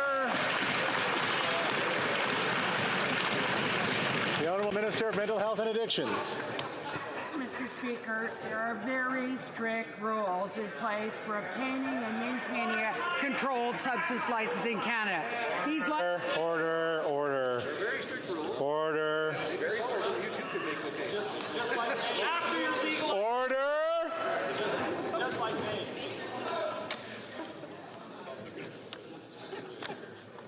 The Honourable Minister of Mental Health and Addictions.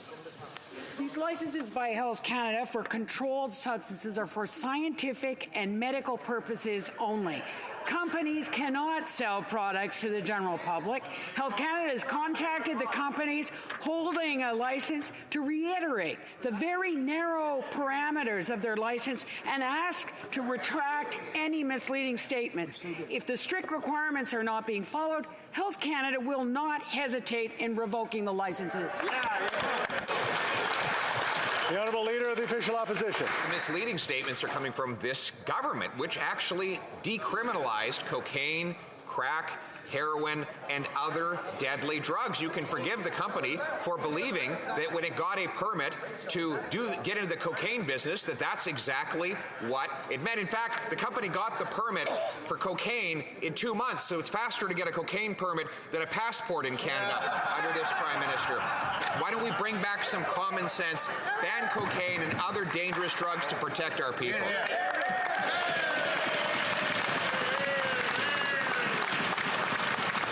The Honourable Minister of Mental Health and Addictions. Mr. Speaker, the member knows full well Health Canada acted swiftly and has issued regulatory letters to Ad Astra Labs and Sunshine Earth Labs regarding the misinformation they published. Health Canada spoke to both companies and requested immediate action to retract and clarify their statements. Both Ad Astra Labs and Sunshine Earth Labs issued a retraction and updated their press release. Health Canada issued a bulletin to all licensed dealers across the country clarifying their responsibilities and authorities under their license. The Honourable Member for Perth Wellington. Mr. Speaker, my question is to the Chair of the Standing Committee on Procedure and House Affairs.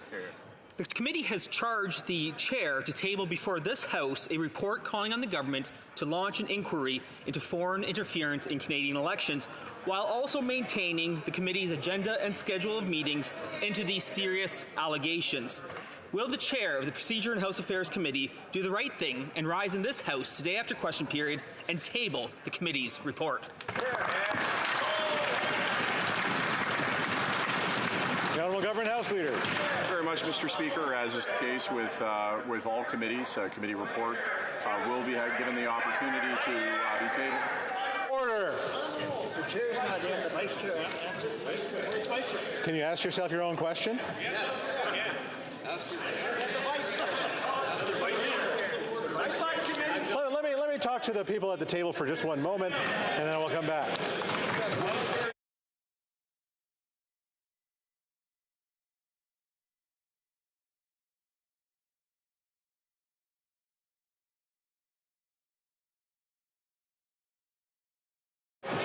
Order.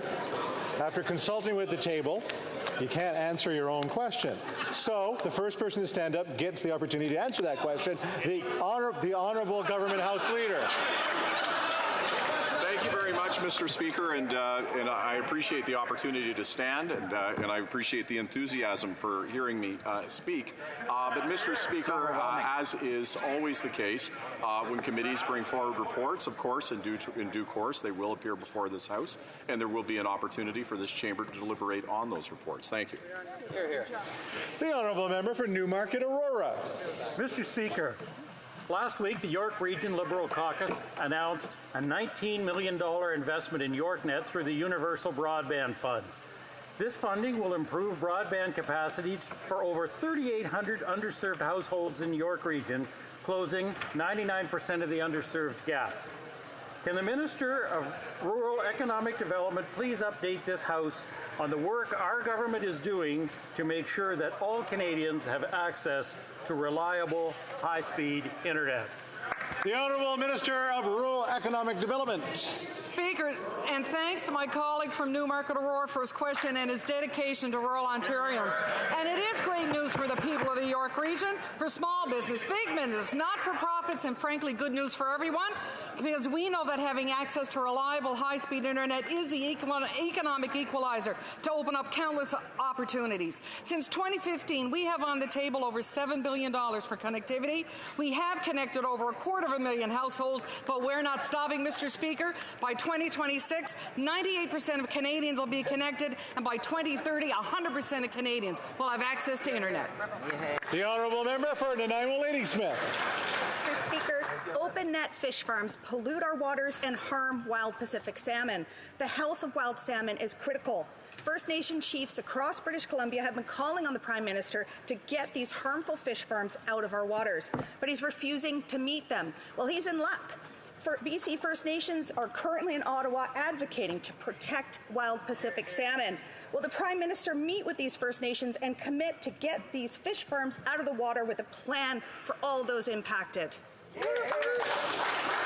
The Honourable Minister of the Department of Fisheries and Oceans. Mr. Speaker, and I'm happy to say that I met with the delegation this morning, and we have plans to continue working together so that we can include all of the First Nations affected by open net pen aquaculture as we transition away over the coming years. L'honorable député de Richmond, Arthabasca. Monsieur le Président, nous sommes rendus dans le dernier droit d'année. Mr. Speaker, we're in the final stretch of analyzing Bill C-13 to modernize both official languages. Tomorrow, in committee, we'll address amendments that deal with the issue of language clauses or linguistic clauses to ensure that Francophones in minority situations actually receive the money invested by the federal government when there's an agreement between the federal government and the provinces and territories. These clauses would finally ensure equity for all Francophones in the country. All Francophone advocacy groups agree with it. Can the Minister clearly tell us whether she agrees with such clauses? The Honourable Minister for Official Languages. Thank you very much, Mr. Speaker. I want to thank my colleague for his important question. As he said it so well, Bill C-13 is currently before Parliamentary Committee, where clause-by-clause study is ongoing. This bill would allow official language minority communities to get what they've been waiting for so long. I'm really looking forward to having it passed. I hope the committee will conclude its work quickly because communities and stakeholders from all over the country want to see it pass as quickly as possible. Time for question period today. It being 3:13, pursuant to order made on Thursday, June 23rd, 2022, the House will now proceed to the taking of the deferred recorded division on the motion of Mr. Davies relating to business of supply. Call in the members.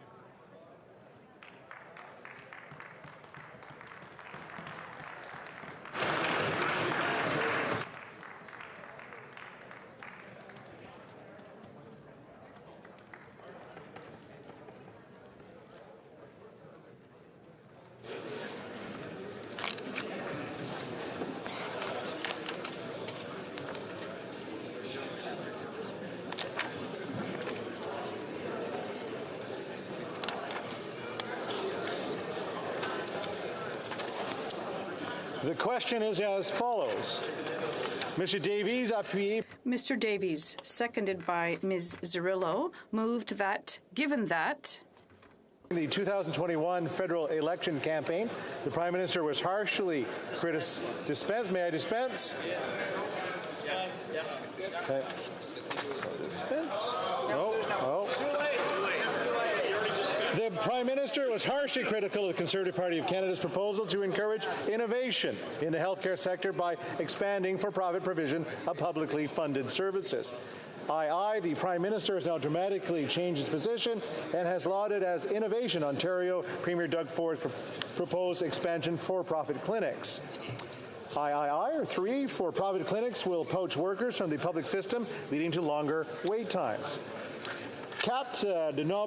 4, there are multiple public reports of two-tier health care in Canada, where people are charged for faster access to care, such as family doctors or surgery. The House call on the government to A. Disappointment the Prime Minister has promoted Ontario's for-profit health plan as innovation. B. Ensure that recently announced health care funding is not used for the expansion of for-profit health care, but instead used to rebuild and innovate within the public system by hiring more staff and reducing wait times. And C. Enforce the Health Canada Act and immediately move to close loopholes that allow for the growth of two-tier health care in Canada. The 10-minute period for members voting electronically has started, and the House will now proceed to the vote for members participating in person. All those in favour of the motion will please rise. Mr. Singh. Ms. Collins Victoria. Ms. Collins Victoria. Mr. Julian. Mr. Julian. Ms. Kwan. Ms. Kwan. Mr. Garrison. Mr. Garrison. Ms. Blaney. Ms. Blaney. Ms. Idlout. Ms. Idlout. Mr. Canning. Mr. Canning. Mr. Johns. Mr. Johns. Ms. Barron. Ms. Barron. Mr. Backrack. Mr. Backrack. Madame Hughes. Madame Hughes. Ms. Zerillo. Ms. Zerillo. Mr. Bouliris. Monsieur Bouliris. Mr. Davies. Mr. Davies. Ms. Matheson. Ms. Matheson. Ms. McPherson. Ms. McPherson. Mr. Blakey. Mr. Blakey. Mr. Morris. Mr. Morris. Mr. Vong. Mr. Vong.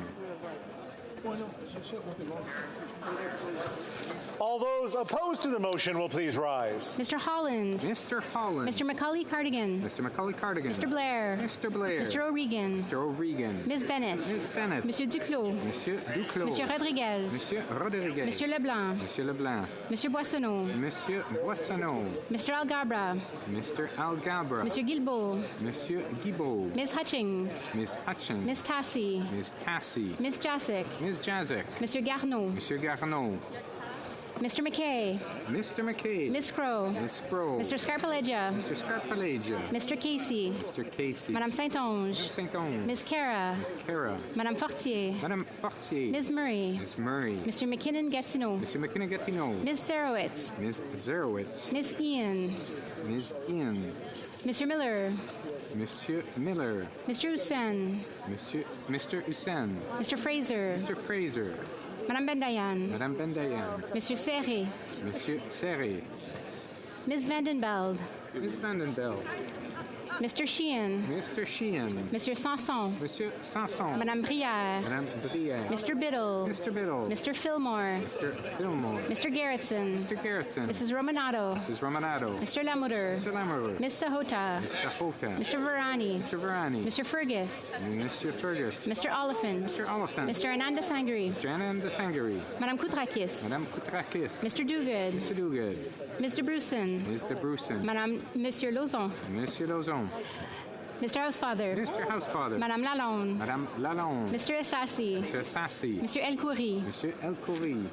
Mr. Fonseca. Mr. Fonseca. Mr. Hardy. Mr. Hardy. Mr. Yacono. Mr. Yacono. Mr. Johari. Mr. Johari. Mr. Nakfi. Mr. Nakfi. Mr. Vancouverden. Mr. Vancouverden. Mr. Fisher. Mr. Fisher. Mr. Kuzmerchek. Mr. Kuzmerchuk. Ms. O'Connell. Ms. O'Connell. Mr. Calloway. Mr. Calloway. Ms. Sachs. Ms. Sachs. Mr. Beach. Mr. Beach. Mr. May Cambridge. Mr. May Cambridge. Mr. Baptiste. Mr. Baptiste. Mr. Fragiscatos. Mr. Fragiscatos. Mr. Maloney. Mr. Maloney. Mr. McDonald Avalon. Mr. McDonald Avalon. Mr. Morrissey. Mr. Morrissey. Mr. Robillard. Monsieur Robillard. Mr. Sarai. Mr. Sarai. Madame Shanahan. Madame Shanahan. Mr. Sorbera. Mr. Sorbera. Mrs. Zahid. Mrs. Zahid. Ms. Yip.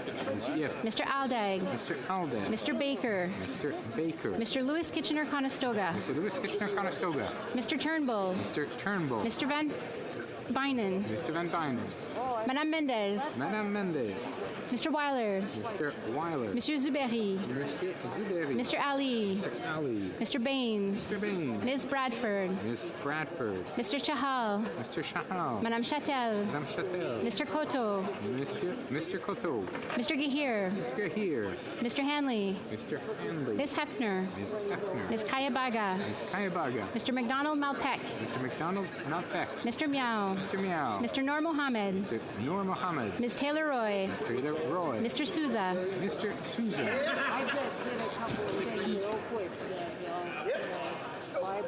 Mr. Doherty. Mr. Doherty. Mr. Bazan. Mr. Bazan. Mr. Kimmich. Mr. Kimmich. Mr. Deltel. Monsieur Deltel. Mr. Polis. Monsieur Polis. Mr. Shear. Mr. Shear. Mr. Workington. Mr. Workington. Ms. Lanceman. Ms. Lanceman. Mr. Hallan. Mr. Hallan. Ms. Lewis Haldeman Norfolk. Ms. Lewis Haldeman Norfolk. Ms. Dancho. Ms. Dancho. Mr. Barlow. Mr. Barlow. Mrs. Gray. Mrs. Gray. Mr. Moore. Mr. Moore. Mr. Baldinelli. Mr. Baldinelli. Mr. Mazier. Mr. Mazier. Mr. Jennis. Mr. Jennis. Mr. Seaback. Mr. Seaback. Mr. Small. Mr. Small. Mr. Ellis. Mr. Ellis. Mr. Stewart. Mr. Stewart. Mr. Berthold. Mr. Berthold. Mr. Duncan Stormont Dundas Selkungary. Mr. Duncan Stormont Dundas Selkungary. Ms. Finley. Ms. Finley. Mr. Abouteif. Mr. Abouteif. Mr. Chong. Mr. Chong. Mrs. Kuzi. Mrs. Kuzi. Mr. Barrett. Mr. Barrett. Ms. Ferrari. Ms. Ferrari. Mr. Schmale. Mr. Schmale. Mr. Vidal. Mr. Vidal. Mr. Perkins. Mr. Perkins. Mr. Davidson. Mr. Davidson. Mr. Kelly. Mr. Kelly. Mr. Viss. Mr. Viss. Mr. Calkins. Mr. Calkins. Mr. Lloyd. Mr. Lloyd. Ms. Rude. Ms. Rude. Mr. Cooper. Mr. Cooper. Mr. Martel. Monsieur Martel. Monsieur Godin. Monsieur Godin. Ms. Gladue. Ms. Gladue. Mrs. Roberts. Mrs. Roberts. Mr. Williams. Mr. Williams. Mrs. Goodridge. Mrs. Goodridge. Mr. Malillo. Mr. Malillo. Mrs. Cramp-Nyman. Mrs. Cramp-Nyman. Mrs. Vecchio. Mrs. Vecchio. Mr. Chambers. Mr. Chambers. Mrs. Block. Mrs. Block. Mr. Aitchison. Mr. Aitchison. Mr. Van Popta. Mr. Van Popta. Mr. Lobb. Mr. Lobb. Mr. Kitchen. Mr. Kitchen. Mr. Muse. Mr. Muse. Mr. Redicott. Mr. Redicott. Mr. Waugh. Mr. Waugh. Mr. Steinley. Mr. Steinley. Mr. Holbach. Mr. Holbach. Monsieur Martel. No, Monsieur Lehoux. Désolé. Monsieur Lehoux. Monsieur Lehoux.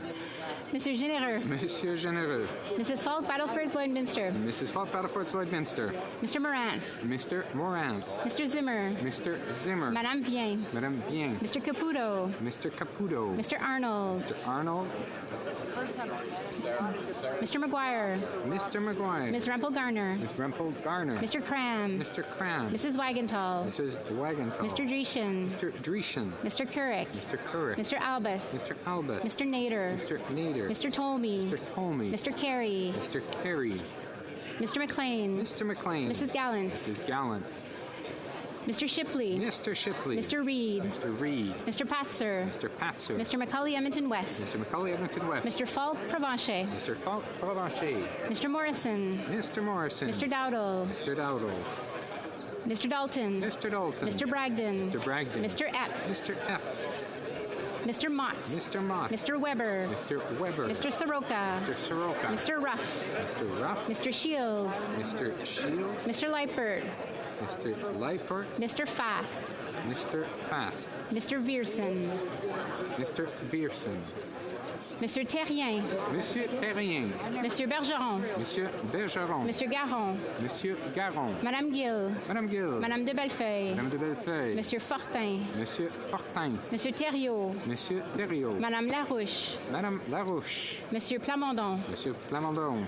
Monsieur Savard-Tremblay. Monsieur Savard-Tremblay. Madame Posé. Madame Posé. Monsieur Champoux. Monsieur Champoux. Monsieur Trudel. Monsieur Trudel. Monsieur Blanchette-Jonca. Monsieur Blanchette-Jonca. Madame Bérubé. Madame Bérubé. Monsieur Désilet. Monsieur Désilet. La Chambre attendra maintenant la fin de la période. Sorry. Monsieur Reyes. On s'excuse. Apologies. La Chambre attendra maintenant la fin de la période de vote. The House will now wait for the electronic voting period to end before resuming its proceedings.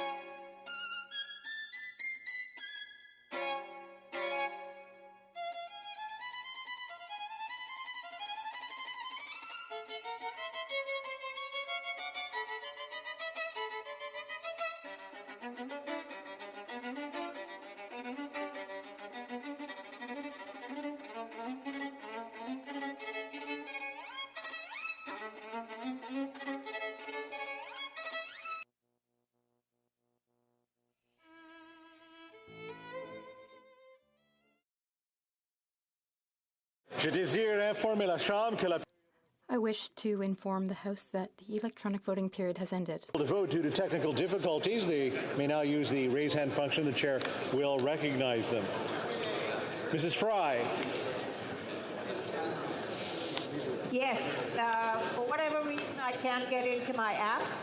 I would like to say,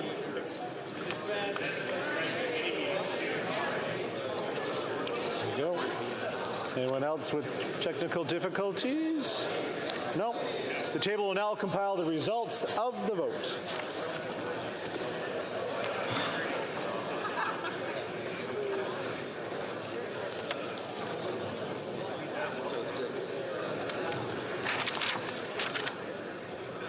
Yeas pour 26, 26. Nays contre 298, 298. I declare the motion defeated.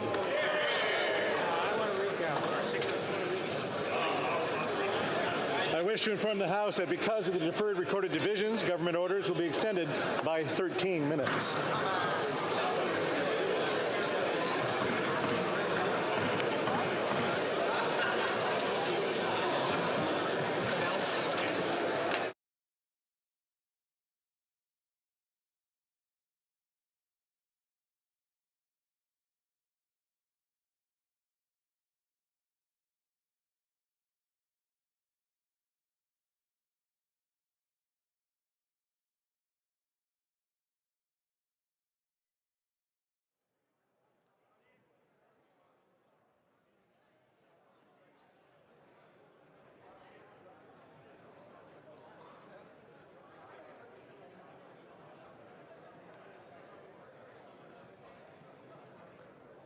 Order.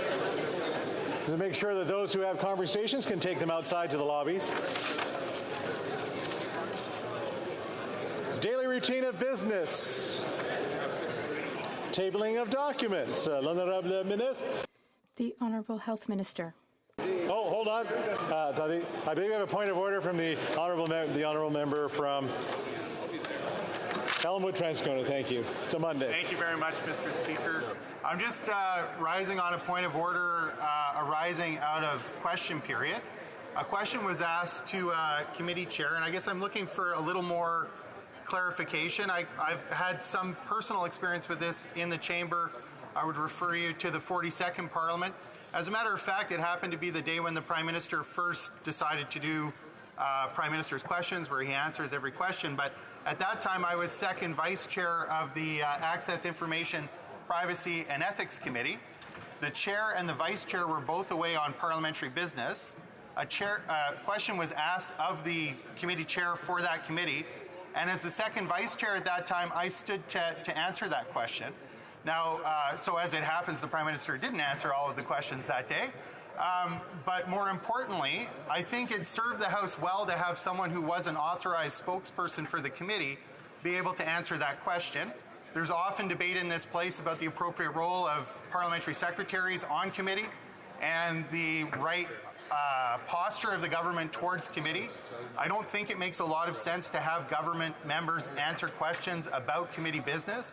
So I wonder if the chair might reflect a little bit on this point and maybe come back with some guidance. I think the House would be well served if the chair at least first looked to see if there is an authorized spokesperson for the committee standing before proceeding to the government bench, and would welcome the chair's reflection on that point at some appropriate time, whether that's right away or further down the line. Thank you. Thank you very much. I will refer to a later point, but I'll go to the honourable member for Perth Wellington on the same point of order. Thank you, Mr. Speaker. Now, on the same point of order, I would refer you to Beauchene's 6th edition, which is one of this House's great authorities, which makes note of the importance of seeking information from the committee, in which case the chair or the vice chair is certainly the appropriate person. I would seek the guidance of the chair, however, though, for situations in which the chair of the committee may be available online, but nonetheless failed to indicate to the chair that they were present online to answer the question. So I would seek the guidance. And I would add as well, Mr. Speaker, as vice chair of the Standing Committee on Procedure and House Affairs, I'm certainly ready, able, and willing to table the committee's report at the soonest and the nearest convenience of this House, Mr. Speaker. Oh, well, generous. What a good...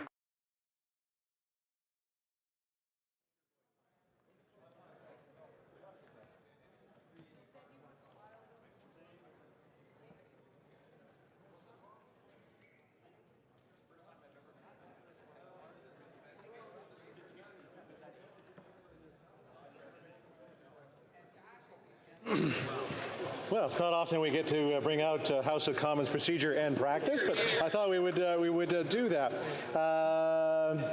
On the same page, I think that was quoted, Section 92, questions concerning matters before committees. And if we go down to page 10,207 and 2008.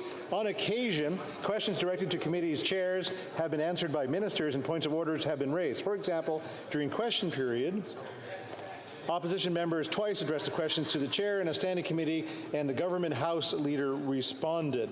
In 2008 example, the Liberal House leader rose to following point of order and asked the Speaker if someone other than the chair of a committee could respond to a question regarding the agenda of a committee.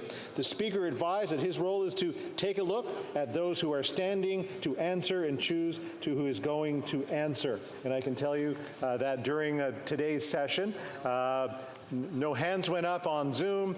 No other vice chair stood up. The person who asked the question could not answer the question, and therefore the government House leader was the one who got to answer that question because he did stand to answer that question. But we will look at it further, and I'm sure I don't want to be revising this book, so I'm thinking it probably is going to stand, but we will have a further look at it as well. Thank you very much for that interest. The Honourable Parliamentary Secretary to the government House leader.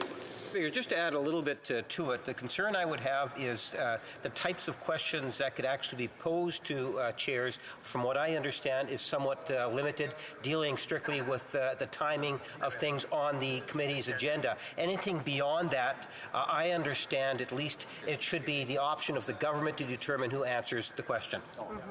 Too deeply in the weeds, but yeah, they have to be based on the agenda of the committee at hand. So I thank for that intervention as well. There, all cleared up. Any other points of order? Bab, what up? Let's go back on to I know the Minister of Health's been waiting patiently for it. Tabling of documents. The Honourable Minister of Health. Merci, Monsieur le Président. Thank you, Mr. Speaker. I have the honour of tabling in both official languages the report on COVID-19 rapid test procurement and distribution. Dépôt de projet. Introduction of government bills. Déclaration de. Statements by ministers. Rapport. Reports from interparliamentary delegations. Presenting reports from committees. The Honourable Member for Charlottetown. Thank you very much, Mr. Speaker. I have the honour to present in both official languages the 10th report of the Standing Committee on Health, entitled Addressing Canada's Health Workforce Crisis, conformément à l'article 109 du règlement. Pursuant to Standing Order 109, the government response was requested. Introduction of private members' bills. Mr. McKinnon, Coquitlam, Port Coquitlam, seconded by Ms. Khalid, moves that for leave to introduce a bill entitled An Act to Amend the Department of Canadian Heritage Act, Court Challenges Programs. This motion is deemed adopted. The Honourable Member for Coquitlam, Port Coquitlam.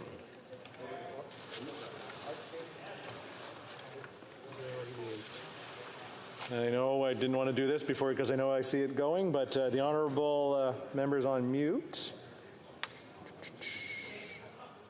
Oh, wait a second here. It's still showing mute.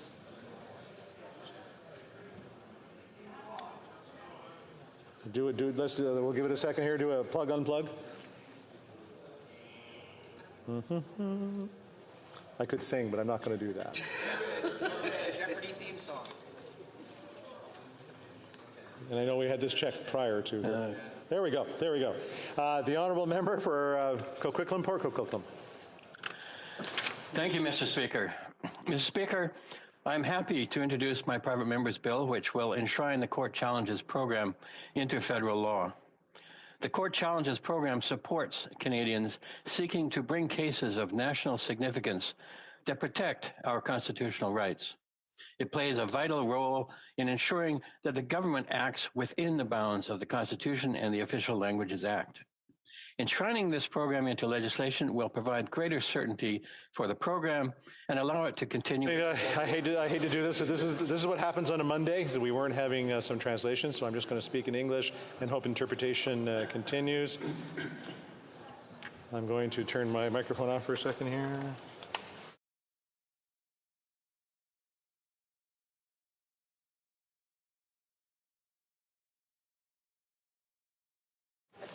Okay, the interpretation was saying that the sound is not good enough. Let me let the Honourable Member for Coquitlam, Port Coquitlam try again, just to be sure.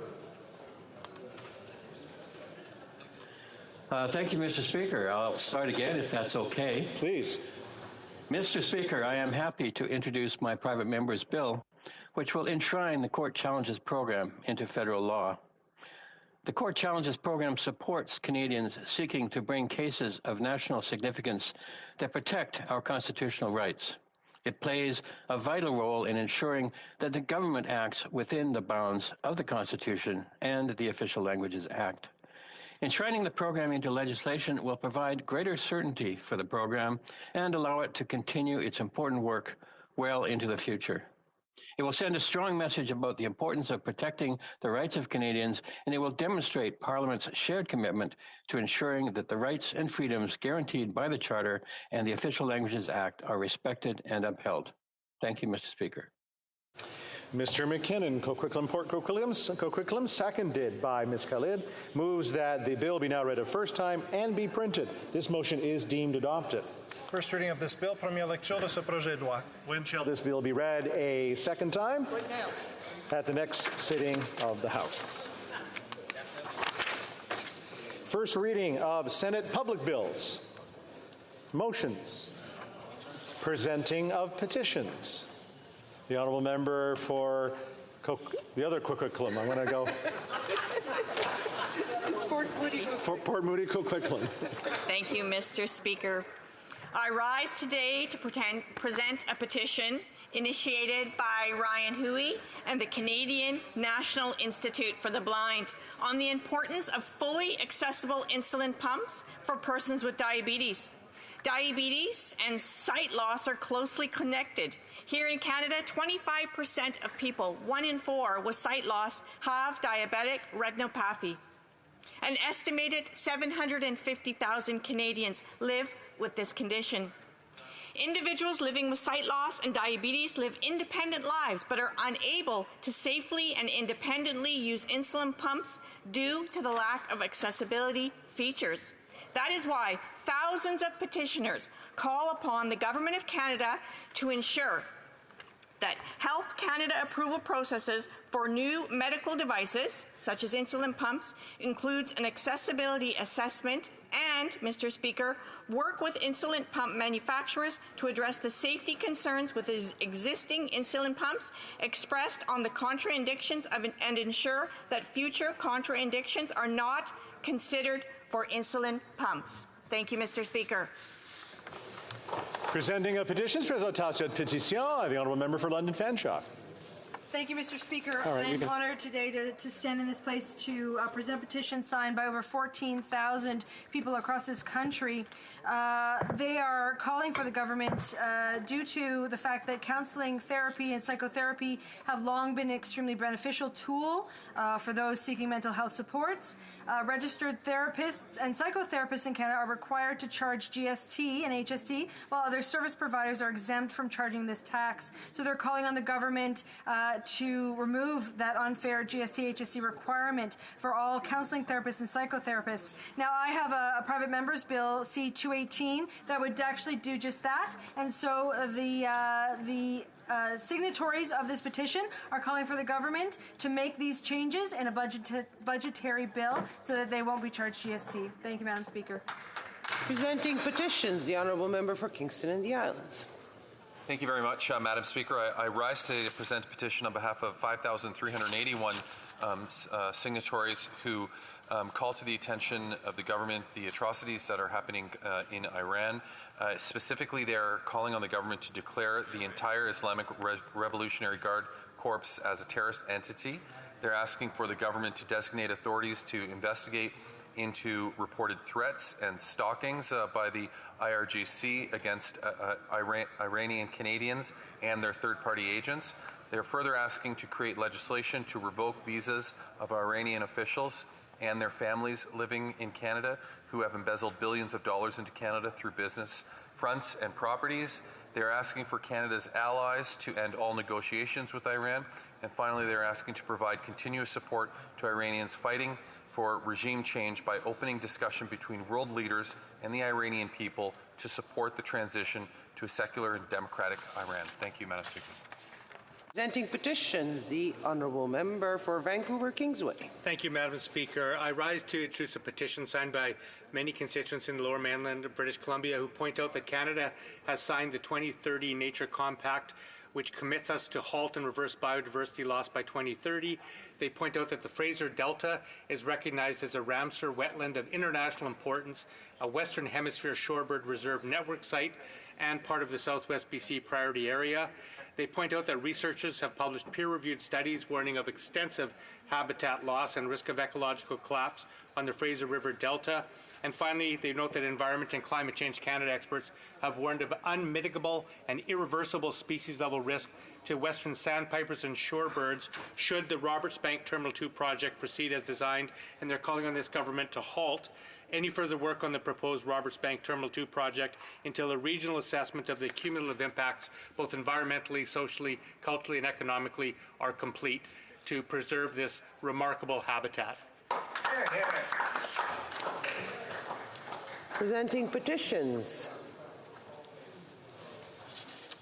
Questions on the order paper. The Honourable Parliamentary Secretary to the Government House Leader. Yes, thank you. Madam Speaker, if a revised response to question number 1134, originally tabled on January the 30th, 2023, could be made in order for return, this return would be tabled immediately.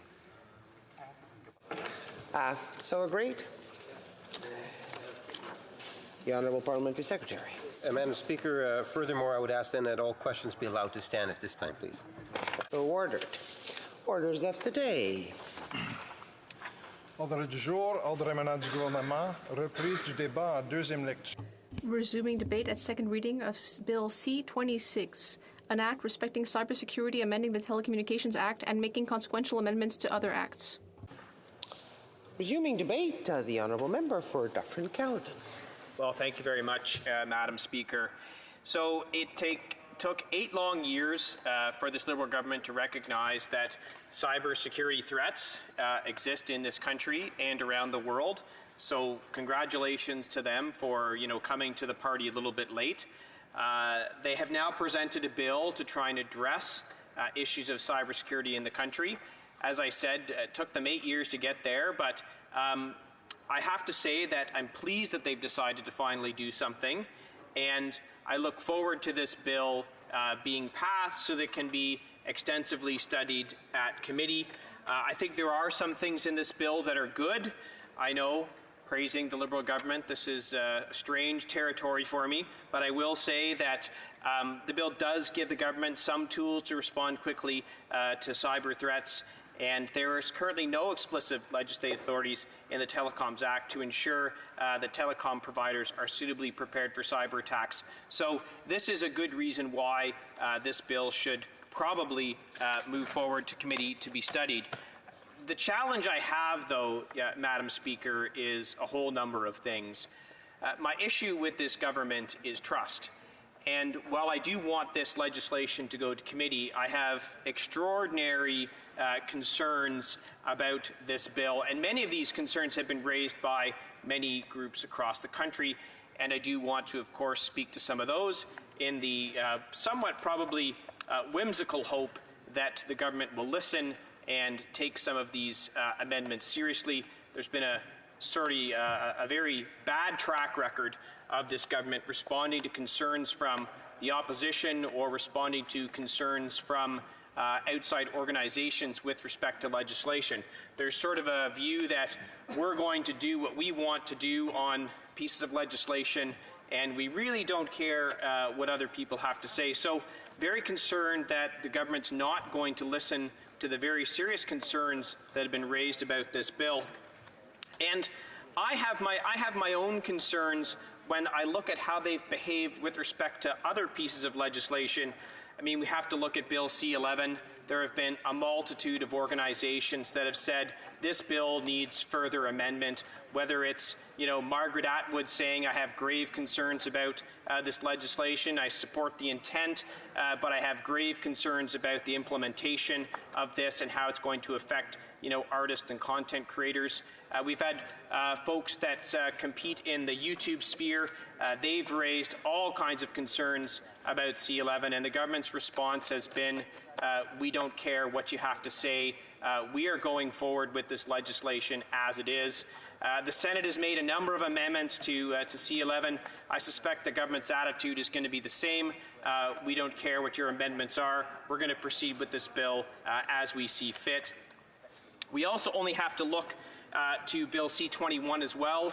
We had the minister clearly not aware of what constituted a hunting rifle and a hunting gun, so they introduced amendments at committee and took extraordinary pushback from Canadians from coast to coast to coast to get them to wake up to withdraw those amendments that they put in last minute. And what it speaks to is that despite having the disposal of the entire apparatus of the Canadian government, they're still unable to get legislation right, and it takes an enormous amount of effort and hue and cry across the country to say this has to stop, this has to be changed. And if you don't have that massive uprising, the government tends not to listen to the legitimate concerns of other constituents or other groups when they introduce legislation. So with that taken into context, it's why I have real concerns that the government's not going to listen to some of the serious concerns that have been raised with respect to Bill C-26. And I'm going to go through some of those. So the Canadian Civil Liberties Association has some very, very serious concerns. They've issued a joint letter with respect, and the joint letter goes on to say this. It says that the bill is deeply problematic and need fixing because it risks undermining our privacy rights and the principles of accountable governments and judicial due process. So this is a big, big bell that's going off that I hope the government's listening to. But as I've said, I don't have a lot of faith given how other pieces of legislation where thoughtful amendments have been put forward and the government decides not to do anything with it. So some of the concerns from the Canadian Civil Liberties Association, I just want to enumerate a few of those. So increased surveillance. They say the bill allows the federal government to secretly order telecom providers to do anything or refrain from doing anything necessary to secure the Canadian telecommunications system, including against the threat of interference, manipulation, or disruption. So that's a pretty broad power. And where are they putting the guardrails in that's going to limit the effects of this or protect the privacy rights of Canadians? That's something that I think is incredibly concerning. Termination of essential services. C-26 allows the government to bar a person or a company from being able to receive specific services and bar any company from offering these services to others by secret government order. So again, where are we going to have the checks and safety checks on this? Unfortunately, I'm not in a position where I think I can trust the government to do the right thing on these things, whether we've seen through vaccine mandates, whether we've seen through the legislation on C-21, whether we've seen through how they're trying to push through C-11 without listening to reasoned amendments. If reasonable concerns are raised about this bill, I just don't have the faith that they are going to take these concerns seriously and make the amendments that are necessary, and I really hope they do. Undermining privacy. The bill provides for the collection of data from designated operators, which could potentially allow the government to obtain identifiable and de-identified personal information and subsequently distribute it to domestic and perhaps foreign organizations. When you take the de-identified personal information of Canadians and you don't say how you're going to deal with that, what the protections you have in place to make sure that's not misused, or what happens in the circumstance that they take that information and somehow there's a government breach and where that information goes. These are things that I think, Madam Speaker, we should be extraordinarily concerned about.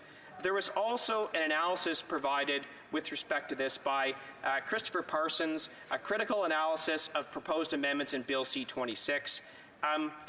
He raises the concerns of vague language.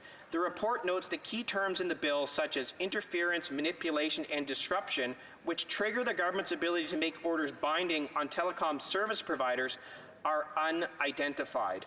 So again, where are the guardrails in this legislation to prevent government overreach and therefore protect Canadians? This is something that I think all Canadians should be watching, be very concerned about, and be letting their voices be heard with the government as to how they're going to do that. And then it talks about the Minister of Energy's scope of power to make orders is also undefined. So we're giving a whole host of undefined powers to the minister and the government that allows them to have all kinds of sensitive information. These are things that may be necessary. I don't know. They're highly concerning to me. They should be highly concerning to Canadians.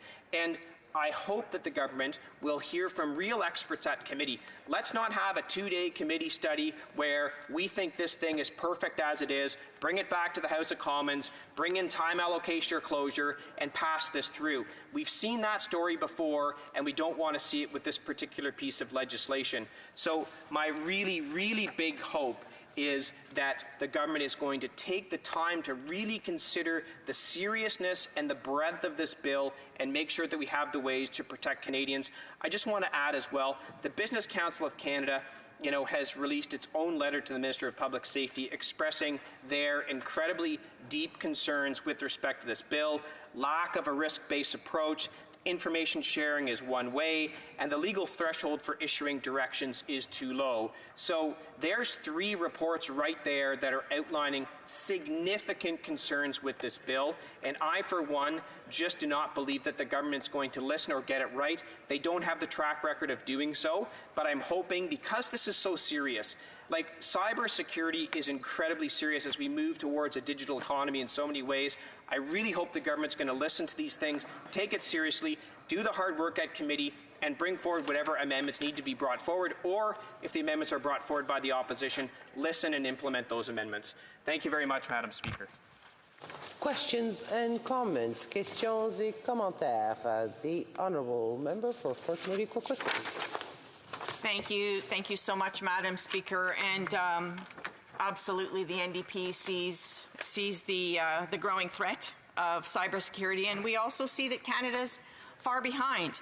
But we have concerns about transparency, and I know that the NDP member from Cowichan, Malahat, Langford has been instrumental in strengthening and making bills more appropriate that the Liberals have brought to this floor. So I have more than enough confidence that the NDP will ensure that Canadians get the transparency and the protection they believe. My question for the member, Madam Speaker, is could the member speak to the point that this government legislation allows for a complete exemption from the Statutory Instruments Act, and that means such orders can't be reviewed by Parliament through the Scrutiny of Regulations Committee? And I wonder if I could hear some comments on that, Madam Speaker. Member for Dufferin-Caledon. Well, I think I just add that to the list of things that I'm concerned about with this particular piece of legislation. I'm glad and encouraged that the member has stated the NDP is going to try and strengthen this piece of legislation. I hope they do that. They talk about they want transparency. I hope they're going to work really hard for transparency on this. We would love to see transparency at a different committee where we're trying to get someone to come and testify, and maybe the NDP can take their love for that transparency and bring it to that committee, and we can have PMO officials come and testify at that other committee. Questions and comments, questions et commentaires. The Honourable Member for Prince Albert. Thank my colleague for giving such an excellent presentation here today. You know, one of the things I've heard in talking to different universities and different groups was one of the faults of this piece of legislation is they have to share this information with the government when they've been attacked, but it's a one-way street. So when they see an attack happening, they share it with the government, but there's no information given back to other businesses to help them protect from attacks similar to that in nature. Can this member talk to about what it's important or what it means to companies when they are attacked and how it can hurt not only their bottom line? Indigo, for example, would be a good example of what's happening when they do see a cybersecurity attack. Honourable Member for Dufferin-Caledon. Well, look, I think everyone here knows how serious cyber attacks are.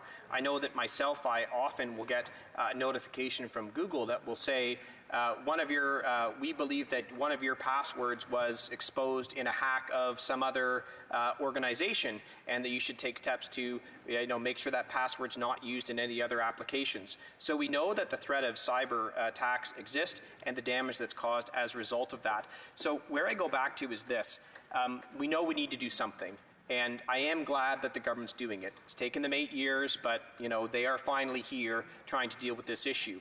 What they have to do is make sure that every voice on this is heard, whether it's industry saying, well, we need some information back, whether it's others saying the threshold for some of these things is too low, or they're saying, what are the guardrails on some of the things that are put in place? I think that the government's got a lot of work to do, and I hope they're willing to do it at committee. Questions et commentaires. Questions and comments. The Honourable Member for Vancouver Kingsway. Thank you, Madam Speaker. I'd like to thank my honourable colleague for his thoughtful speech, and I think everybody in this House agrees that we need to up our game in this country to protect Canadians and our society from cyber attacks. My specific question has to do with certain specific vulnerable groups, and I'm thinking of young people, particularly teenagers between the ages, say, of 13 and 19.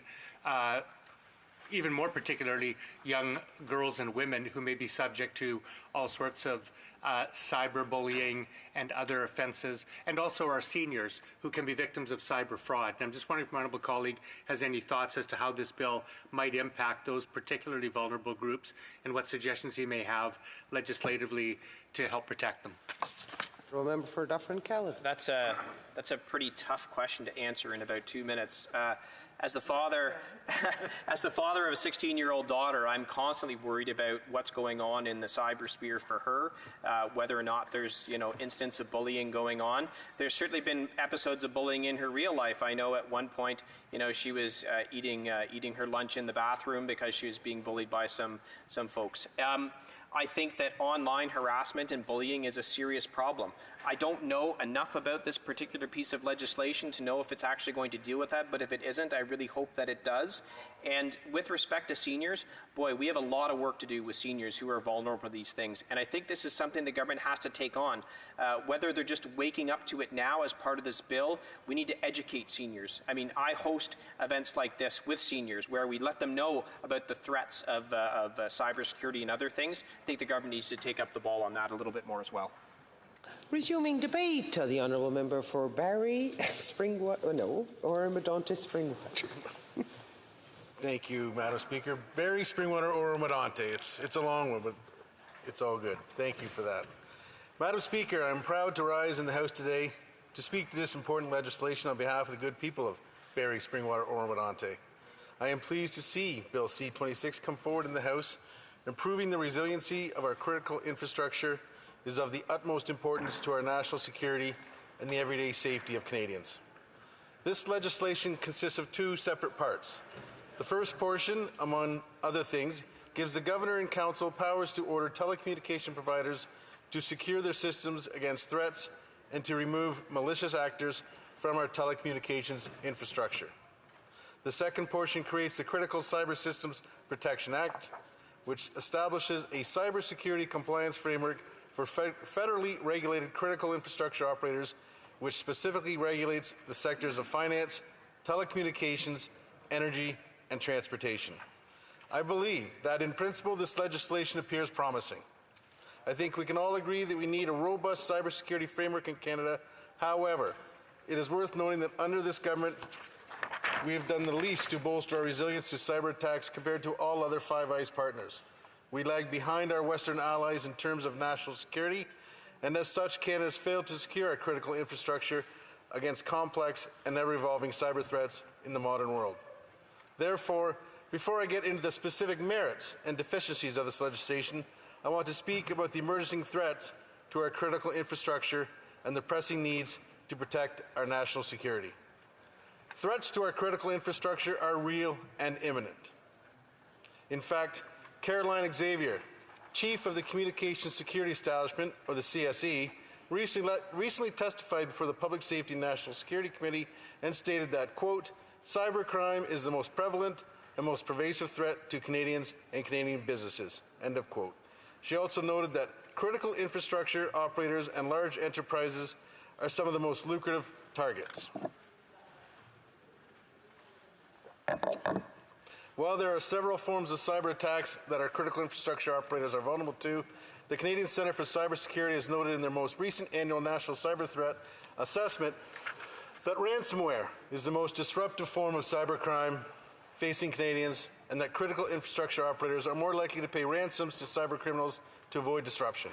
For example, in 2018, cyber criminals deployed a malicious software and successfully held the City Hall of a municipal government in Ontario hostage, which resulted in that government paying $35,000 to the hackers to avoid disruption. However, this is not always an effective strategy. A survey of Canadian businesses found that only 42% of organizations who paid ransom to cyber criminals had their data completely restored. In 2021, CSE stated that they were informed of 304 ransomware incidents against Canadian victims, over half of them in critical infrastructure. However, they acknowledge that cyber incidents are significantly underreported and the true number of victims is much higher. The enormous economic toll that these cyber breaches have on Canadian companies is worth noting. According to IBM in 2022, the average cost of a data breach, which includes but is not limited to ransomware to Canadians firms, was $7 million. There is currently no framework to ensure that companies report when they are victims of these attacks. I will acknowledge that this legislation takes steps to address this pervasive issue that Canadians are facing. However, it is certainly an overdue effort.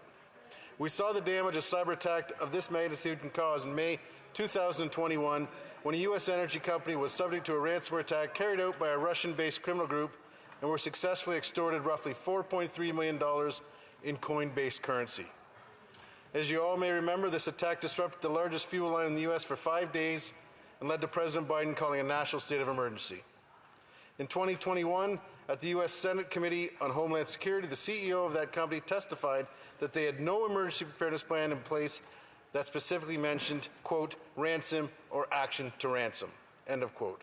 This incident underscores the fact that we as a country must enhance preparedness and improve the resiliency of our critical infrastructure in order to avoid similar incidents.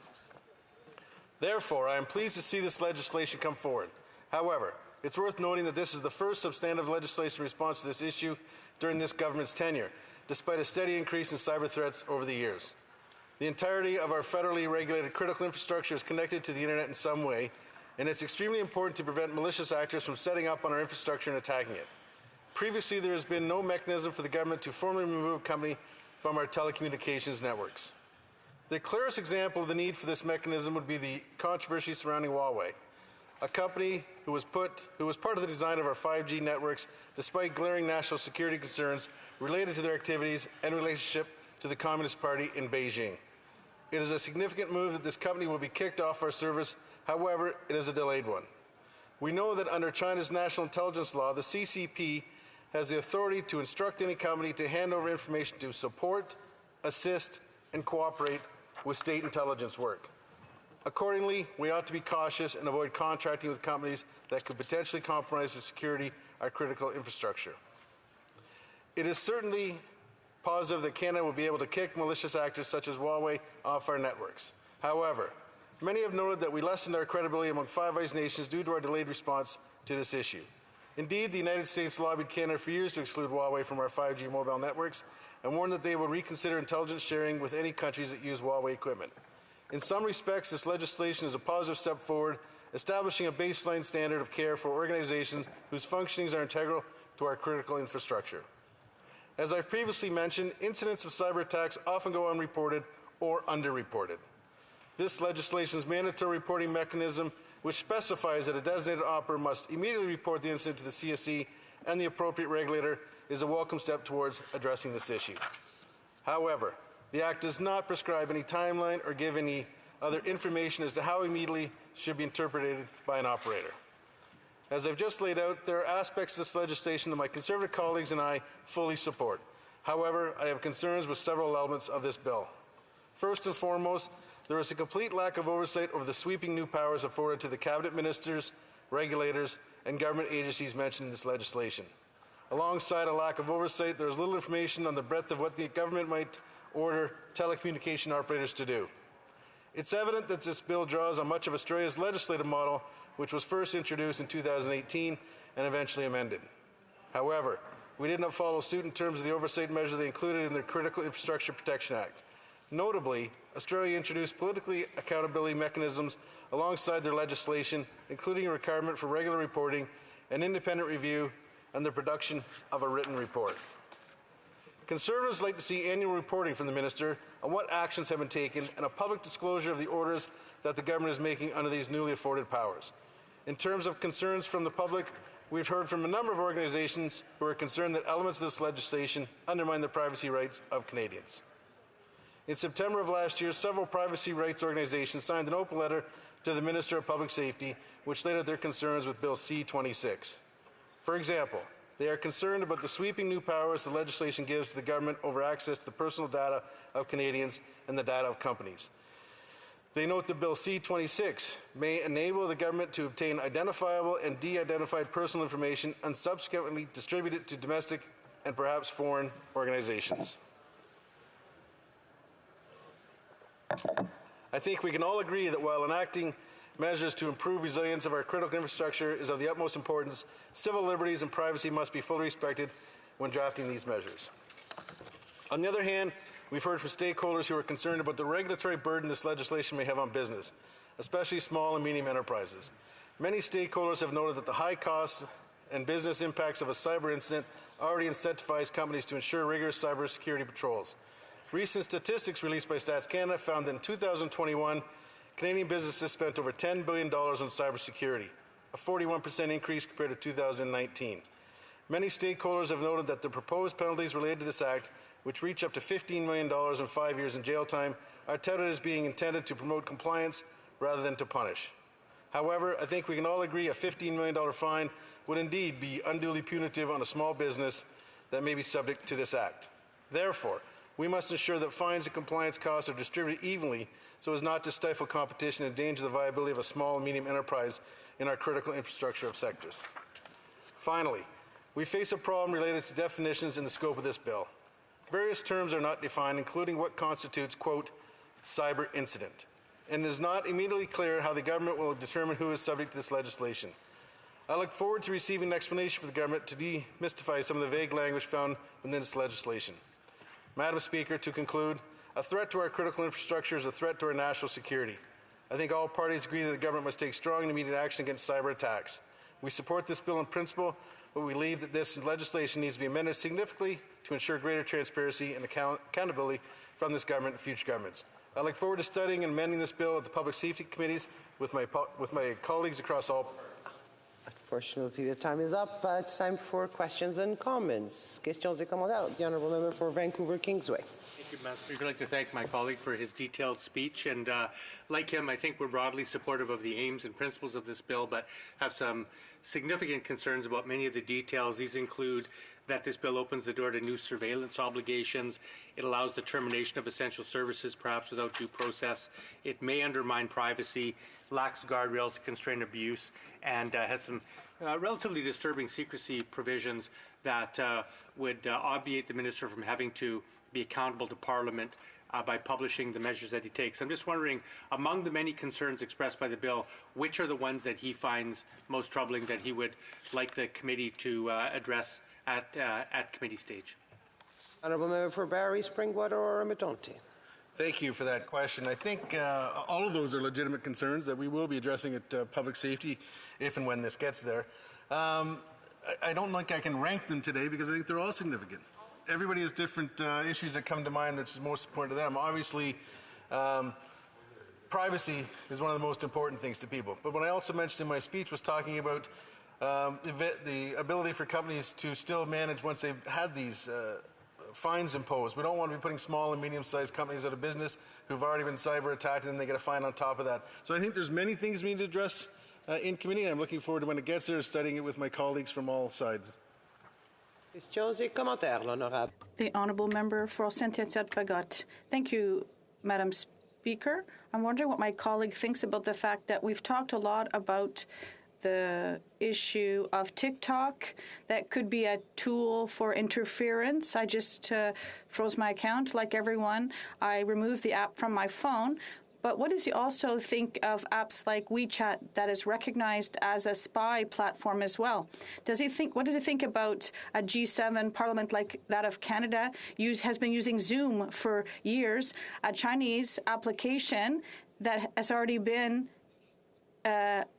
involved in a Chinese dissident interruption? Well, thank you for that question. To be quite candid with you, I have two teenage boys who are always kidding me that I'm a bit of a dinosaur when it comes to different social media platforms. So I have never had TikTok. I don't even know much about it, but I understand there's been a lot of issues with it. I think all of our social media platforms, we need to maybe stop, review them, and look at who's taking the information from those, because I think they can be, a lot of information can be gleaned from those. I think we've jumped into this new media method many years ago without really knowing the direction the road was going to take, and now that we're well down it, I think it's time we looked at all these different platforms and realized what information was being taken from them. Questions and comments? Resuming debate, the Honourable Member for Newmarket Aurora. Thank you, Madam Speaker. It's with great pleasure that I rise to discuss Bill C-26, an act respecting cybersecurity. I will be addressing elements of the legislation that deal with securing Canada's telecommunications systems. As Canadians rely more and more on digital communication, it's critical that our telecommunications system is secure. Let me assure this House that the Government of Canada takes security of that system seriously. That is why we conducted a review of 5G technology and the associated security and economic considerations. It is clear that 5G technology holds lots of promise for Canadians. Advanced telemedicine, connected and autonomous vehicles, smart cities, clean energy, precision agriculture, smart mining, and lots more. But our security review also made it clear that 5G technology will introduce new security concerns that malicious actors could exploit. Hostile actors have long sought and will continue to seek to exploit vulnerabilities in our telecommunications systems. The Canadian Security and Intelligence Service recognized this in its most recent public annual report.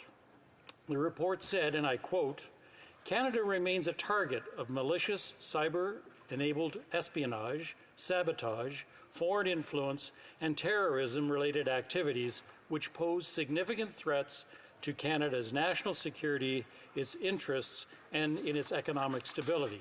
End of quote. The report said cyber actors conduct malicious activities to advance their political, economic, military, security, and ideological interests.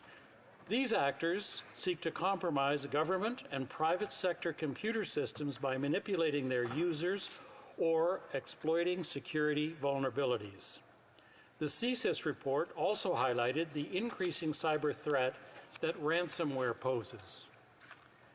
The Communications Security Establishment has similarly raised concerns about threats like ransomware in recent public threat assessments.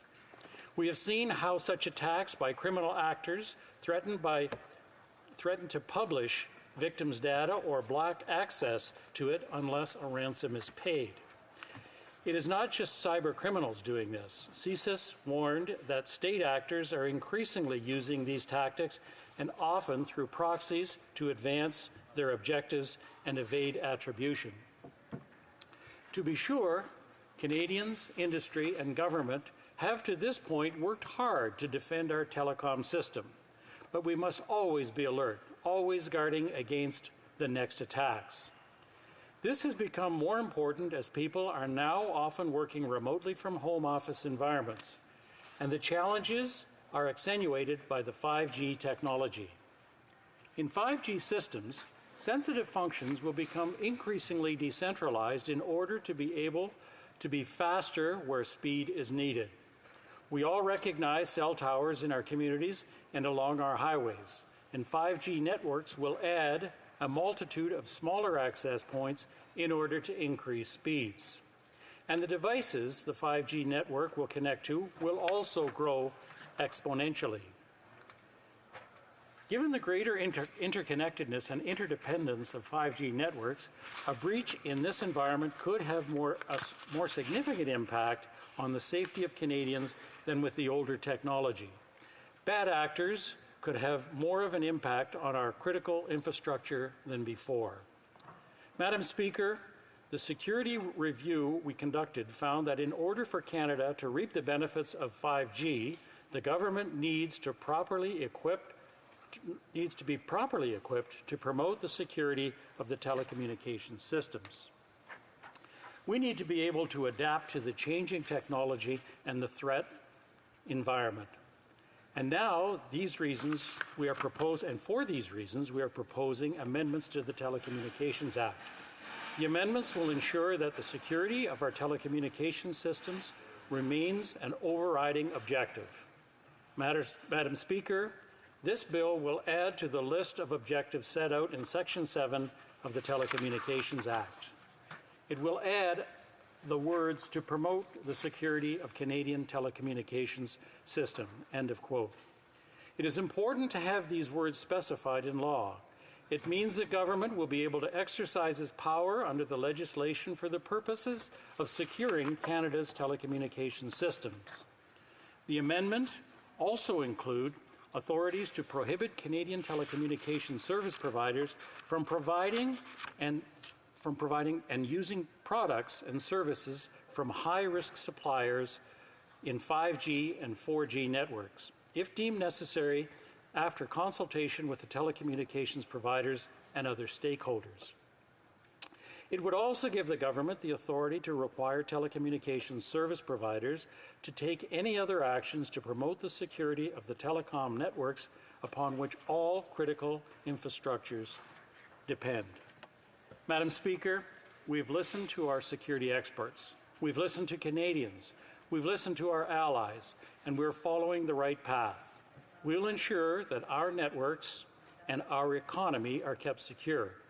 A safe and secure cyberspace is important for Canadian competitiveness, economic stability, and long-term prosperity.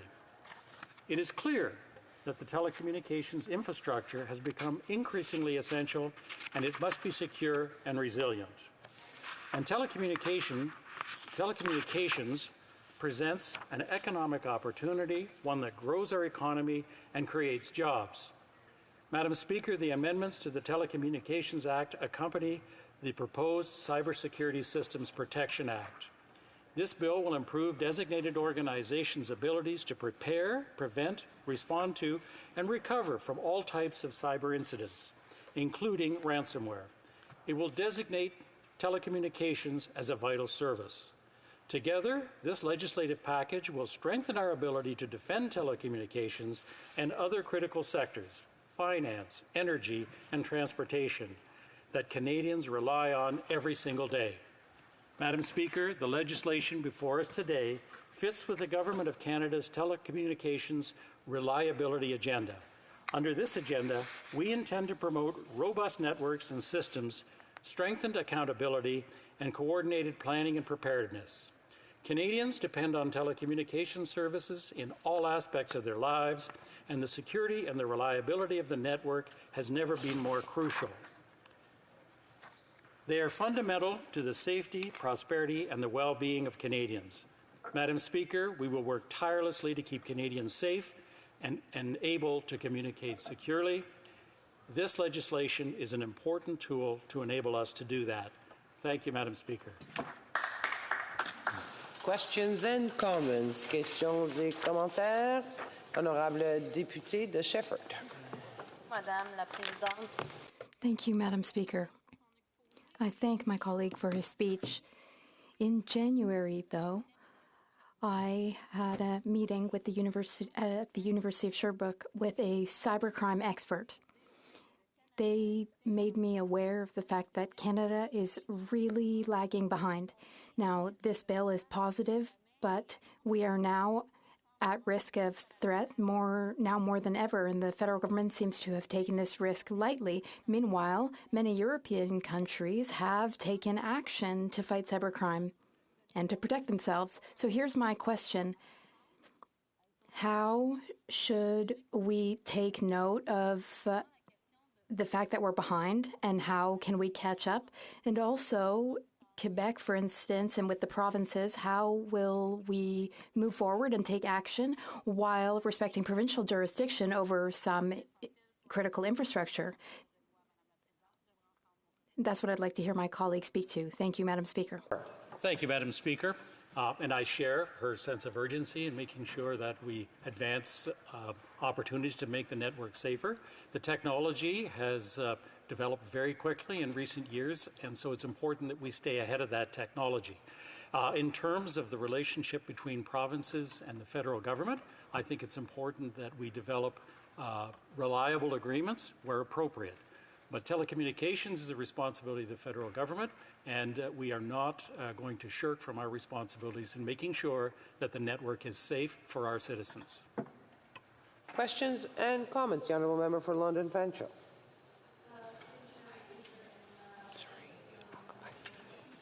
In this place, I too reiterate the thoughts of my bloc colleague in that, yes, we are quite behind in terms of this, in terms of what other countries are doing. But my concern, of course, is in terms of the broad scope of powers, of course, that have been granted to the minister by this bill. It was specifically written so that some of these orders weren't published in the Gazette. So I would really love to hear from the honourable member why the bill was crafted specifically to keep that out of that public piece of information. Thank you, Madam Speaker. The Honourable Member for Newmarket Aurora. Thank you, Madam Speaker. I think we all realize how important security is, and in some cases it may be necessary to act without making the information available so that the perpetrators of fraud against the cyber network understand what's being accomplished. So I think there are situations where information needs to be maintained securely, and I believe a responsible government will do so on the basis of being accountable and transparent to the extent that is appropriate. And I believe that the government will do that. Before Bruce Gray, Owen Sound. Thanks, Madam Speaker. I'll build on that last question a little bit because I think the member kind of took it out of context, and I may be wrong as well, that the question isn't around specific cyber incidents or transgressions that need to be, dealt with by the appropriate authorities. The issue is the legislation itself and how the power is going to be used by our security establishments. So one of the criticisms is, that I think needs to be flushed out at committee is how does this bill and the legislation get reported back here to the House of Commons and to Canadians? So would the member agree that it would be an important addition or amendment to the legislation to include the requirement for an annual report back to Parliament on how this legislation is progressing, what key changes our national security organizations have made so that Canadians can understand how their lives are being impacted in the cyber realm? Thanks, Madam Speaker. Member for Newmarket Aurora. Thank you. And I believe that transparency to the extent that is possible without jeopardizing security is important.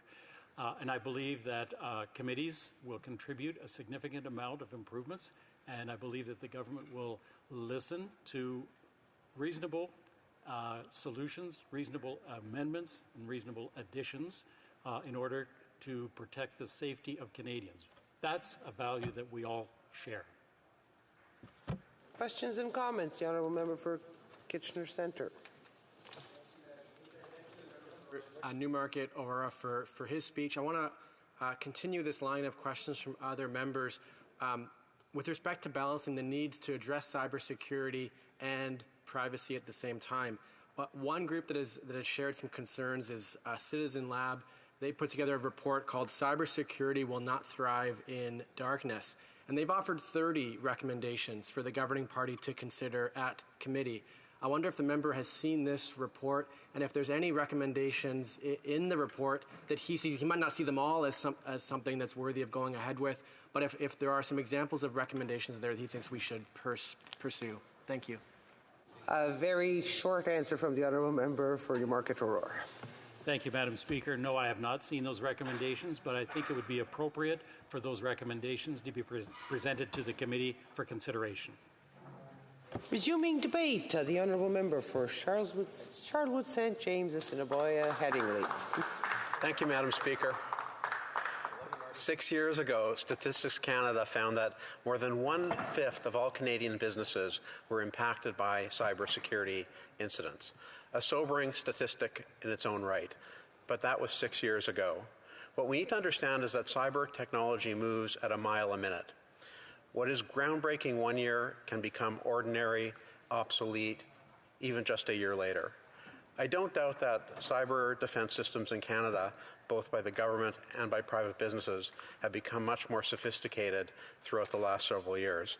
But the technology used for cyber attacks, whether by foreign or domestic actors, has developed even more quickly. We're seeing this play out in real time, Madam Speaker. Just a month ago, Indigo fell victim to a ransomware attack. Online purchases became impossible. In-store purchases could still happen, but only if you were carrying cash. And most alarmingly of all, information about the chain's employees was accessed. The situation continues to drag on. Canada's largest bookstore chain held for ransom. The emergency that Indigo finds itself in is terrible, but back in January, the Russia-tied group that carried out this attack, Lockbit, did something far more cruel when it hacked the Sick Kids Hospital in Toronto. Those are just two examples of how cyber warfare transpires in Canada, amongst thousands of other examples every single year. Today, particularly at a time when we know that foreign powers are actively seeking to undermine Canada, its institutions, and its critical infrastructure, it's time for the government to step in and put forward a cybersecurity strategy.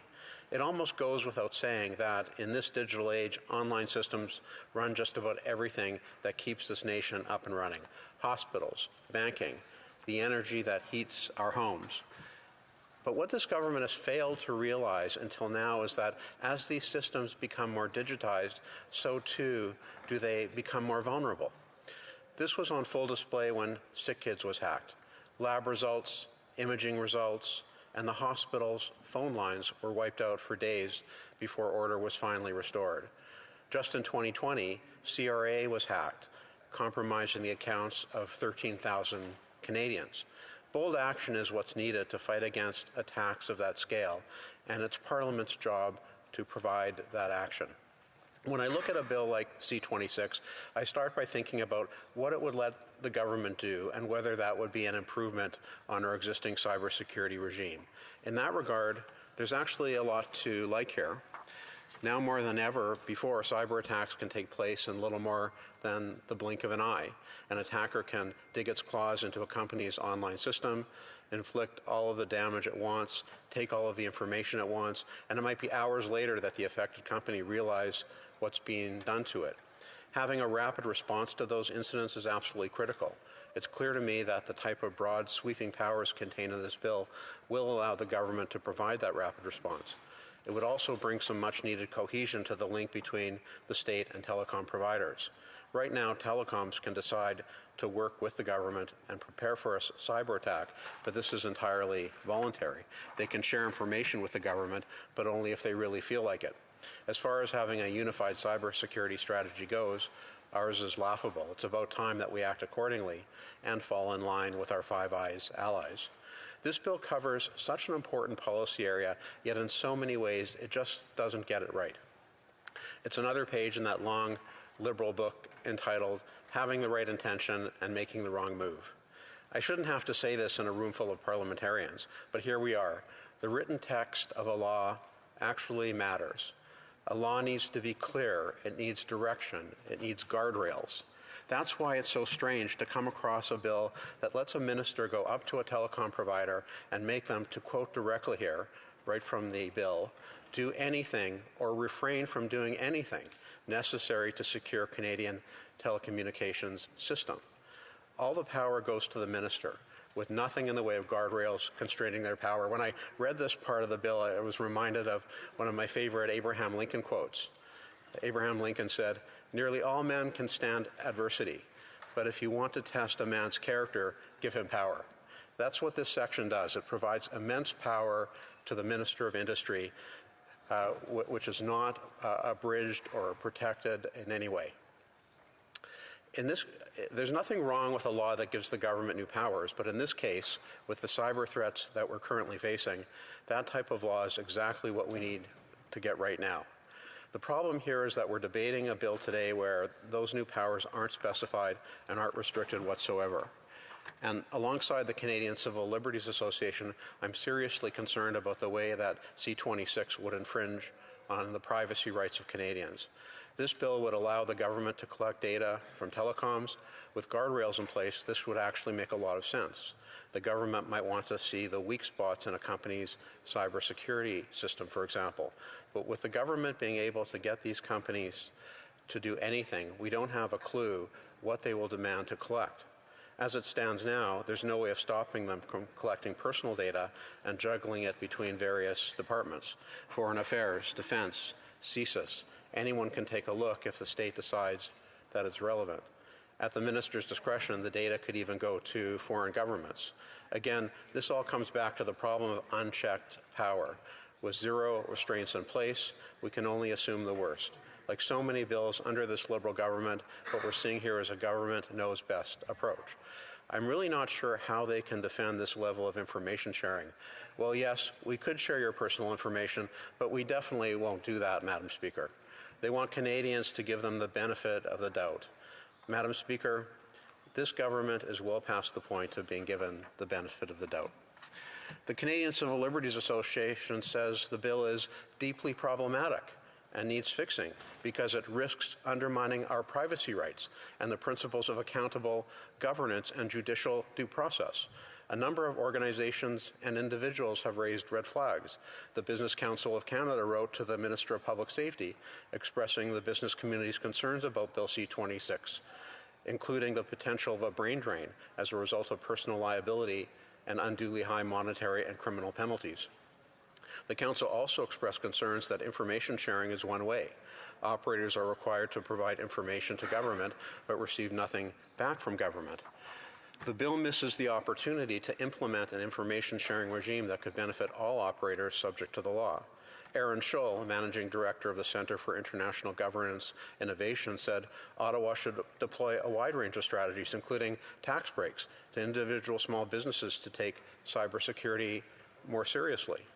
The Monk School issued a report on C26 where they itemized a series of deficiencies, including that the breadth of what the government might order a telecommunications provider to do is not sufficiently bounded. There are massive glaring issues in Bill C26, and what is so unfortunate about this is that I think that enhancing Canada's cybersecurity is something that all parties can get behind. I am willing to see this bill move forward, but it's going to need some major amendments in committee, amendments that protect civil liberties and constrain abuse. There needs to be a threshold test, providing that an order being given by the government is proportionate, reasonable, and above all else necessary. The minister should have to table reports, annually perhaps. How many orders did they issue in a given year? What kinds of orders, broadly speaking? And if the government mishandles someone's personal information, which they likely will, this bill needs to make it clear that those people will be compensated. We find ourselves debating another highly important, poorly crafted bill, courtesy of this Liberal government. I want to see this bill go to committee so that experts, especially those with a focus on civil liberties, can help make this bill work. To be clear, if the issues in this bill concerning privacy and impacts to business are not addressed, the Conservative Party is ready to pull its support immediately and put up a very strong defense to stop this bill from going beyond committee. After all, if the Liberals can't manage Canada's cybersecurity, they can just get out of the way and let Conservatives handle it. Thank you, Madam Speaker. Questions and comments? The Honourable Parliamentary Secretary to the Minister, to the Government House. Yes, thank you, Madam Speaker. I understand that the Conservative Party is going to actually be voting in favour of the legislation, and I'm glad to hear that because we recognize that it doesn't matter which political party one is of, that the issue of cybersecurity is something in which we all need to take seriously. And listening to the debate today, conservative after conservative has come up and said, yeah, I support the bill. It's a bill that we want to see go to committee. And I guess, given the members' comments, does the Conservative Party actually have any amendments that they're prepared to share through the House of Commons with Canadians by giving any sort of indication? What tangible amendments would they like to see to the legislation that he could share with us prior to it going to committee? For Charles with St. James, Assiniboia Headingley. Madam Speaker, I want to thank my colleague from Winnipeg North. It's always nice to get a question from a fellow Winnipegger. I love the prairie pragmatism of his question, what amendments might we put forward. But I think the purposes of my speech today and the speeches you've been hearing from our side of the House today is to point out the flaws in the bill and that we will support the bill to get to committee stage. And it's at committee stage where we can have a fulsome discussion with the experts about these flaws and come up with serious practical amendments that make this bill even stronger. And I think my colleague from Winnipeg North would agree that it's in everybody's interest to make this bill as strong as possible. Questions et commentaires, l'honorable député de Saint-Hyacinthe-Bagotte. The Honourable Member for Saint-Hyacinthe-Bagotte. Thank you, Madam Speaker. I thank my colleague for a captivating speech. Here's my question for him. How does he feel about the government's strategy for Huawei and 5G? The government has done a lot of back and forth, a lot of flip-flopping, so how does he feel about the government's response? Honourable Member for Charlotte St. James, Assiniboia Headingley. Well, I want to thank my colleague from the bloc for that very important question. I don't have a lot of comfort that this government will get it right, given how many years they dragged their feet on Huawei. So I think there's every reason to be concerned that this bill might come out of committee without the amendments that are necessary. One of the things that I'm particularly concerned about is this sentence I referred to from the bill that the minister can do or refrain from doing anything necessary to secure the Canadian telecommunication system. That statement needs to be measured against Section 7 and 8 of the Charter, the right to life, liberty, and security of person, and to be secure against unreasonable search and seizure. We need to make sure that this bill can stand the scrutiny of the courts in case any business or individual affected by it decides to make a charter challenge. So I think that there are serious concerns around the idea of giving a minister unfettered power, as one of my political heroes, Abraham Lincoln, said, who I mentioned earlier in my speech. Questions et commentaires. Questions and comments? The Honourable Member for London Fanshawe. Thank you, Madam Speaker. Earlier, just before this honourable member's speech, we heard from a Liberal government member, and one of the things that this member spoke about in his speech was specifically that government knows best, and just trust the government on this, you'll be fine. That came out of one of the answers to a question that I had asked. So I would like for him to expand upon that in terms of that concern, that's what we're hearing exactly today in the questions that we're asking in terms of that transparency and accountability that are required from this bill. Thank you, Madam Speaker. The Honourable Member for Charlotte St. James, Assiniboia Headingley. I want to thank my colleague from the NDP for that thoughtful question. There's every reason to think that the government will mess this up. For example, just this morning there was a story about the CBC taking personal private information of its employees and actually posting it online against their will and without their consent. Now, my colleagues across the way might say, well, the CBC is an independent body, but the reality is that the CBC is mandated as a Crown corporation under federal legislation and has to report to the Minister of Heritage on an annual basis. So the government has some culpability in this. And so if we see the CBC messing this up, how can we trust the government to get it right? Resuming debate, the Honourable Member for Central Okanagan, Similkin and Nicola. Thank you, Madam Speaker, and certainly it's a pleasure to rise on behalf of the good people of Central Okanagan, Similkin and Nicola. And I welcome this debate because essentially, Madam Speaker, what the government has put forward in this bill is two words: trust us. Trust us and give us all these powers for both the Telecommunications Act, expanding it drastically, and also when it comes to designating cybersecurity systems as of being of such importance that a whole host of new rules will be put upon them, Madam Speaker. That's what the government's asking us to do. The same government, Madam Speaker, that took years to answer the question, will we allow Huawei in our 5G infrastructure? A question, Madam Speaker, that has infuriated our allies, because they expect Canada to be a trustworthy party in the Five Eyes intelligence and sharing, Madam Speaker. Also from the companies themselves.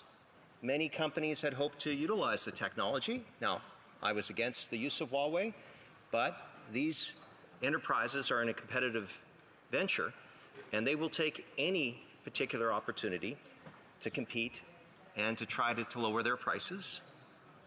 And, Madam Speaker, they wasted years. This government wasted years that could have happened for that infrastructure to be procured. Now, it also infuriated, I believe, many Canadians who wanted a simple yes or no on Huawei. And this government went through three, I think, public safety ministers that said an answer is coming, an answer is coming, an answer is coming. And finally, they said no, Madam Speaker. Finally. They did. They answered Conservatives' calls to no way to Huawei. But now, Madam Speaker, they put forward a bill that essentially gives the power to the government. For example, Madam Speaker, government will be able to bring forward an order that cannot be reviewed by Parliament. In fact, the Statutory Instruments Act is being exempted from both the telecommunications component of C26 as well as the new cyber security part, Madam Speaker, Cyber Security Protection Act. And what's alarming about that, and as the co-chair of the Joint Standing Committee for the Scrutiny of Regulations, that committee is tasked by this House and by the other place to ensure that when the government creates an order or a regulation, that it does not exceed the authority that has been granted to it by Parliament. And we're able, Madam Speaker, to be able to make sure that when a department or minister is charged with a delegated authority, that it does so justly and in light of the legislation. It does not ultra vires succeed it. So, Madam Speaker, in this legislation, they are effectively saying we get to place secret orders that cannot be reviewed by Parliament. Now, you may say, well, they can go to a justice and be able to hear out their case in court if a company or person, and again, Madam Speaker, that's another thing, who can be designated under this act is an open question. But someone could go in front of a justice, but guess what, Madam Speaker? The government reserves the right to actually make their accusations in a closed-door fashion where that person or company does not have to be there to defend themselves against the evidence that is brought to the court. So they may be subject to a secret order that is so secret that they can't even be said within a closed hearing by an independent judge. Now, some may say, well, so what? It's for national security. We actually don't know, Madam Speaker. There are so many different organizations that this can make powers here. Everything from the minister, the responsible minister, the appropriate regulator, the Minister of Foreign Affairs, the Minister of National Defense, the Chief of the Defense Staff, the Chief or an employee of the Communications Security Establishment, the Director or an employee of the Canadian Security Intelligence Service, or any other person or entity that is prescribed by the regulations. Trust us, says the government. Give us this power, and we will choose who can use it on who. And Parliament will never know anything about it. And even if that person or company protests, they will not even be able to hear the evidence in court as to why they must comply. Now, granted, I believe that we should have the ability within Canada's interests to be able to work with providers around concerns. But this, Madam Speaker, I have great reservations on. This bill says trust us. Trust us, this government says repeatedly. When we ask questions about foreign interference, trust us. When we share concerns about Huawei, trust us. Madam Speaker, this is not a respectful way to do it. Now, let me tell you about a respectful way to do these things, Madam Speaker. Well, a respectful way would be, perhaps, having brought forward a bill, bring it to committee stage first. There is a process where a committee can actually hear hearings on potential legislation before it comes to this place for second reading. Again, it offers the committee the flexibility to begin hearings and to be able to mold whether or not those powers are going to be broadly met in this House. And in a minority setting, Madam Speaker, that would have been ideal. But what even would have been better than that, Madam Speaker? Because that's the past, the government has brought forward this, now we're in second reading, is to look at the example of Australia.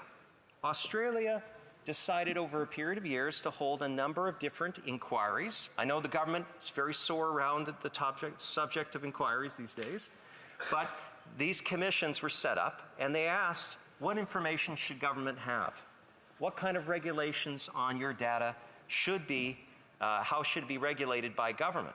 Essentially, it took the approach that someone's personal data is their own and should be able to direct it. Now, over a series of these commissions, and some of them are 800 pages long, Madam Speaker, they decided on a process for making changes. They decided that they would focus on privacy, and they said they would focus on what the government could keep and what it couldn't keep, and they went through that legislative process.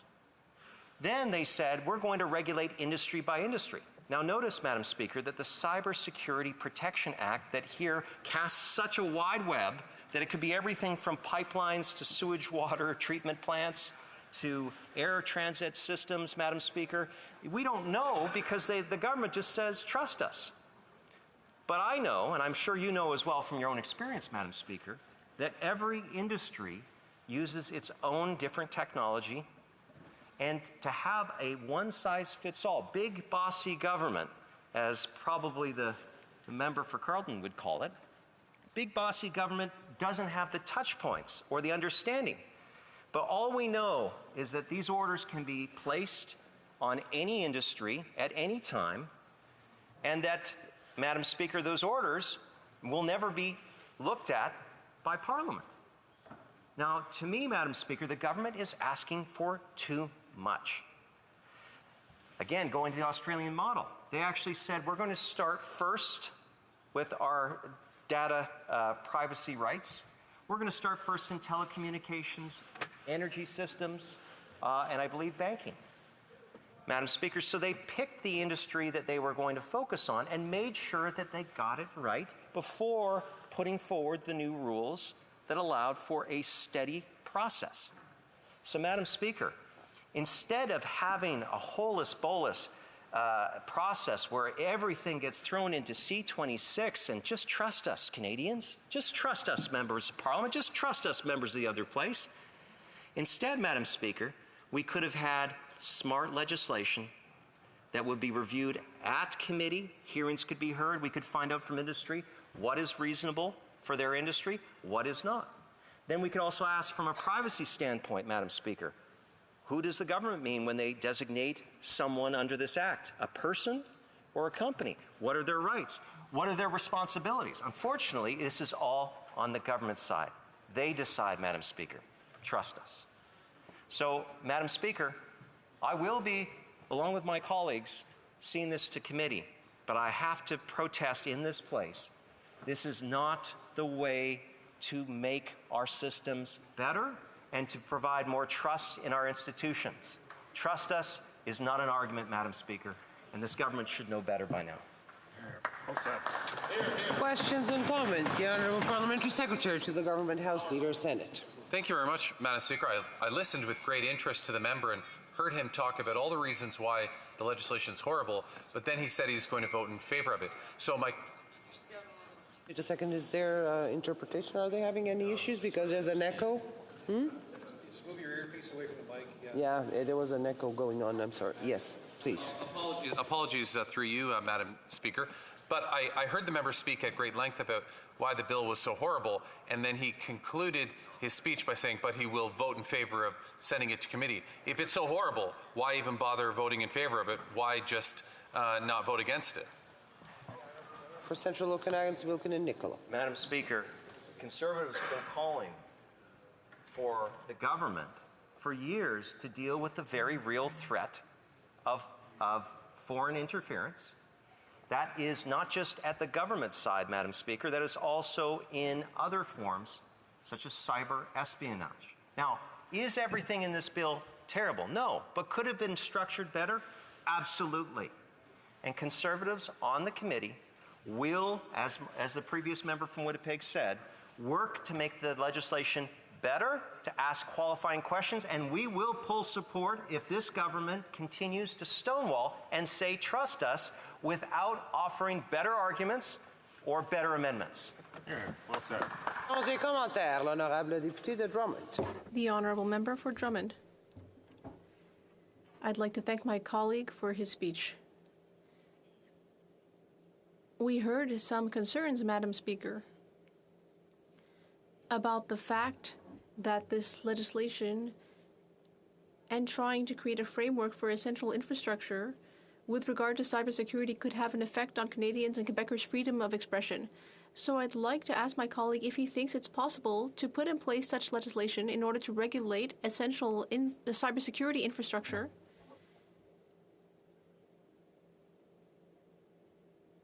while at the same time protecting freedom of expression. I'm sorry, I couldn't think of the expression, but that's the question. Thank you, Madam Speaker. So I don't know precisely an answer to his question, but what I do know that this is not it.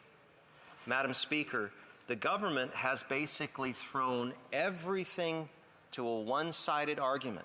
Industry has raised concerns with the government that there is no two-way communication. The government will just simply communicate out, and there's no formal feedback, or pardon me, the other way around, that industry can report to government, but there's no way to have any kind of forward guidance from the government in this legislation. Those one-way streets, Madam Speaker, lead nowhere. Commentaires, questions and comments. The honourable member for Battle River Crowfoot. Thank you very much, Madam Speaker, and I appreciate the speech that my colleague made. The track record, I think, here is one of the biggest points that I took from his speech, and specifically he referenced how the government delayed for years and years and years related to their decision on Huawei. This is not a new concern, but Madam Speaker, after 8 years of the Liberals delaying, refusing to take action and to provide leadership, while many of our global counterparts have, and specifically he emphasized very well, I think, the example of Huawei. I'm wondering if he could expand a little further on how damaging that delay was to Canada's international reputation on cybersecurity. Member for Central Okanagan, Similkin and Nicola. Well, Madam Speaker, and governments are made up of people, and people make mistakes. And Madam Speaker, after probably talking to many of our allies and seeing what the United States, Great Britain, and New Zealand and other Five Eyes partners have done, Australia, they've probably heard back the feedback that it was a black eye. It took so long for Huawei to be banned from Canada's 5G infrastructure. And so now, Madam Speaker, perhaps this is the overreaction to try to make up for that space. But let me tell you, Madam Speaker, in this place, in this country, we want laws that are just and fair and most of all practicable. Unfortunately, Madam Speaker, this is a one-size-fits-all, big, bossy government that says, trust us, we know the shots, and we will take them as we see them. They have not done well in the past, Madam Speaker, and this overshoot, I believe, is to respond to that lack of credibility from Huawei, but two wrongs do not make a right, Madam Speaker. À l'ordre, conformément à l'article...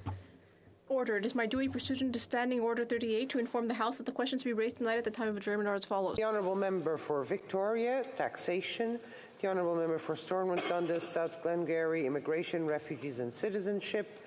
The Honourable Member for Lanark, Frontenac, Kingston, Cannabis. Reprise du débat, l'honorable député de Laurentides-Labelle. The Honourable Member for Laurentides-Labelle. Thank you, Madam Speaker.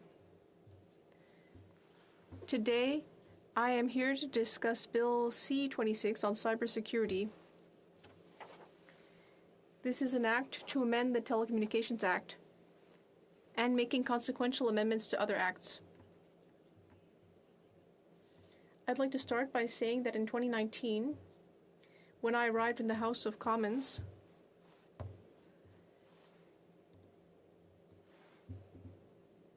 everyone was talking about the Desjardins data leak. At the time, I was on the Standing Committee for Access to Information, Privacy and Ethics,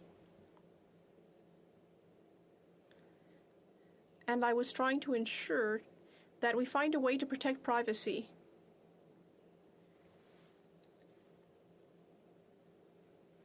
And do something about the fact that we use our social insurance number for identification in many cases. And once again, it took a scandal to get the government moving on this issue. Today, I am no longer on the Ethics Committee. I am one of the vice chairs of the Procedure Committee. And once again, it took a scandal in the media for the government to really listen. We've seen a lack of attention on security, the election process, national security. We're seeing a lack of rigor on all of these topics.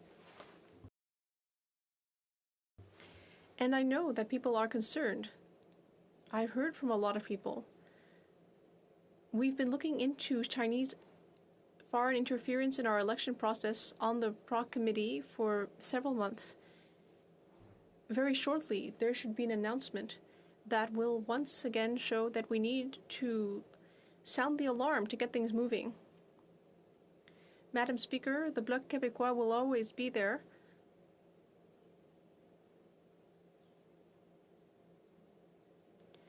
Will always be there when it comes to casting light on various scandals or allegations. It will be there to force the government to take action. Always to help our deserving fellow citizens. In light of what I just said, Madam Speaker, It goes without saying that C26 is a step in the right direction, a step. The act brought forward by the Minister of Public Safety aims to strengthen the Canadian telecommunication system. I will be perfectly honest, I have serious concerns. For several years, the government has been eroding my trust on issues of national security.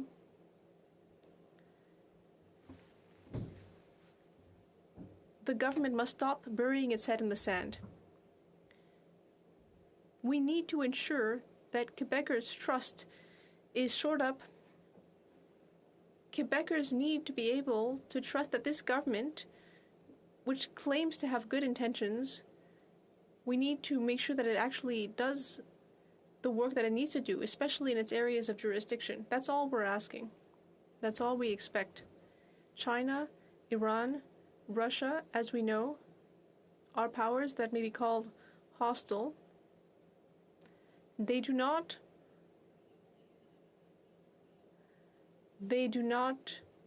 wish us well, and we need to protect ourselves. The government needs to find systems in order to avoid what we're seeing now.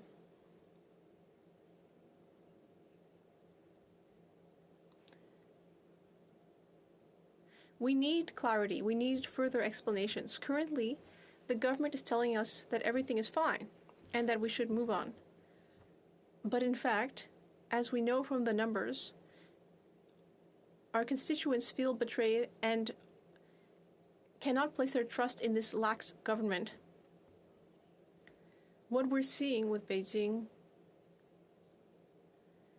leaves me wondering, is there something that we don't know? Why is action only being taken in such a reactive manner and so late?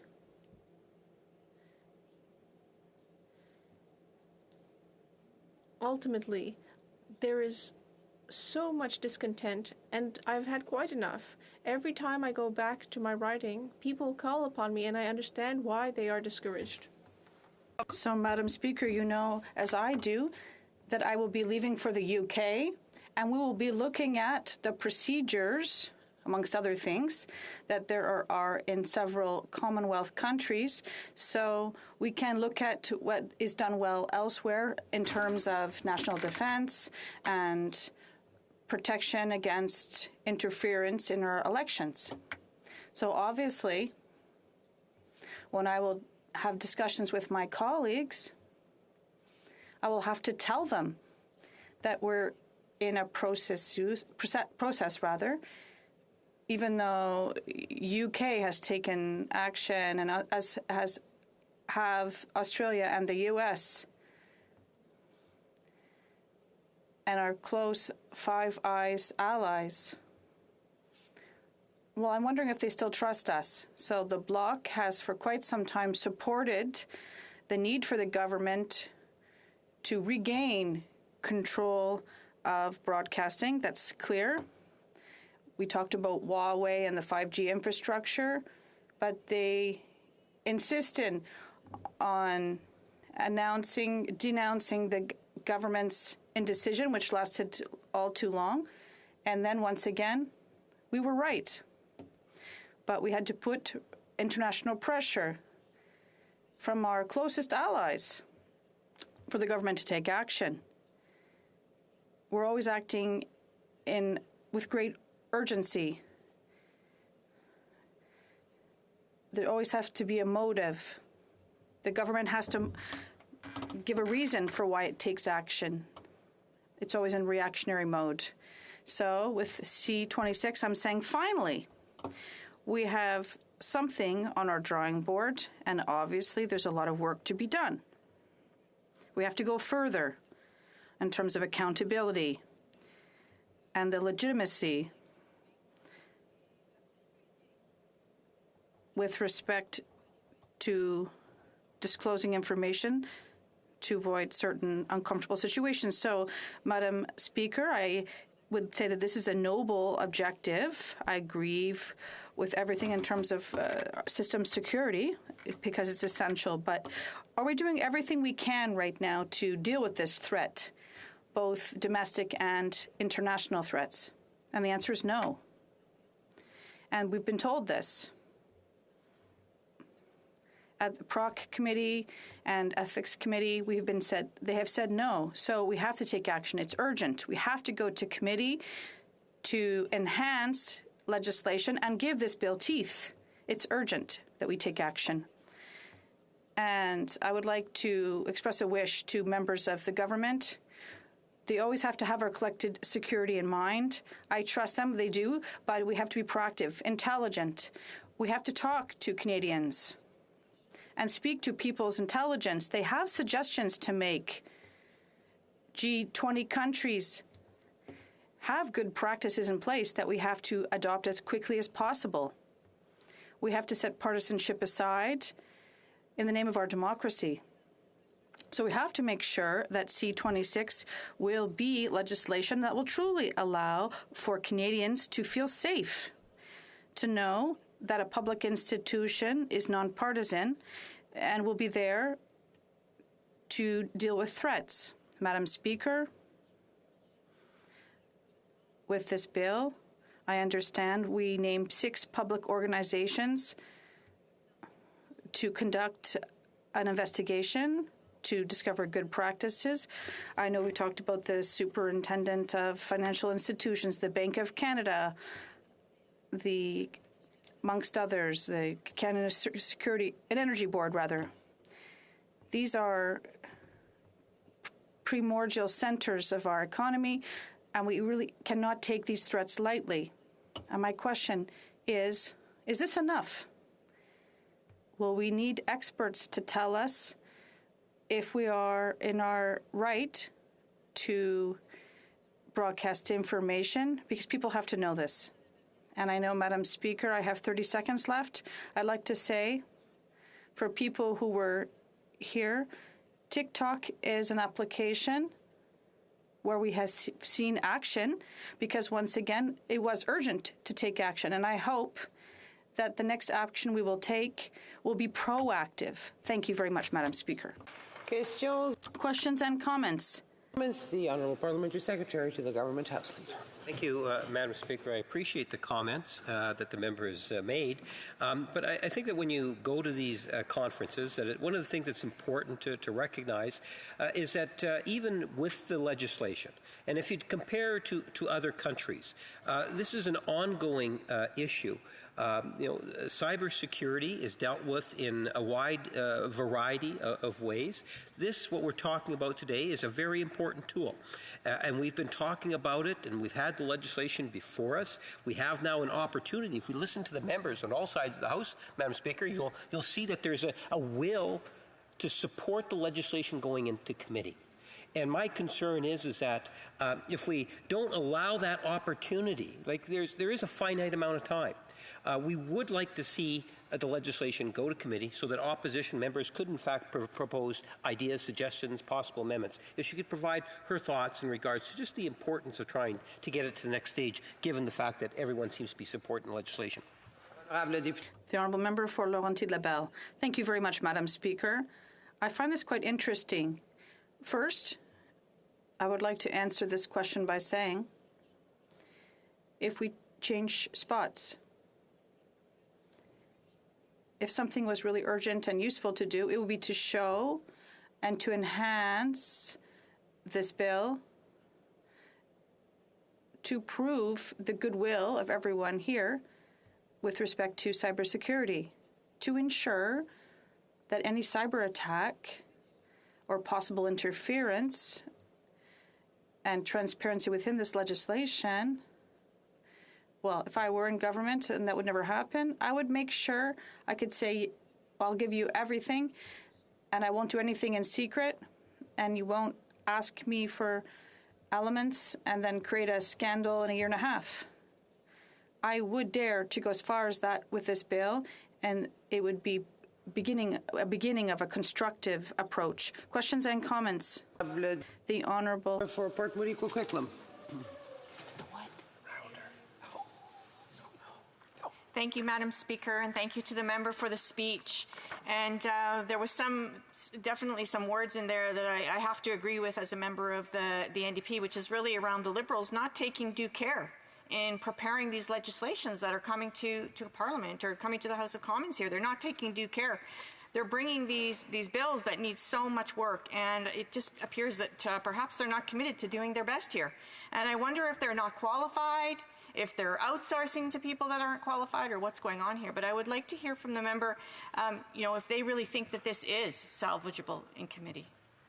The honourable member for Laurentides-Labelle. Thank you, Madam Speaker. Obviously, in my book, if we know where we're heading, if we have the competency that is needed, we don't show up by being reactionary and look worried about our image. On the contrary, if you're really in a good position, you are a leader, and you don't wait for the opposition to tell us what to do all the time and what we should do. So that's a good question. I'll allow you to make your own judgment on that one. Questions and comments? The honourable member for Bruce Graham and Sound. Madam Speaker, look, I'll ask a question I asked earlier to another member. It's in this member's opinion, sort of what does she view as the greatest threat to Canada's sort of cyber security? Is it a state actor? Is it sort of cyber crime, cyber technology? Specifically, what does she think is the greatest threat that we face as a nation around cyber security? The honourable member for Laurentides-Labelle. Thank you, Madam Speaker. That's exactly the type of question that we have to ask our experts. We have to listen to what they have to say. We have to take their recommendations seriously. And, Madam Speaker, we have to take action based on our scientists, and particularly all those who may have had to look at mechanisms. So let's be ready enough to take action. But depending on the era we're in, the answer might be very different. But right now, we're talking about foreign interference in our elections, and this is something. Well, we'd like this bill to contribute to this so we can end it. Debate, the honourable member for Bruce Graham and Sound. Thank you, Madam Speaker. So I'm going to maybe take a different tack today to contribute to this debate around cybersecurity. So I'm going to tell a story about Tom and how he's been impacted by technological changes over the last couple decades. But before I tell Tom's story, I actually got to share Emily's story around technology and why this legislation and needed changes to cybersecurity in Canada is so important and so needed. So before I get into that, I think it's important to first lay out in simple terms what this bill is about from my current understanding. There's really two parts to the bill. The first part is amending the Telecommunications Act to address and fix needed security of our Canadian telecommunications system. So the bill is going to do this and addresses this really through two means. First, by directing the telecommunication services providers to do, quote, anything or refrain from doing anything that is necessary to secure the Canadian telecommunications system. And as well, it's going to establish some monetary penalties tied to those changes. Part two of the bill is all tied to the Critical Cyber Systems Protection Act, and it's really providing that framework for the protection of our critical cyber systems that are vital to national security and public safety. And it's going to do that through 5 different sort of aspects. First, it's going to authorize the government to designate those services that are vital to Canadians, those critical sort of services. So what are they, and what are the systems tied to them? The second part is going to authorize the government to really establish who is going to be responsible to maintain those systems. The third aspect is how are these cyber security incidents going to be reported, and then how do people comply, how do Canadians and the institutions comply with those changes. Fourthly, it's going to lay out how information is shared and arguably needed to be protected. And finally, it's going to give the so what around the enforcements and consequences for non-compliance with the legislation. So in reality, this bill is quite lengthy and very technical. So I'm really going to focus most of my speech around two important aspects of the bill. One, the threats around cybersecurity, and secondly, around information sharing and the need to protect Canadians' privacy rights, and highlighting the importance of transparency and how the government is going to ensure that not only are they accountable, but any institution that's governed or affected by this bill, but in particular the government with the additional powers that this legislation will grant them. So let's get back to Emily. She's a senior citizen, a retired teacher. She uses a mix of online banking and billing, although she still prefers to handle the majority of her financial transactions right at the bank. She has a fledgling social media presence, mainly to stay in contact with her grandchildren and friends. Heck, she even has a TikTok account at her grandchildren's urging. We'll see if she's going to change her mind and delete it here sooner than later. Basically, being online and connected is essential to all Canadians now, more than ever, as a lot of Canadians rely on the internet for their daily lives. But it's more than just about conducting business and paying bills. As I've mentioned, you see an increased dependency on the internet, and we've seen an increased dependence on the internet, especially around government services, just in the last few years under this current Liberal government, as they continue to shift more and more government services online, unfortunately at the same time decreasing service delivery for those without access to internet. I won't go into details on all the shortfalls that I have with this current approach, considering a large portion of rural Canadians still don't have access to high-speed or dependable internet. So what threats does Emily face? She complains about getting emails and phone calls from people alleging to be affiliated with her bank or service providers. She wonders about the advertising that shows up on her social media feeds that align with something that she only mentioned in an email to a friend. So how is all this happening? To quote the director of CSIS from a December 4th, 2018, over 4 years ago speech that he gave to Bay Street that I've extracted from Stephanie Carvin's Stand on Guard, Mr. Vigneault stated, quote, "The greatest threat to our prosperity and national interest is foreign influence and espionage. While terrorism remains the #1 threat to public safety, other national security threats such as foreign intelligence, cyber threats, and espionage pose greater strategic challenges." Professor Garvin in her book clearly lays out the risks associated with cyber attacks, whether malware, ransomware, targeting critical infrastructure, denial of services, and more. She talks about cyber terrorism, cyber espionage, and cyber crime. So how do we deal with this? Not only through this legislation, but mainly some of the challenges that we have, and as my colleague from Selkirk Interlake Eastman talked about in much greater detail earlier today in his speech, our Canadian Armed Forces, our Canadian security establishment, and even our federal police services have ways to deal with this. But my colleague hinted about sometimes the best defense is a good offense. Offensive cyber operations really isn't the bailiwick of this legislation, although I would offer that there is some overlap as we look at a lot of these threats Canadians and Canadian institutions faced are financed through cyber attacks here at home and more. So we need to tackle this and get the balance right. So the bottom line, Emily and Canadians like her are affected by all of these cyber risks. Again, Professor Carvin points out that at least 10 million Canadians had their data compromised in 2017 alone.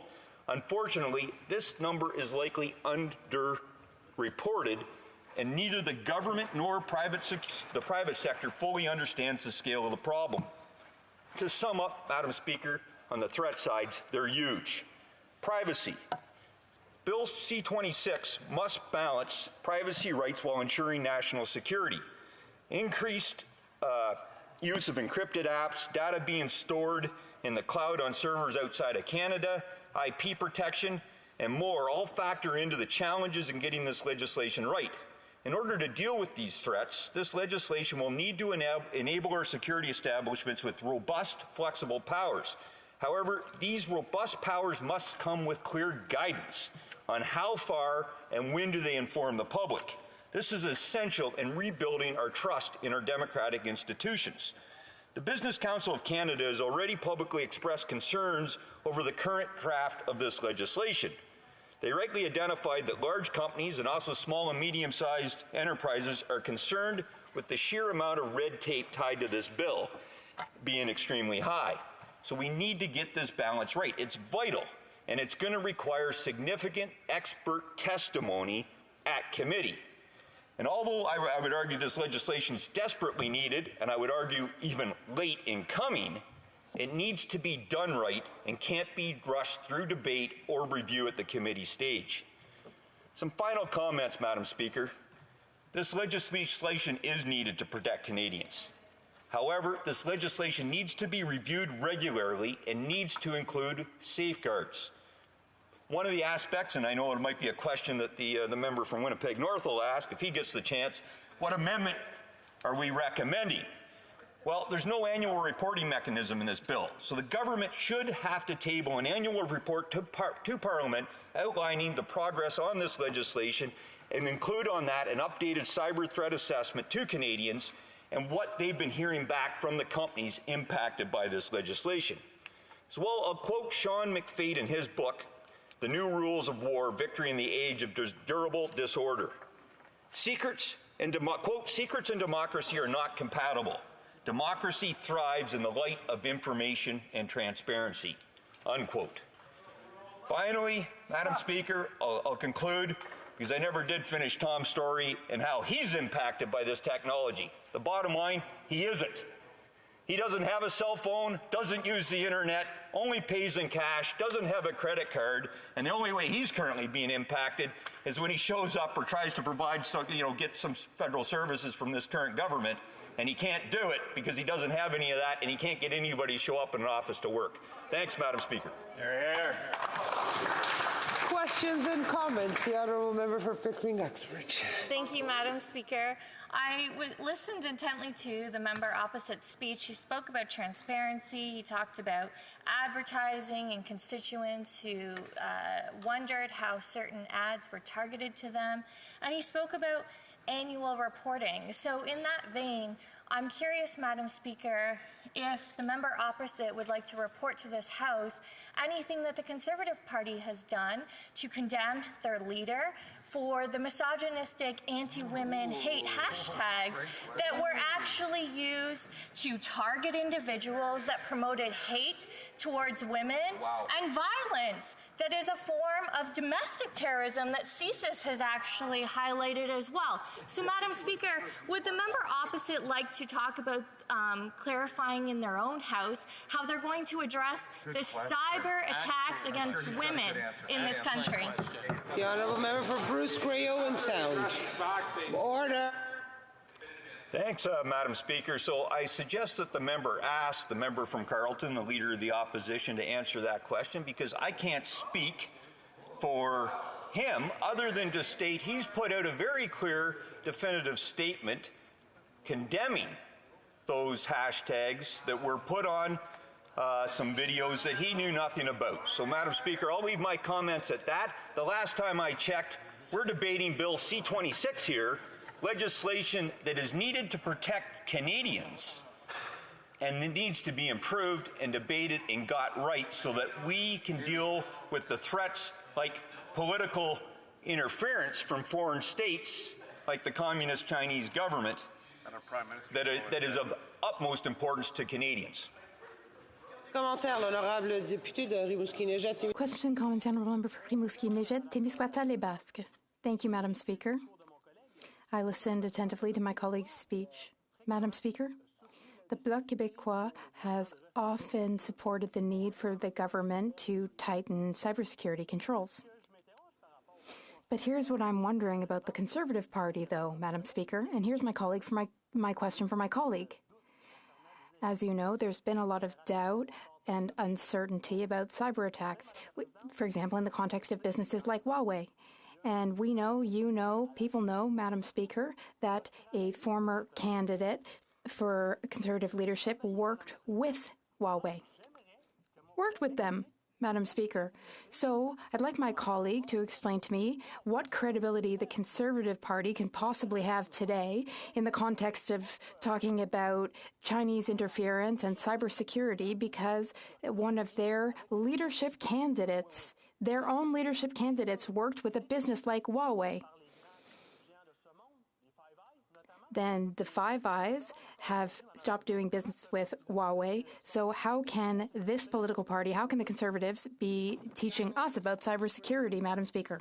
Well, thanks, Madam Speaker. Look, I think the public record of this House and of this party in this chamber has been clear-cut on the issue of Huawei, calling out the need for it to be disallowed, taken off devices, and not being allowed to be a provider here. And that was passed a year and a half ago.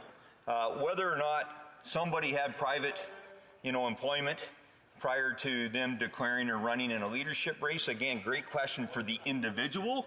Just because somebody's past history is involved in working for different institutions and companies, I would argue, yeah, we can judge those individuals, but let's talk about the public record here. And I would argue there's been no party in the history of Canada that has stood up more for the defense and sovereignty of this nation than the Conservative Party of Canada. Comments, questions et commentaires. The honourable member for Battle River Crowfoot. Thank you very much, Madam Speaker. And, a common theme that I've heard highlighted well, I think, from members certainly from the Conservative side is how past records are one of the best indicators for future success or failure. And certainly when it comes to the issues surrounding Huawei and cybersecurity, we see Canada, especially its reputation on the world stage, being greatly diminished by the actions and, in many cases, inaction of this Liberal government and in particular, this Liberal Prime Minister over the course of 5 years. Madam Speaker, my question to my colleague from Bruce Grey Owen Sound is simply this. Could he expand on how those past actions have diminished Canada's reputation amongst allies and partners? Very brief answer from the honourable member for Bruce Grey Owen Sound. Look, Madam Speaker, I referenced a couple important books, a couple references by some of our esteemed national security experts across this country. If you read through that and read some books that are out there, this has been a threat that's been building for the better part of a decade or more, and this government's known about this since the day that they formed government, and yet we've seen no action. And as I quoted here from the CSIS director from 2018, here we are 5 years almost later, and we're now just seeing this important legislation being delivered. Resuming debate, the honourable member for Medicine Hat, Cardston Warner.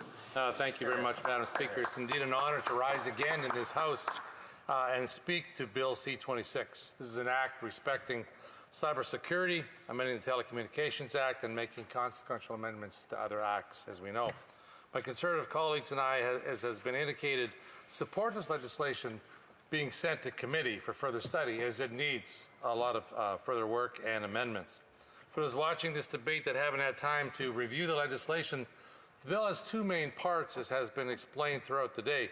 The first amends the Telecommunications Act to add the promotion of the security of the Canadian telecommunications system as an objective of the Canadian telecommunications policy, and to authorize the Governor and Council and the Minister of Industry to direct telecommunications service providers to do anything or refrain from doing anything that is necessary to secure the Canadian telecommunications system. The second part of the bill enacts the Critical Cyber Systems Protection Act, which is a new act that attempts to provide a framework for the protection of the critical cyber systems of services and systems that are vital to national security or public safety, and that are designed to operate as part of a work undertaking or business that is within the legislative authority of Parliament. Now, services and systems that would initially be designed and designated as vital are telecommunication systems, interprovincial or international pipeline and power line systems, nuclear energy systems, transportation systems, banking and clearinghouse and settlement house systems, and any additions to this list of vital systems can be made and added to by the Governor and Council. Now, the Critical Cyber Systems Protection Act has several components to it.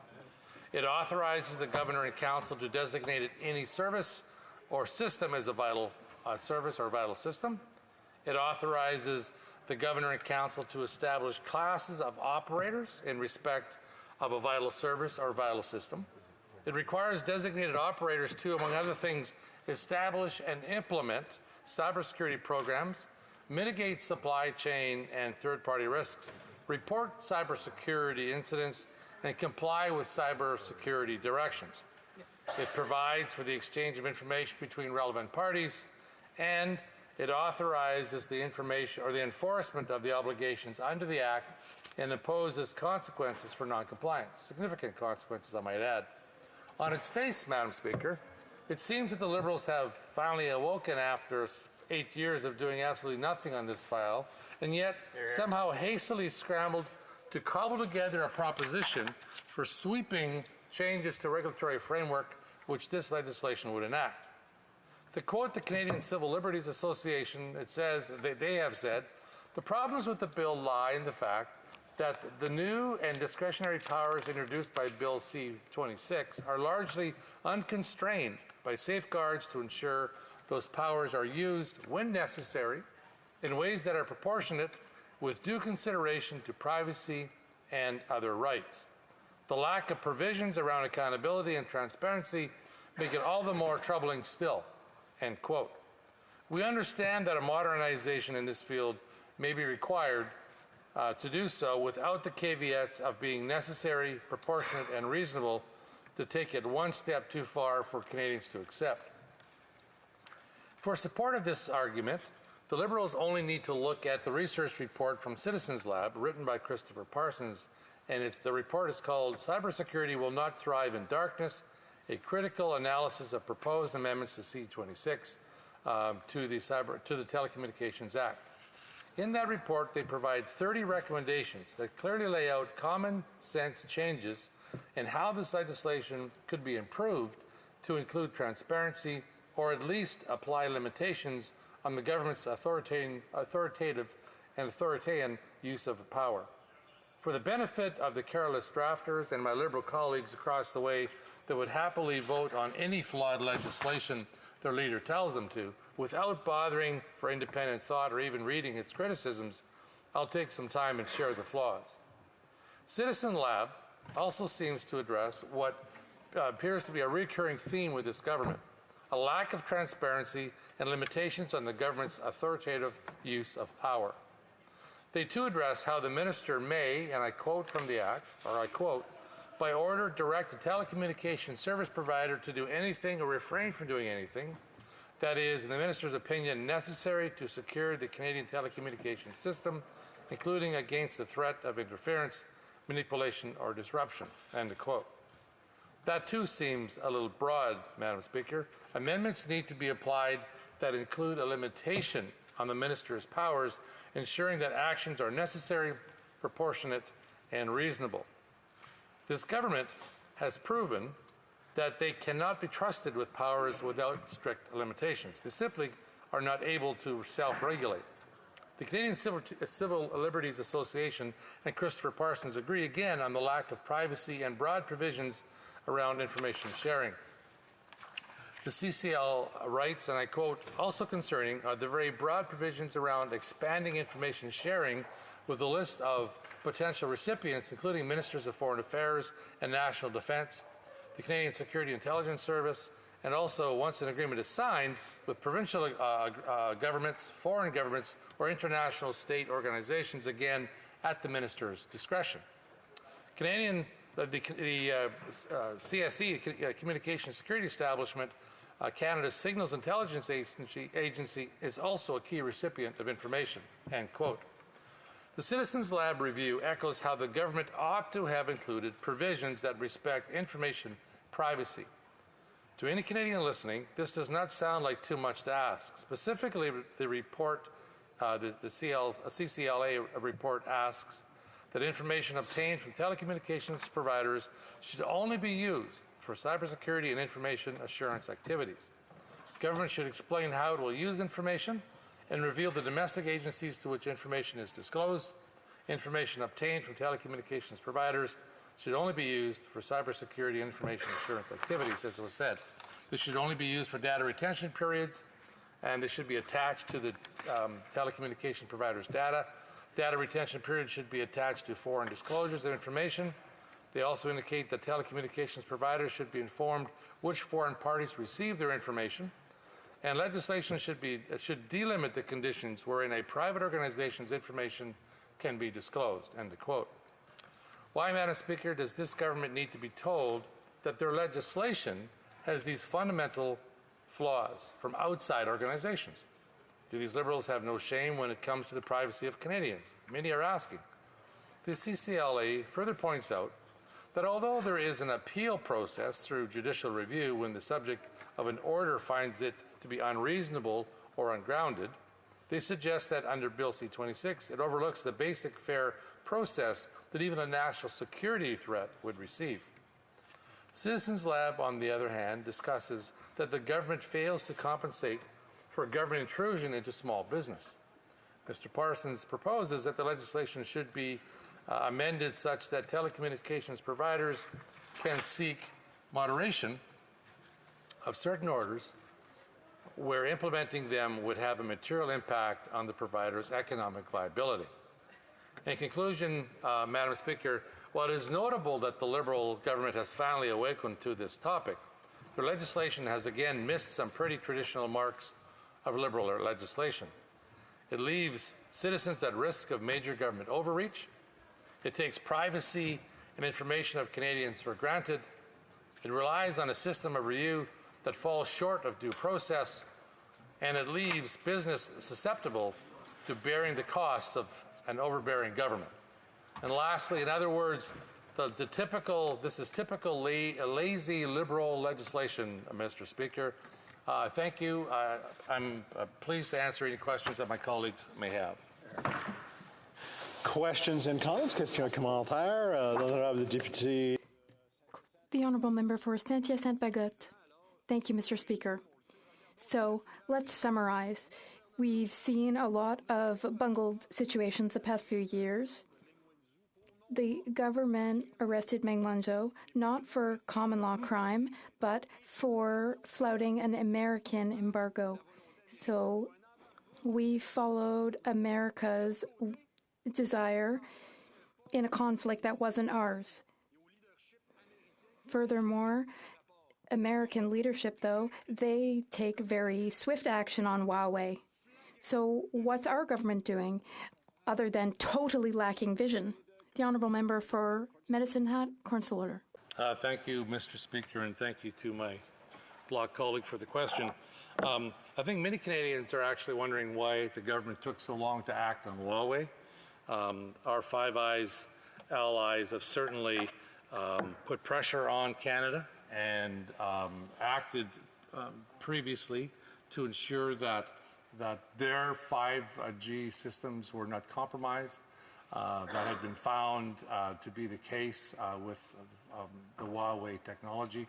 And that's why in my statement I made some comments about that this government is finally waking up after all this time to deal with some of these issues that we're facing as a country.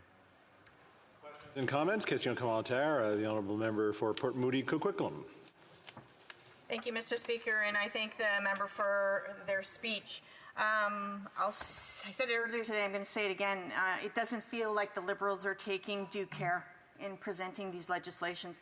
And listening to the debate today, I'm really concerned as a Canadian, but also as a parliamentarian, that there is not enough knowledge in this House to be even having this discussion. So I would like to know from the member have there been adequate technical briefings from this Liberal government in regards to this legislation? Because it seems like this is a lot more serious than what this debate is holding to today. Honourable Member for Medicine Hat, Carson Warner. Thank you, Mr. Speaker, and thank you to my colleague from the NDP for the question. We all know that cybersecurity issues are a fast-moving target, how they change almost monthly. One thing that I can be confident in is our national security agencies who deal with some of these issues on cybersecurity. They are working diligently on our behalf. I would agree that there'd be very few of us in this House who would have the technical capacity to understand much of what we ask our defense agencies and our national security agencies, cybersecurity agencies, to do for us on behalf of our country. But I would encourage the government, as was indicated by my colleague, to enlighten this House, to provide briefings by those technical experts in government from our public servants to do that for us. And I think we'd all benefit not only for the study of this bill, but also for the ability to answer questions of our constituents who have cybersecurity questions that we can answer more intelligently. Questions and comments? Question commentaire. The honourable member for Battleford. Thanks. Battle River Crowfoot. Mondays. This is a Monday. Thank you very much, Mr. Speaker.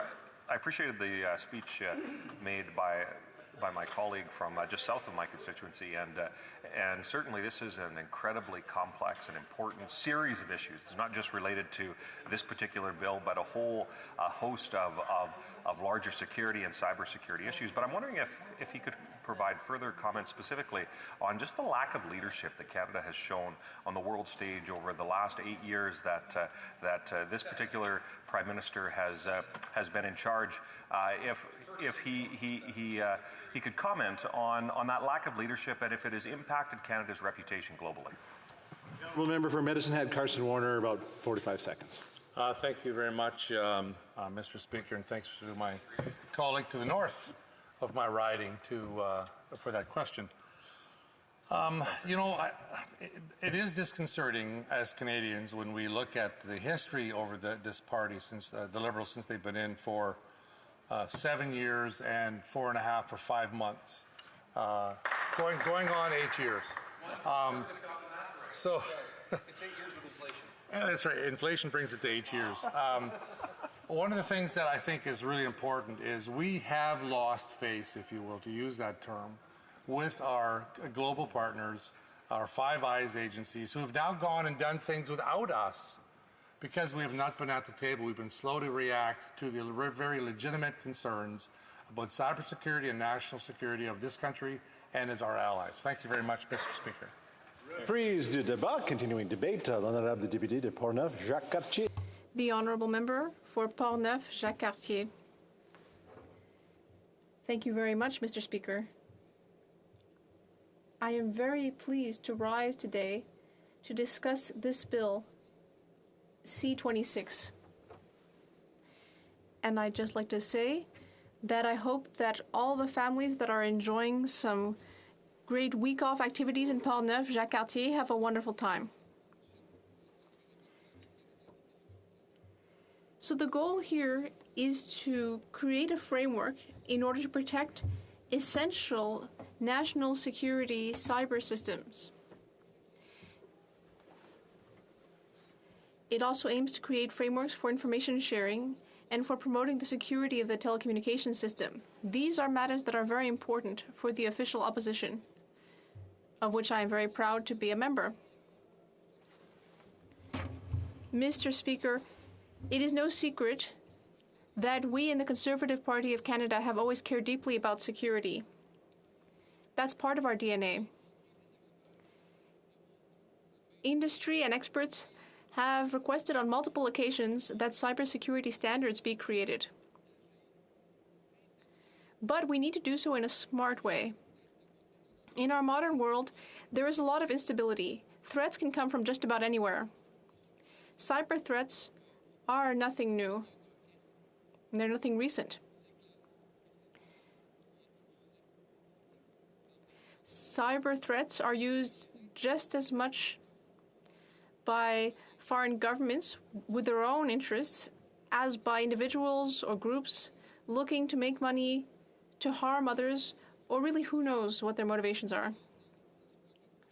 Mr. Speaker, this is happening everywhere, on a small scale and on a large scale. Let me give you a few examples.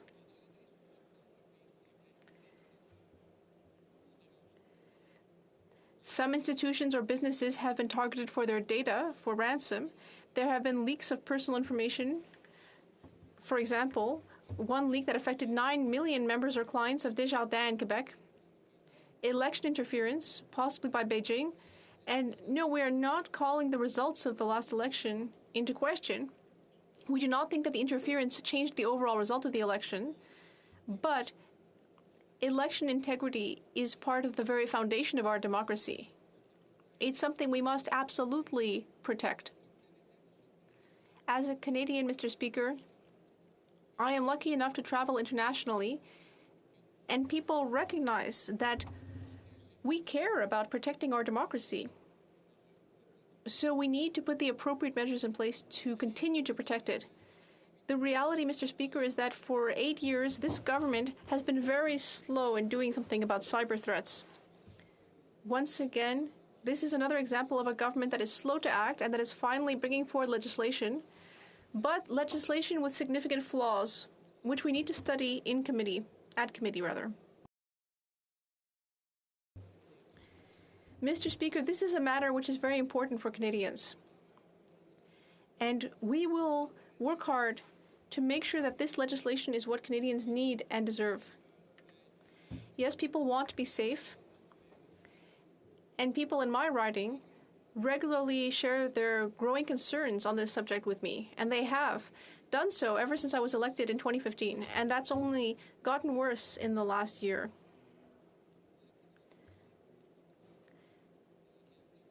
Because ultimately it's essential to be able to have some trust in one's government and its capacity to deliver what was promised and what is needed. It's hard to trust a government that constantly misses the mark on almost everything that it does. For example, I could go on and on about Bill C-13 as an example of this government which makes big promises but does not deliver.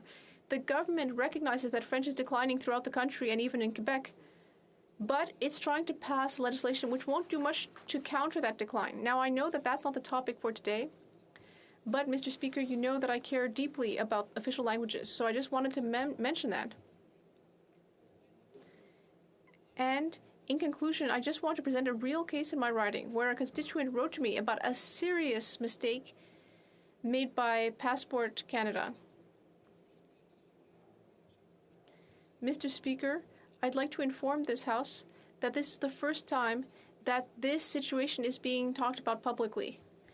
My constituent sent me this letter, and I will read it to you. To whom it may concern, I am writing these lines in order to make you aware of a security flaw regarding Canadian citizens' private information. This is a significant security failure with Passport Canada. And the chronology here is very important. So in early January 2023, I requested a passport for my 3 children, and on February 1st, 2023, I received 3 envelopes containing our passport application, and it stated that it had been refused because we had forgotten to fill out one box in the form. And inside the envelope, I also received the refused passport application of a woman in British Columbia. So I had her complete identity, her passport, and her valid credit card information. I returned these sensitive documents by express post with a tracking number. I returned it to Passport Canada. I made a complaint on principle because I figured that it was a mistake, but that it deserved to be pointed out. I did so on the website. I was called back. Passport Canada said that it was very sorry, but nothing more. It refused to pay me for my expenses to return the British Columbian woman's information and papers, but I was told that our application would be prioritized. I'll just look for the next part of the letter. Yes, so then on February 15th, 2023, I received 4 envelopes. I was happy. I had finally gotten our children's passports, but we only have 3 children, not 4. And in the envelopes, our children's passports were not in the envelopes. Instead, we received the passport applications, including identity, passport, original birth certificate, credit card information, and so on, of 4 people throughout Canada, 4 different people with no connection between them. And I'll just add, that's not in the letter, but someone from Sherbrooke, someone from Ontario, someone from Manitoba, and someone from Alberta. It's really quite something. Anyway, returning to the letter, a few days later, we finally received our children's 3 passports. Well, I don't think it's necessary to explain in this letter how serious it is that we received all this information about people's private information, which would enable us to have carried out fraudulent financial transactions to harm these strangers. It's shocking that such errors could occur in an organization like Passport Canada, which is supposed to manage the personal and financial information of so many Canadians. It's hard to believe that these two events are simply a fluke. And yet, it would seem so simple to put the right documents in the right envelope. That's it. I no longer trust Passport Canada's administrative system, and that is why I am giving you these documents, which are not ours, in person. I no longer trust Passport Canada's internal complaint system. They will only apologize to us and nothing more. And then I will just add, because it's flattering to me, we trust our Member of Parliament, and that is why we are giving you the documents. Now, Mr. Speaker, this constituent, is raising something very important. We're talking about cybersecurity here, and yet apparently the government isn't even able to manage paper documents. Are we really giving a minister the responsibility for personal information? That concerns me. This example shows that we have a problem here in Canada, and we should recognize it, both in cybersecurity and elsewhere, like in Passport Canada. And I would like this government to take it seriously. So this constituent gave me the documents. And what should I do with these documents? Do I give them to Passport Canada? Or should I give them to the responsible minister here? Is that what I should do? This is important. And coming back to C26, I do think that it would be a great idea to implement measures to protect ourselves. But we also need to have some trust in our government. And as a Conservative member, I trust the members of the Conservative Party on the committee, members from the Bloc Québécois and the NDP, and even Liberals, because often at committee, we're supposed to be neutral. So I believe in the future, but we need to implement measures to ensure that we actually have concrete results, and we need to work at committee. Thank you. Questions et commentaires, questions and comments. L'honorable député de Rimouski. The honourable member for Rimouski, Nejet-Témiscouata-les-Basques. Well, thank you, Mr. Speaker. I'd like to thank my colleague for Portneuf-Jacques-Cartier. My colleague said that the Conservative Party cares deeply about cybersecurity. That's what he said. Well, I would just like to mention a couple of things. First of all,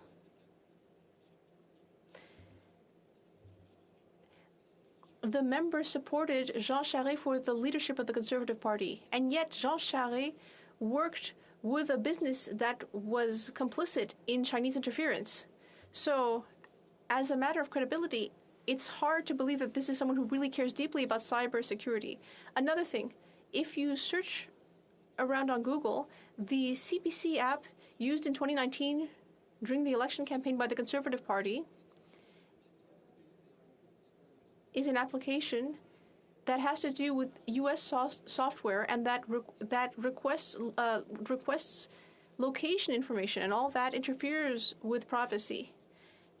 And in fact, cybersecurity researchers were even saying that one shouldn't use that application. So, Mr. Speaker, when it comes to credibility and supposedly caring so much about this matter, can the Conservative Party of Canada really be worthy of trust?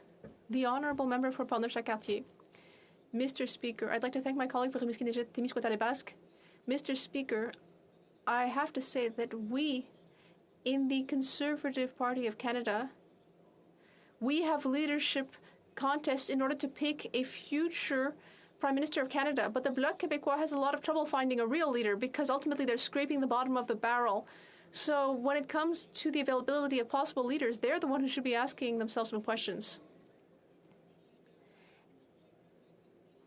And regarding what has been done on our side, what has happened on our side, nothing illegal has been done, whereas on the government side, there is such a long list of illegal behaviors. So I would invite my colleague to ask his questions to the right party, because on our side, we have respected the law. Thank you. The honourable member for Avalon. Thank you, Mr. Speaker. And I couldn't help notice an answer that the member just gave to the member from the Bloc. and leadership and picking a leader to be the next Prime Minister. I wonder if he could explain how that's worked out for him since 2015. The Honourable Member. Mr. Speaker, I'd like to thank my colleague for Avalon. And indeed, Mr. Speaker, 3 leadership races, and I never chose the winner. I don't have a great record, I admit it, and yet I'm very happy in the Conservative Party, and I am accepted in the party, and that's part of a democracy. Now we're getting off topic. So if my colleague has a more specific question about C26, I would invite him to ask it. Thank you. The Honourable Member for Saint-Hyacinthe-Bagot. Well, our colleague said that there was a long list for candidates for the leadership of the Conservative Party. Well, my colleague said either I move to a different party or I leave the party or I leave the House of Commons. That was about the person who is now leading the party. He never said that he was going to remain a Conservative if that person won, and yet that's what he's doing now. The Honourable Member for Portneuf-Jacques-Cartier. Well, there was something missing in my colleague's comment. When there is a change of leader, I think it's entirely legitimate to consider one's political future. And I would invite members from the Bloc to ask themselves the same question when they change leaders, as they've often done in the past. Now, Mr. Speaker, one option that's very important to always consider is the status quo. So it was simply implicit in my comment that that was a possibility, and so I think that it would be very important to see exactly what was said. But personally, I remember what I said. I said that I would either consider the status quo, or I would think further, or I would leave the House, or I would change parties. And I'm very pleased in the end because I feel very at home in the Conservative Party, which is the only party where I can work to defend the interests of Canadians. Continuing debate, the Honourable Member for Prince Albert. I know, more and more, Mr. Speaker. It was such a great speech from my colleague. I think we'd like to see him go on and on and on because he's done such a great job.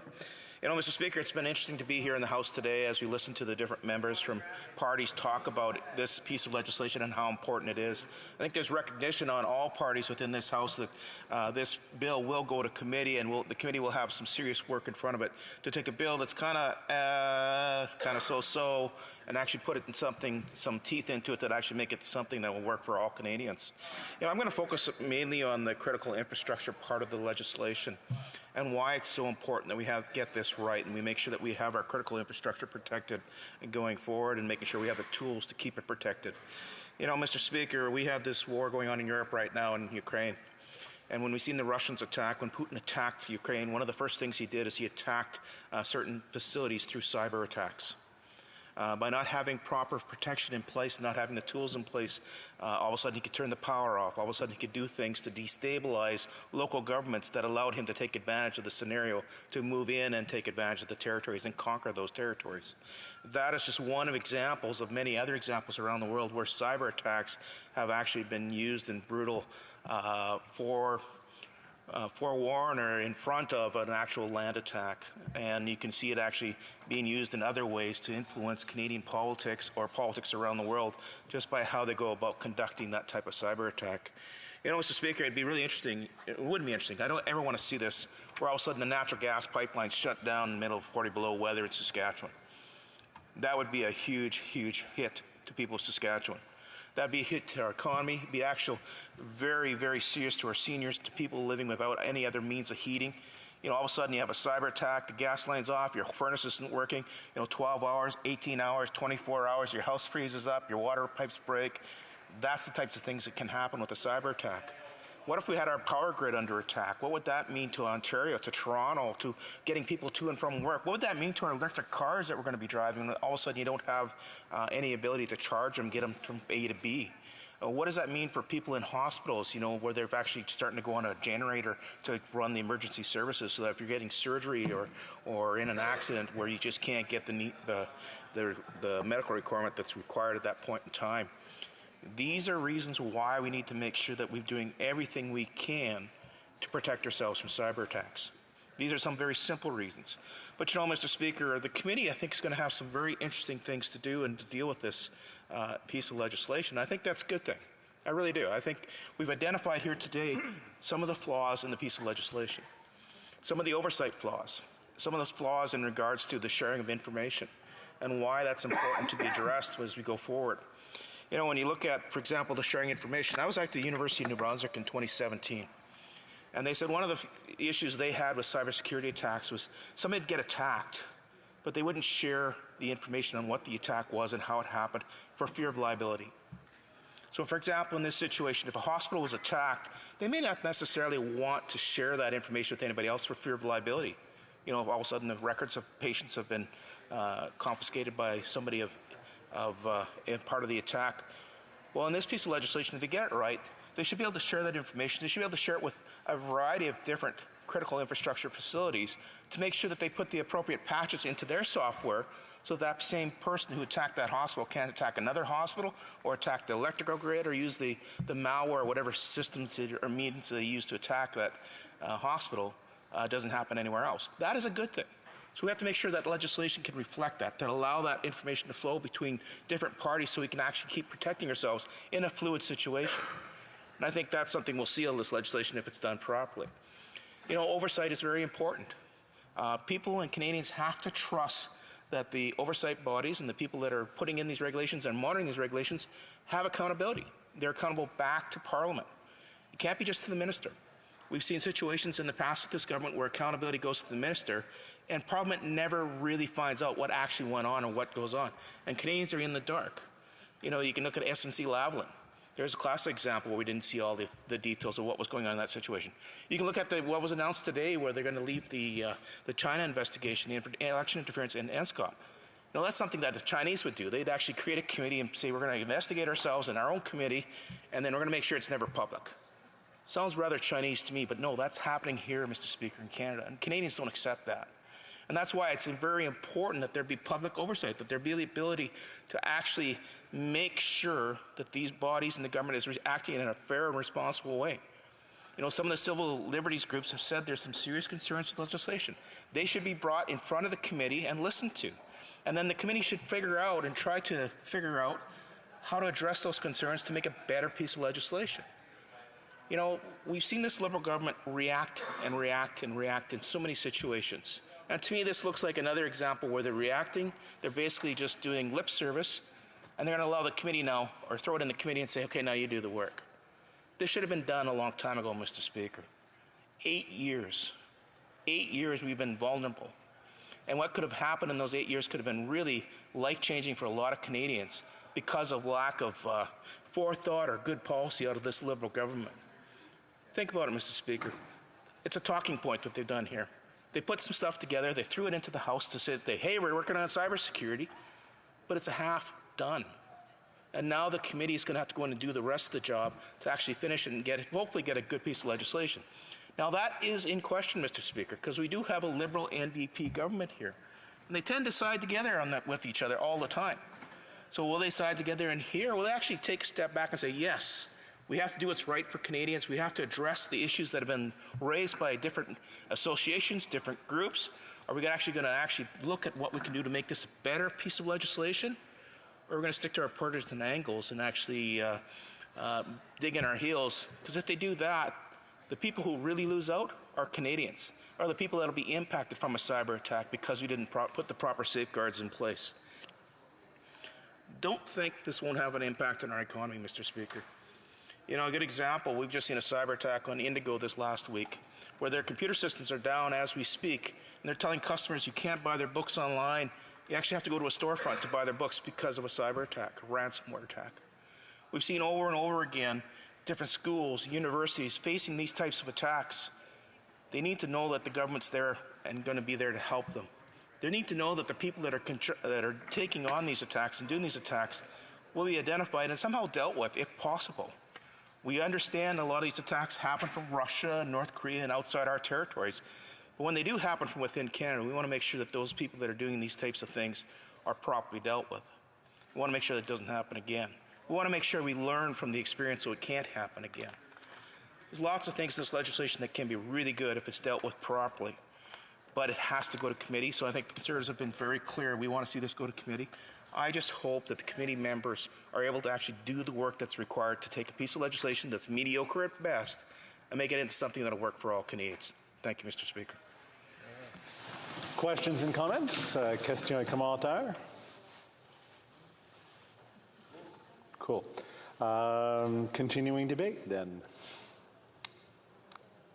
Continuing debate. The Honourable Member for Moose Jaw, Lake Centre, Lanigan. Thank you, Mr. Speaker, and it's always an honor to rise in this House on behalf of the people of my riding in Moose Jaw, Lake Centre, Lanigan. The importance concerning the safety and security of our nation is of paramount importance. I understand the need to enhance the safety and security of Canadians both here at home and abroad. This would include many of our international corporations who are large contributors to our economic base, and of course our own government institutions and interests. Having the opportunity to speak to cybersecurity in Canada gives us an opportunity to enhance or increase our country's ability to protect us from cyber threats. A significant concern for all Canadians is our security. This concern has increased in recent times as we see the rise in organized crime and gang-related offenses. This increase has gone up 92%. The question I ask myself when I see this increase is, will this Liberal government be evidence-based led and act on the evidence that has been reported? Cybersecurity is extremely important for our nation to protect itself from the inside and outside threats. I welcome C-26, but I do have some concerns pertaining to the success of this bill, and that concern is about accountability. This is a question that we in opposition bring up every day in this House, and regularly. Bill C-26 is essentially divided into two different parts. The first part is to amend the Telecommunications Act to promote the security of Canadian telecommunication systems, adding security as a policy objective. It is to bring the telecommunications sector in line with other infrastructure sectors. Amending the Telecommunications Act to secure Canada's telecommunications system and prohibit the use of products and services provided by specific telecommunications service providers. This amendment enforces the ban on Huawei technologies and ZTEs from Canada's 5G infrastructure, as well as removing or terminating the 4G equipment by the year 2027. What stands out to me, which has been the concern, was the time that it took this government to react to enforce the ban on Huawei. The second portion of this bill is to enact the Critical Cyber Systems Protection, or CCSPA, designed to protect critical cyber systems and systems that are vital to national security or public safety or are delivered and operated within the legislative authority of Parliament. The purpose of CCSPA is to, one, ensure the identification and effective management of any cybersecurity risks, including risks associated with supply chains and using third-party products and services. Second, it is to protect critical cyber systems from being compromised. Third, it is to ensure the proper detection of cybersecurity incidents. And finally, minimize the impacts of any cybersecurity incidents on critical cyber systems. The impacts of this bill will be far-reaching, and here are those things that need to be considered when this bill comes in place. The government will have the power to receive, review, assess, and even intervene in cyber compliance and operational situations within critical industries in Canada. Mandatory cybersecurity programs for critical industries, and enforcement of regulations throughout regulatory and law enforcement with potential financial penalties. With this in place, Mr. Speaker, the Governor in Council and the Ministry of Industry will be afforded additional powers. If any cybersecurity risks associated with the operator's supply chain or its use of third-party products and services are identified, the operator must take reasonable steps to mitigate those risks. While this Act doesn't give any indication of what kind of steps would be required from operators, steps may be prescribed by the regulations during committee.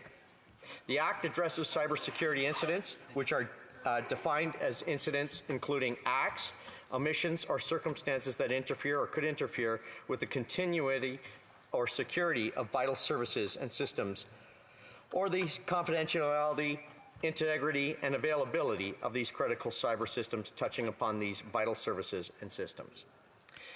Mr. Speaker, no indication is given as to what would constitute interference under the Act. In the event of a cybersecurity incident, a designated operator must immediately report the incident to the CSE and the appropriate regulator. At present time, the Act does not prescribe any timeline or give any indication as to how immediately should be interpreted. Some deficiencies in this bill, Bill C-26, as it is presently drafted, can be listed as the breadth of what the government might order a telecommunications provider to do, and it's not sufficiently bounded. The secrecy and confidentiality provisions imposed on telecommunication providers threaten to establish a class of secret law and regulations. Potential for excessive information sharing within the federal government as well as international partners. Costs associated with compliance with reforms may be endangered the viability of smaller providers. Vague drafting language means that the full contours of legislation cannot be assessed, and no recognition of privacy or other charter-protected rights exist as the counterbalance to proposed security requirements, nor appropriate accountability or transparency requirements imposed on the government. Should these recommendations, or ones derived from them, not be taken up, then the government could be creating legislation that would require the public and telecommunication provider to simply trust that the government knows what it is doing and that its interests are in the best interests of everyone, is reaching the right decision, and that no need exists for broader public discussion concerning the kinds of protections that should be in place to protect the cybersecurity of Canada's telecommunications and networks. The government could amend its legislation to ensure its activities conform with Canada's democratic values, norms, and transparencies and accountability. If the government is truly focused on security for Canadians, should we not start by reviewing the gang organized crime evidence? Our present policies have failed. Should we not look at safety and security for our bail reform in an effort to protect innocent Canadians who become victims? Bill C-26 is a step to protect Canada from cybersecurity threats. What is the review process to ensure compliance? What is the review process to ensure effectiveness and goals are met when we look at C-75, bail reform? The Liberal government, the NDP Liberal government, are not interested in reviewing bail reform, even though the evidence clearly shows that C-75 failed. Cybersecurity is important to our country's security. So is the victims of crime after their safety and security is violated. I am concerned, deeply concerned, that the government is struggling with evidence-based information to review Bill C-26, as Bill C-75 and C-5 are not supported by evidence. In fact, offenders, criminals are a higher priority over their victims. My concern is if C-26 requires amendment or review, Bill C-26 proposes compliance measures intended to protect cybersecurity in sectors that are deemed vital to Canadian security. So C-26, although late out of the gate, is a start, but C-26 proposes compliance measures intended to protect cybersecurity in sectors that are deemed vital to Canadian security. Mr. Speaker, in conclusion, I would like to see some clear accountability to ensure the objectives of this bill are met, a proper review process, again holding individuals, corporations, and most importantly, our government accountable. Thank you. Questions and comments? Questions et commentaires. The honourable member for Red Deer Lacombe.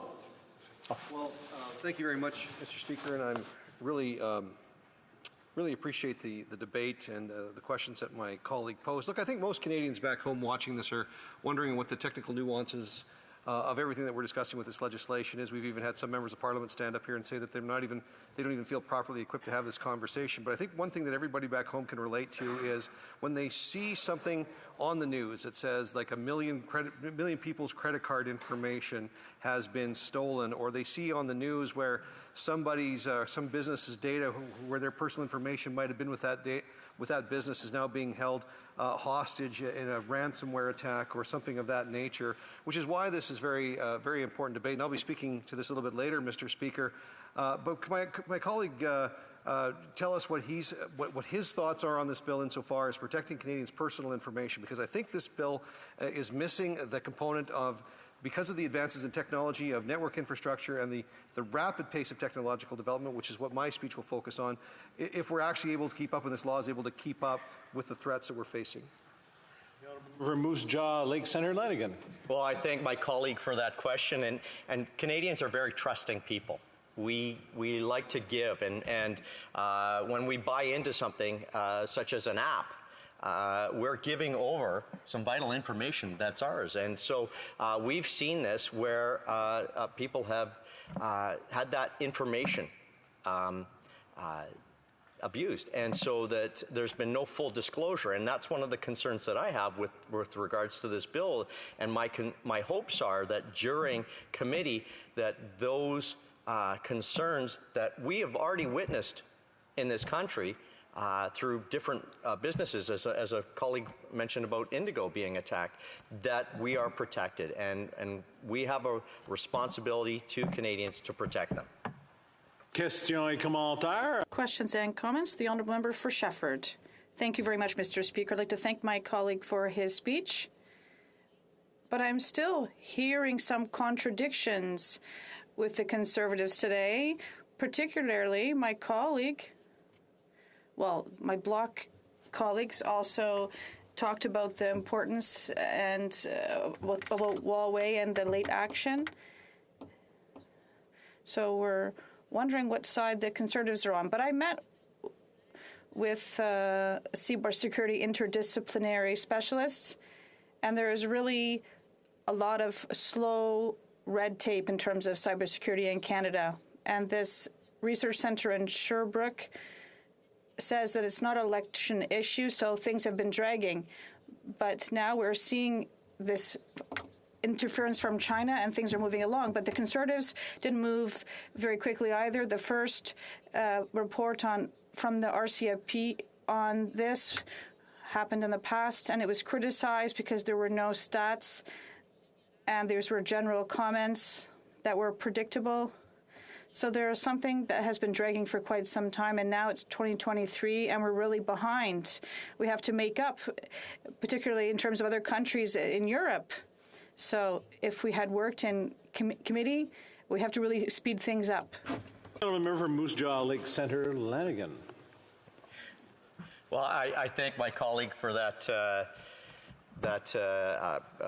question, and I would have to agree with her that obviously when this is in committee, that this has to be really focused on, and obviously, yes, we do want it to move swiftly, but not at the expense of overlooking some of the potential pitfalls that will impact Canadians. So I think we have to trust the committee to actually make good amendments in this.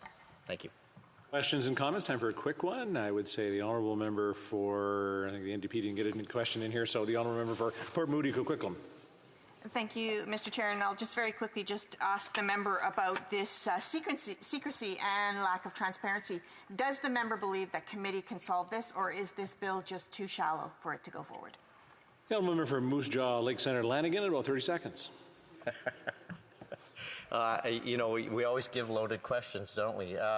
So you know what, I would have to say that obviously, when you're a member of Parliament, that your honor is online all the time, and so I would hope that our ability to restore honor in our profession is always dependent on our own moral compass. And sometimes we see that fail, and it's disappointing. But I really hope that this committee can get its act together and get this sorted out. Thank you. Reprise du débat, continuing debate. The honourable member for Coast of Bays, Central Notre Dame. Mr. Speaker, there's a pressing need to secure Canada's critical infrastructure against cyber threats. Computer systems which run our healthcare, energy and financial systems are targets for criminals and foreign adversaries to attack.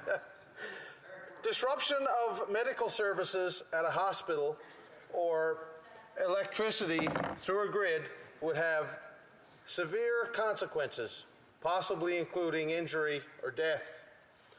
This is exactly what happened on October 30th, 2021 in my province, Newfoundland and Labrador. And my honourable colleague across the way, he agrees with what I'm saying because he may in fact have been, or family members or friends of his, I'm sure, had some of their personal information that may have been breached in that attack.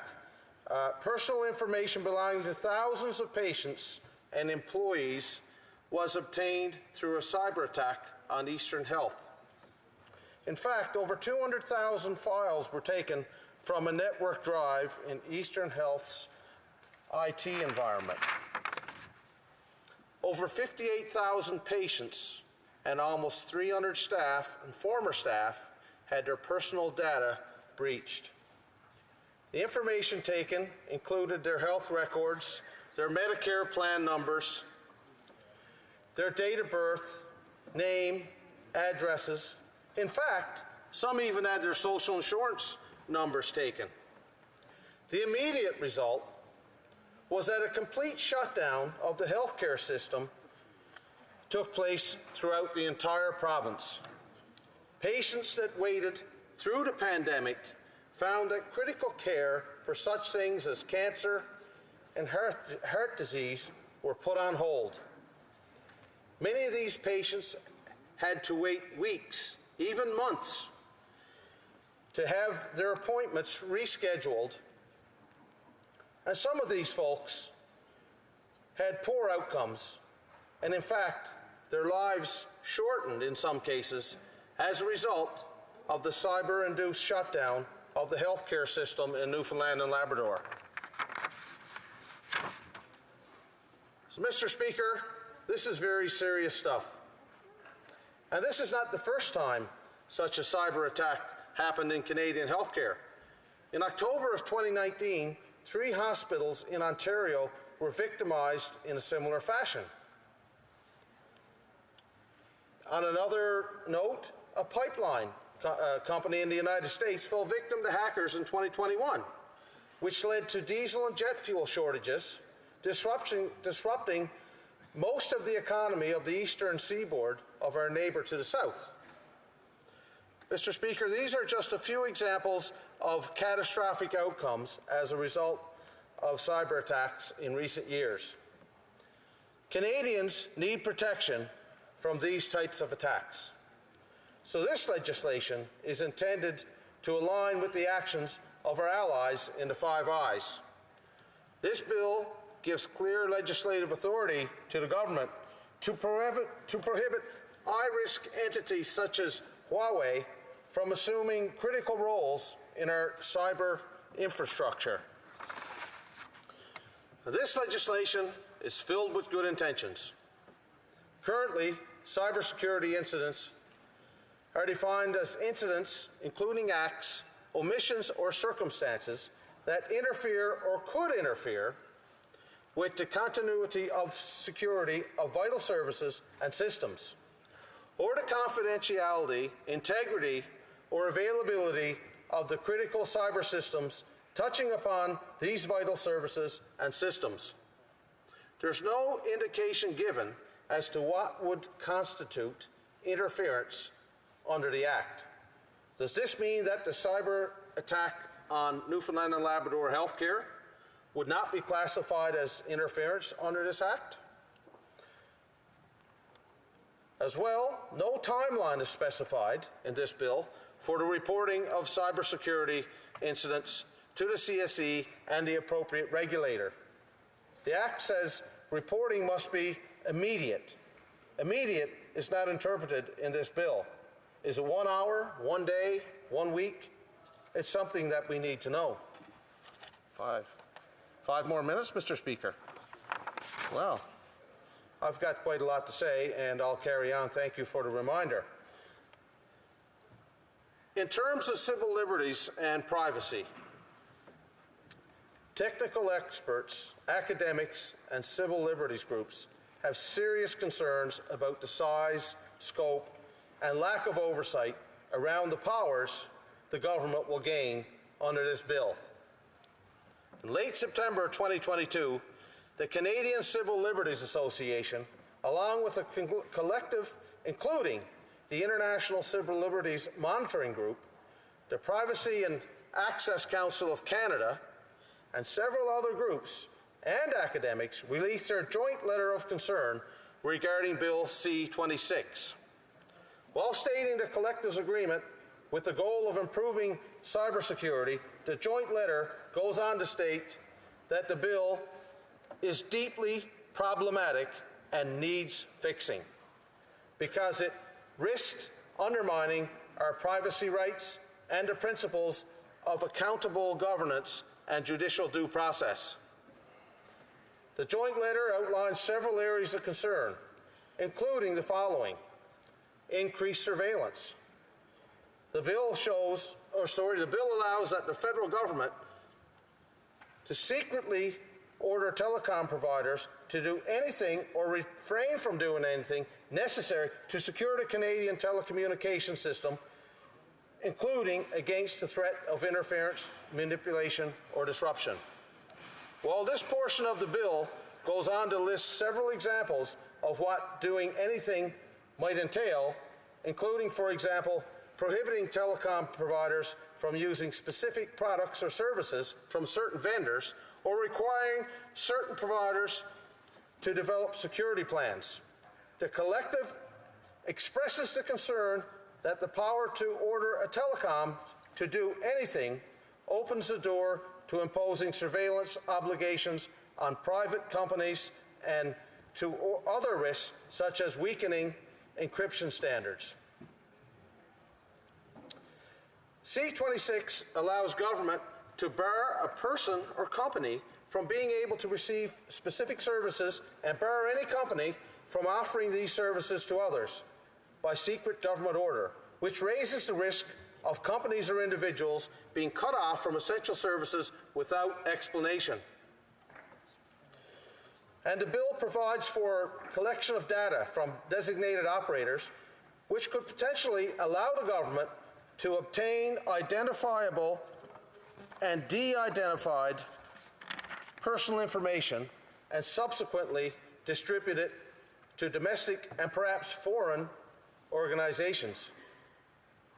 There's a lack of guardrails to constrain abuse. This bill would allow government to act without first being required to perform proportionality, privacy, or equity assessments to hedge against abuse, which is concerning to the collective given the severity of the penalties available under the statute. There's a potential for abuse by the CSE. The CCSPA would grant the Communications Security Establishment, the federal agency responsible for cybersecurity, but more prominently, signal intelligence. Access to large volumes of sensitive data would not constrain its use of such data to its cybersecurity mandate. The civil liberties of Canadians are already under attack, Mr. Speaker. This bill does not accurately enough define how our civil liberties will be protected. Given the need for protection from cyber attacks, a bill like this is quite necessary, no doubt. In its current form, with so many unknowns for Canadians, I will not be able to support it. However, I do support sending it to committee for some input from Canadians and for some fine-tuning to turn it into an instrument to protect us all from cyber attacks. Thank you, Mr. Speaker. Questions and comments? Question and commentaire. Might as well start off with the Battle of Newfoundland and Labrador. The Honourable Member for Avalon. And it would be a battle, Mr. Speaker, if it would happen, but we get along quite good actually on committee, and I'm sure that extends to this House as well. But I thank the member opposite and Newfoundland colleague, of course, for his wonderful speech. But through you, Mr. Speaker, it seems the Conservative Party keep pointing out the flaws or the weaknesses that are in this bill as it's put forward. But I wonder, if it goes to committee and gets amended, does the member think it would prevent the so-called robocall scam that happened a few years back when the Conservative Party were found guilty of using that during an election?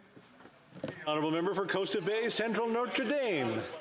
Mr. Speaker, sending this bill to committee, I'm sure, will make some improvements. It's unfortunate, Mr. Speaker, that my bill, C-251, didn't get the opportunity to get to committee to improve it. And my honourable colleague is quite aware of the ill consequences of not allowing legislation to get to committee and to be improved, to seal the deal and have positive outcomes for all Canadians. Questions and comments? Question and commentaire. The Honourable Member, North Okanagan-Shuswap. Thank you, Mr. Speaker, and it's a pleasure to take this debate from coast to coast. I live on the West Coast, and I thank the member from Coast of Bays, Central Notre Dame, for presenting from the East Coast. Recently, we've had a cyber attack on Okanagan College in my riding of North Okanagan-Shuswap, and it's always an honor to rise as a representative from that area. And I asked the member from Coast of Bays, Central Notre Dame, if this bill would address the concerns that were obviously brought to light there when the college was shut down basically for weeks after the Christmas break. Students couldn't access their files. Basically, the entire college system was shut down. And if this bill is needed, I wonder, does the member have a comment as to why it's taken this government 7.5 years to address this when our party brought to their attention the issues with the potential of Huawei and their activities in Canada? So maybe the member would like to comment on that. Thank you. Member Coast of Bay, Central Notre Dame. Thank you, Mr. Speaker, and I'd like to thank my honourable colleague. And it's great to take a question from my colleague who's had his constituents that have come to hard times by means of cyber attacks, and I hope this bill can stop that from happening, and I hope that my honourable colleague can bring some of these people who were affected by that cyber attack, bring them into the committee and let them have their input as the bill is being debated in committee and being amended, because I'm sure this bill is going to need quite a lot of amendments if it's anything like most of the legislation that's come from this government, Mr. Speaker. Question et commentaire. Questions and comments. And the Honourable Member for Pitt Meadows, Maple Ridge. Thank you, Mr. Speaker. We get the impression on this side of the House that the Liberals only come forward with measures when their feet are put to the fire to do anything. And we have an example today. The Prime Minister has announced that he's announcing a rapporteur. He's using language. Rapporteur, yes, good French word. And, how many of the Canadians even know what the word means? Okay, so he's throwing these measures out and to make it look like he's doing something, and it's not happening. It just simply doesn't, it's not happening. And then they make it look as if they're doing something. Canadians see through this. And so I'm just wondering if the member could actually maybe talk about one of the half measures that the Liberals are doing with this bill. Thank you. The Honourable Member for Coast of Bay, Central Notre Dame, in 40 seconds. Mr. Speaker, I can't really concentrate because my honourable colleague, and I thank him very much for his question, but he came up with this word. I can't even make sense of it. It reminds me of the Prime Minister's dad when he, the famous fuddle-duddle. What does fuddle-duddle mean? I don't know what rapporteur is, and I'm hoping that this bill addresses some of my honourable colleagues' concerns. Reprise du débat, continuing debate. The honourable member for Red Deer Lacombe. Well, thank you very much, Mr. Speaker. I do appreciate the fact that we have the ability to have this debate in the House of Commons today, and it's been lively, and I've enjoyed it. But I'm just going to maybe just remind Canadians who might be watching at home and just remind my colleagues that are here just how rapidly technology has advanced in the course of our lifetimes. And one of the things that I did prior to being a member of Parliament here in this chamber, Mr. Speaker, my last job was a tenured faculty member at Red Deer College in Red Deer, Alberta, where I was a member of the Computer Systems Technology Department, and I taught computing systems to students there for a number of years. It was a great job, brilliant minds, young people that had come to that college. Now, I learned all about computing, Mr. Speaker, when I was an adult. I did not have the privilege of growing up inside a computer because, as well, we may remember, those of us that are in the room that are old enough to know what an old, an IBM DX 386 used to cost back in the mid-1990s. You would pay hundreds, if not thousands of dollars for computing power right now that wouldn't even match an outdated, obsolete iPhone. So I'll just remind people that are watching what the significance of this debate is and why the legislation that we're actually discussing and sending to committee, hopefully, is so important. So if we go back to the 1960s and the development of ARPANET, that's where the foundations of the internet actually started. The transmission rate of data at ARPANET, which was a military defense network that was, like I said, the founder of the internet, was 56 kilobytes per second. 56 kilobytes per second. Now in 2022, we're at 5G, which is 100 megabits per second. This is absolutely astounding rate of growth in the ability to move information from point A to point B. The growth since 1983 is based on Nielsen's law on bandwidth. So basically what we're looking at, Mr. Speaker, is every year we increase the capacity to send information over our networks by 50%. So that's an exponential number that keeps going up, Mr. Speaker. So it's not 50% of where we started from, it's 50%. Now, if we could do compound interest in the financial system that would give us a 50% compound interest return, we would be doing all quite well. But this is how fast that the network processing or the bandwidth is growing in the world, Mr. Speaker. So we just take a look back at Moore's Law when it comes to the ability of a microchip to have the ability to do its processing. So transistors on a microchip doubled every 2 years. This is what they said back in the mid-1960s. In 1970, there was just over 1,000 transistors on a microchip in the 70s. Now, there are 50 billion transistors on a single microchip. That is insane amount of computational power, coupled with the bandwidth that I just talked about, leaves us in a situation where, as parliamentarians and politicians, we have to be cognizant of the scale and capacity of what we're talking about. In the early 1990s, just going back to the 1990s, a computer at that particular point in time, and we measure computational power in things like flops and MIPS, so millions of instructions per second or floating point operations per second. A computer back in the early 1990s could do about under 1,000 calculations per second, under 1,000. Today we're well over 1 billion computations per second, and that's floating point operations, which are more complicated than even just the millions of instructions per second. And you just take a look at the efficiency. Now, we talk about going back to original computers. We take a look at the Harvard Mark IV. That computer, I think, weighed 23 tons.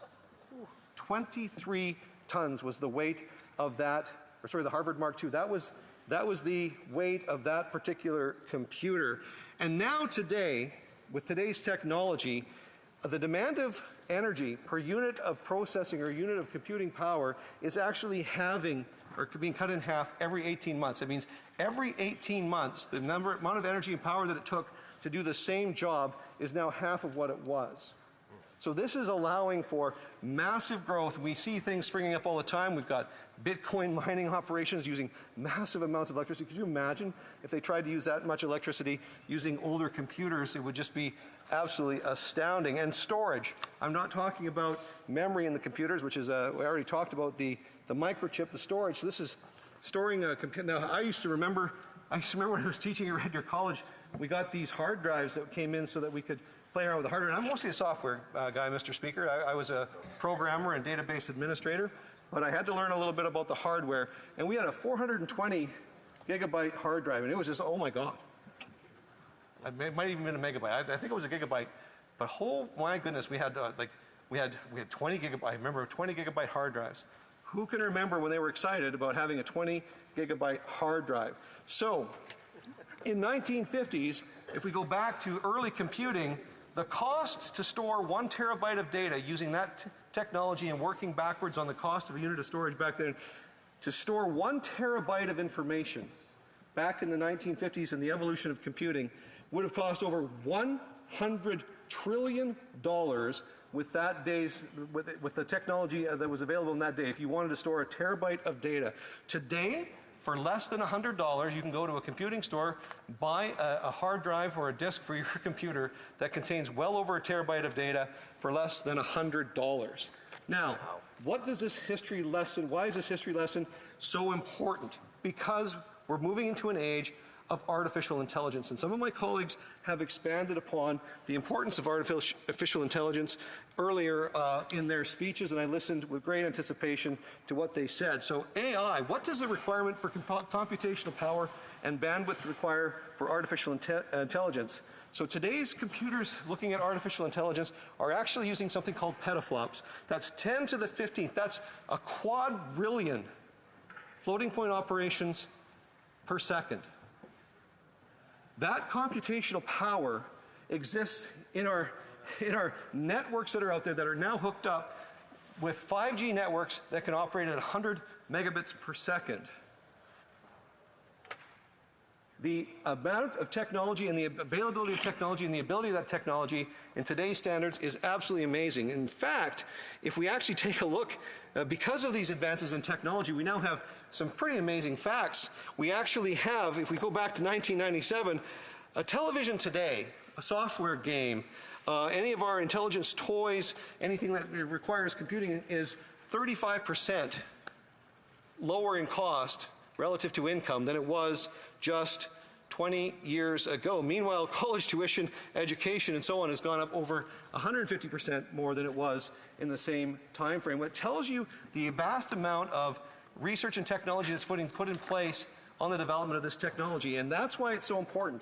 Artificial intelligence is a conversation that we should be having in this House, and cybersecurity is certainly a part of that. Now imagine, Mr. Speaker, everybody knows, we're watching the news, we see some great potential uses, and that's the thing, Mr. Speaker, is everything that's designed to make our lives better and to make our lives more efficient and to make our lives more productive, every one of those technologies can also be used for evil, Mr. Speaker.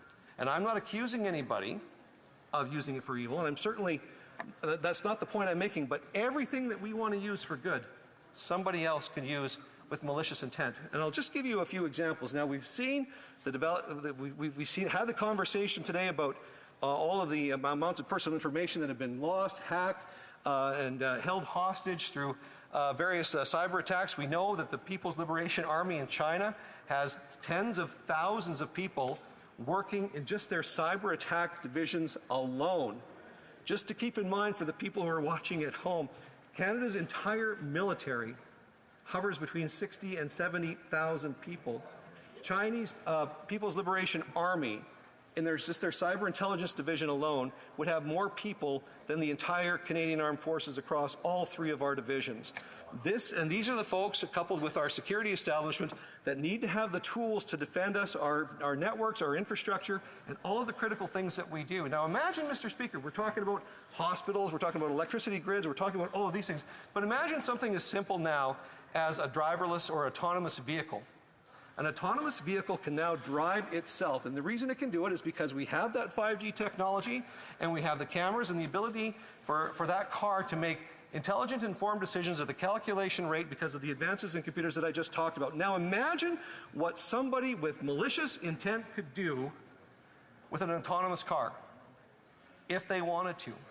And that's why we have to get the cybersecurity question right in this debate, Mr. Speaker, because if we leave our systems vulnerable if we leave ourselves open to the possibility, and we're never going to be perfect, and for everything that we do, somebody with malicious intent will find a workaround for it, and we have to keep it up to speed. So with all of the facts that I've just talked about, the doubling of technology, of computing power, the halving of electricity requirements, we need to be very clear, and this is the one piece of advice that I'll offer to my friends across the way in the government, because this is too important to not be working together on this, is the technology is growing at such a rapid pace and developing at such a rapid pace. I really do hope that we have the ability, and the government has the ability, to put in some clauses to review this, because it's just so important that we get this right and constantly review our cyber defenses and cyber security in this country. Thank you, Mr. Speaker. Well, there's no time for questions and comments, but what I would what that debate did remind me is how much I paid for a 40 megabyte hard drive in 1992 for my Tandy 1000 SL, which was $600 if I remember correctly. In accordance with Standing Order 38, a motion to adjourn the House is deemed to have been made and seconded at this time. Therefore, the question is that this House do now adjourn. The Honourable Member for Victoria. Thank you, Mr. Speaker. I'm rising again in this House for what feels like the 1,000th time to call on the government to end fossil fuel subsidies, to implement a windfall profit tax on oil and gas companies, and to invest in climate solutions. Each time, I draw attention to the fact that we are in a climate emergency, that in the words of Greta Thunberg, our house is on fire. When your house is on fire, you jump into action. You call the fire department.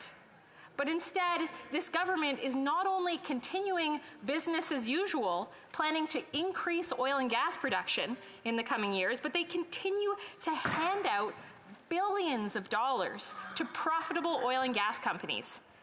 These are the companies who are literally fueling the climate crisis, who for decades have been funding disinformation about climate change, and who are profiting off increasing emissions.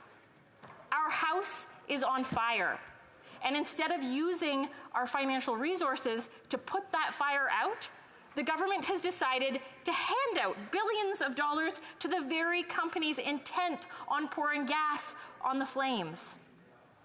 The Liberals say, yes, there's a climate emergency.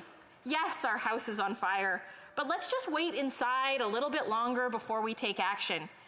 And we should probably listen to the oil and gas lobbyists and CEOs. We should probably listen to the arsonists when we make a plan to put out that fire. They are experts in fire, after all. This is the reason we are where we are. For over 30 years, the science has been clear. And now we are seeing communities washed away. Lytton burnt to the ground. Severe hurricanes on the East Coast. On the West Coast, we are choking on smoke in the summers. Hundreds of people are dying in heat waves. This is happening now, and it is only the beginning. What this means for our children, for the future that we're leaving them, you'll excuse me if I am upset and angry and tired of broken liberal promises. I want to see action, but not the kind of action that we've been seeing from this government. Don't give our public money to big polluters. They are making record profits. Make them pay for their own pollution. They can afford to reduce their own emissions. The government listened to big oil and gas lobbyists and created massive new subsidies, new handouts for unproven carbon capture and storage technology. According to the world's top climate scientists, carbon capture and storage is one of the most expensive, the most risky climate options, and unproven at scale. But it is the oil and gas industry's favorite option because it doesn't involve transitioning to different energy sources. If the oil and gas industry wants to gamble on expensive, unproven technologies, get them to do it with their own money. But instead of forcing these rich oil and gas CEOs to reduce their own emissions, the Liberals gifted them billions in tax credits. And do you know what those very companies are doing now? They are increasing their emissions. They are scaling down their climate commitments, they're raking in record profits and asking for more handouts. We need to fix Canada's taxation system that is rigged in favor of big oil and gas. Let's end fossil fuel subsidies and implement a windfall profits tax. Thank you, Mr. Speaker. The Honourable Parliamentary Secretary to the Deputy Prime Minister and the Minister of Finance. Thank you, Mr. Speaker. I'm pleased to take part in this debate this evening. I want to thank my colleague from Victoria, a place where I grew up as well, for asking these questions. I prepared a response that actually takes on all the questions that were originally raised in our original question, which included inflation, affordability, tax fairness, climate change, fossil fuel subsidies, and of course, I already said it, tax fairness. So we understand as a government that many Canadians are struggling to make ends meet during a period of high global inflation. Canadians are feeling the pain when they go to the grocery store, when they fill up their tanks, and when they pay their rent. And although inflation in Canada is lower than it is in the United States or in Europe, it is our responsibility to make life more affordable while building an economy that works for everyone. This is why we have provided $12.1 billion in new inflation relief support, with many measures continuing in 2023 to help make life more affordable for millions of Canadians. This includes measures like the GST rebate, dental care, child care, and supports for seniors. Students no longer need to pay interest on student loans, and new parents are able to more easily return to the workforce. At the same time, our government has been and remains committed to making sure that everyone pays their fair share of taxes. For example, Budget 2022 announced a permanent increase of the corporate income tax by 1.5 percentage points on the largest, most profitable banks and insurance companies in Canada, and also announced the Canada Recovery Dividend, a one-time 15% tax on Canada's most profitable banks and insurance companies to help pay for the cost of fighting COVID. We've also reduced taxes for the middle class and for small businesses on 4 separate occasions, while increasing taxes on the top 1%. Our government is also committed to phasing out inefficient fossil fuel subsidies that give fossil fuels an unfair advantage over cleaner energy solutions. In our previous election platform, we committed to phasing out these fossil fuel subsidies by 2025, but like the member opposite said in her speech, we felt that the matter was so urgent that we actually accelerated the timeline of this commitment for the end of this year, a full 2 years early. In fact, the majority of inefficient fossil fuel subsidies have already been eliminated. In Budget 2022, for example, the government committed to eliminating the flow-through share regime for fossil fuel activities. This will be done by no longer allowing expenditures related to oil, gas, and coal exploration and development to benefit investors after March 31st, 2023, by the end of this month, Mr. Speaker. This coincides with our world-leading climate plan, which is working to lower Canada's greenhouse gas emissions while creating high-paying, sustainable jobs that will benefit Canadians for generations to come. Our government is also taking meaningful actions to improve competition in this country and ensure that consumers pay fair prices for goods and services. We provided an additional $96 million in funding over 5 years to the Competition Bureau in Budget 2021 and made targeted improvements to the Competition Act in June of 2022. This will strengthen the Competition Bureau's powers, better protect consumers, and ensure that workers and small businesses are protected from anti-competitive or deceptive practices. These amendments brought the Act more in line with international best practices, including higher maximum fines and a broader scope of anti-competitive behavior that the Competition Bureau can now review. On top of that, last fall, we launched a consultation on the future of competition policy in Canada to seek input on what further we can do.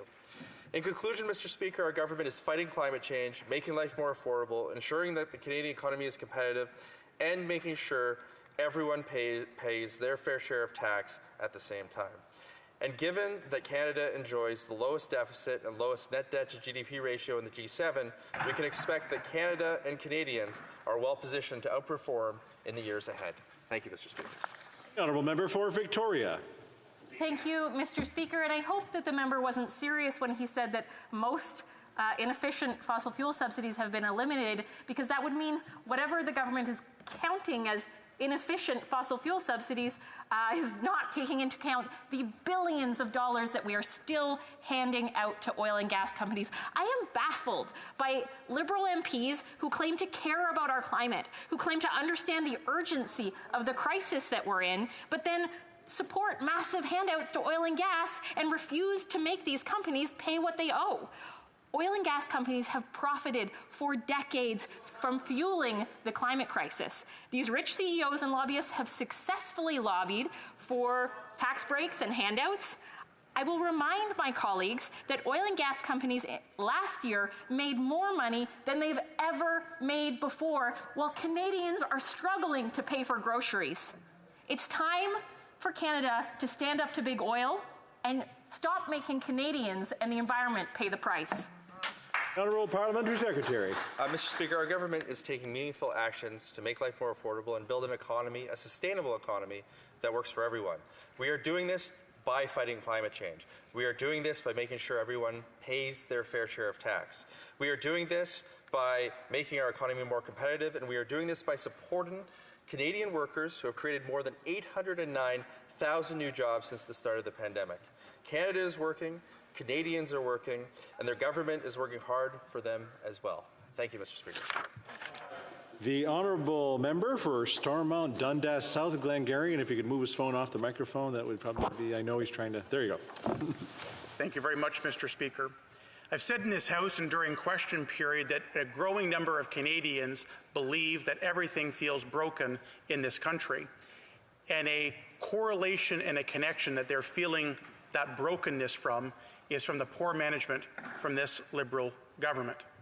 Whether it was when Veterans Affairs Canada admitted that their staff offered aid to multiple veterans when they were looking for help, whether it is the lack of accountability when it comes to foreign interference and getting to the bottom of it and having transparency to make sure it never happens again, they feel like their federal government is broken.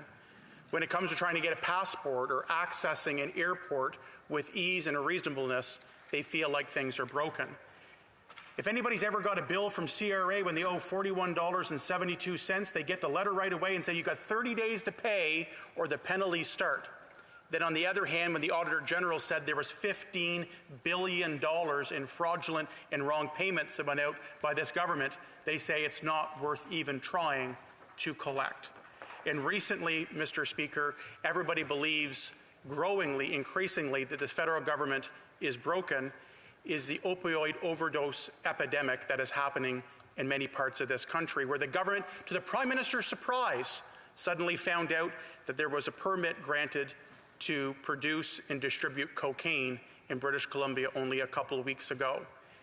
The leader of the party said today very clearly, sadly, it's easier to get a permit to distribute and produce cocaine in British Columbia than it is to get a passport. That speaks volumes about what Canadians are seeing these days. After 8 years, everything this federal government touches gets worse. There are more public servants than ever before. More money is being spent and allocated and promised than ever before. And the results of that are worse than ever. The Auditor General confirms the government spends more money and gets less results. So Canadians feel like things are broken. Because if this were any other business, any other way of life, those managers would have been fired a long time ago. I want to follow up, Mr. Speaker, on how the City of Cornwall is unfortunately seeing how things are broken in our country these days. Roxham Road and the national problem and challenge that we've faced of seeing an unprecedented volume of irregular border crossings, seeking asylum and refugee status here in this country. 34 days ago, I put out a public statement because the Minister of Immigration did not say a word or acknowledge or provide zero consultation, zero heads up, and zero resources to help the City of Cornwall deal with 2 large processing centres that came into the community. Cornwall is a welcoming community. We've seen the diversity. We've seen the benefits of immigration over the course of the last couple of years. We are a welcoming community. But it has been 34 days, and it has been a couple of weeks since I asked my original question. It has been about a week and a half since IRCC officials came to Cornwall to hear firsthand how frustrated the city is by the poor communication, the poor leadership, and the poor management around that. We're looking for a plan. From city council to provincial to federal officials to local charities, health and education, people are looking after 34 days of this going public, but months of this government knowing the chaos in the confusion, in the strain on local resources on the ground. They are looking for a plan. My question, my repeat, my follow-up to you, Mr. Speaker, tonight to the government is, they finally come down to Cornwall and listened. They finally admitted their communication was poor. They finally admitted that something needs to change. So months later, hearing the consultations, I've always said, having a meeting is not an outcome. They've heard the problem. The City of Cornwall and the stakeholders that want to help, want to end this chaos, to fix what this government broke, want a plan. What's the plan, and what resources are we going to get to address the problem when it comes to the IRCC Processing Centre? The Honourable Parliamentary Secretary to the Minister of Immigration, Refugees and Citizenship. Thank you very much, Mr. Speaker, and I want to say thanks to the member and his advocacy. Let me go on what Canada is committed. You know, Mr. Speaker, Canada is committed through domestic law and international convention to provide supports to individuals making an asylum claim. And that's a fact. And we have a duty to protect the integrity of our borders and to manage resources on behalf of all Canadians. And, Mr. Speaker, let me be very clear. We continue to encourage asylum claimants to enter Canada through designated ports of entry, to apply through regular immigration streams, and to make a claim of asylum in the first safe country they enter. Canada is unfortunately not alone in facing a rising number of asylum claims. The world is facing an unparalleled flow of migrants and refugees, with the United Nations Refugee Agency reporting nearly 4.9 million asylum seekers in 2022, and that's actually making Canada's share less than 1%. This is a global challenge driven by war, persecution, political and economic instability, and discrimination. Solving this challenge will require a global response. In recent years, the majority of asylum claims in Canada have been made near Roxham Road, which is not a port of entry.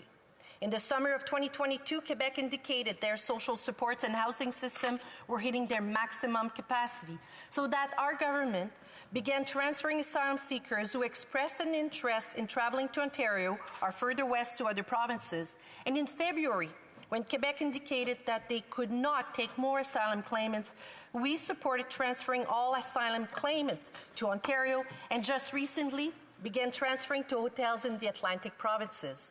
As of February, we moved over 5,600 asylum seekers from Quebec to Ontario, Nova Scotia, and New Brunswick. Our officials have been in contact with the host communities. IRCC is conducting community engagement in these provinces. We want to say thank you to the communities and the provinces that are receiving asylum claims. Canada's humanitarian efforts cannot fall on only one region or province. We continue to engage in discussion with provinces and municipalities who have expressed willingness, and I hear the members mentioning that Cornwall accept additional transfers. We know that the City of Cornwall and the members writing wanted more communication, and we responded to that request. The Associate Deputy Minister has been to Cornwall several times over the last few weeks, and the department is working with the community and local leadership. We are very conscious of the potential impact that an influx of people could have on local resources, and we continue to listen in response to the local needs. The federal government has been providing supports to provinces and municipalities to respond to the rising number of asylum claims. Since 2017, Mr. Speaker, we have provided $551.6 million to affected provinces and municipalities to address the interim housing-related expense for asylum seekers.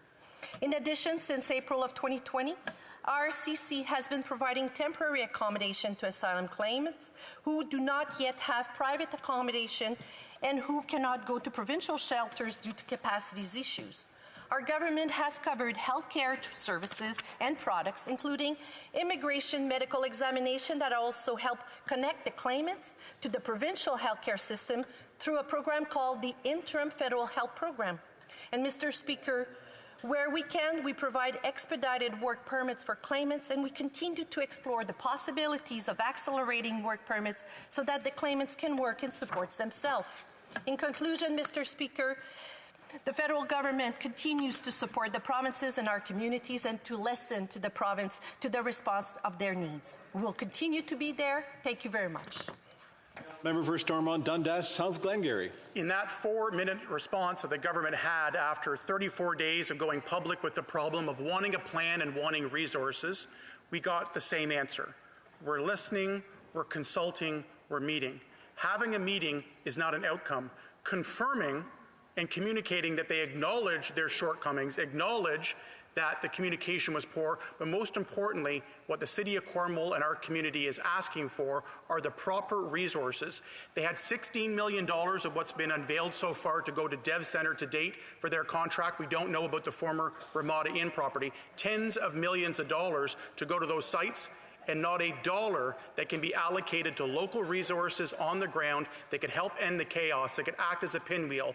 IRCC, the minister, we need a plan to go out and actually solve this chaos. Not more meetings and conversations, we need a plan. I'll ask again, there's 1 minute of response. Where's the plan? Where's the timeline to fix what they broke? Parliamentary Secretary.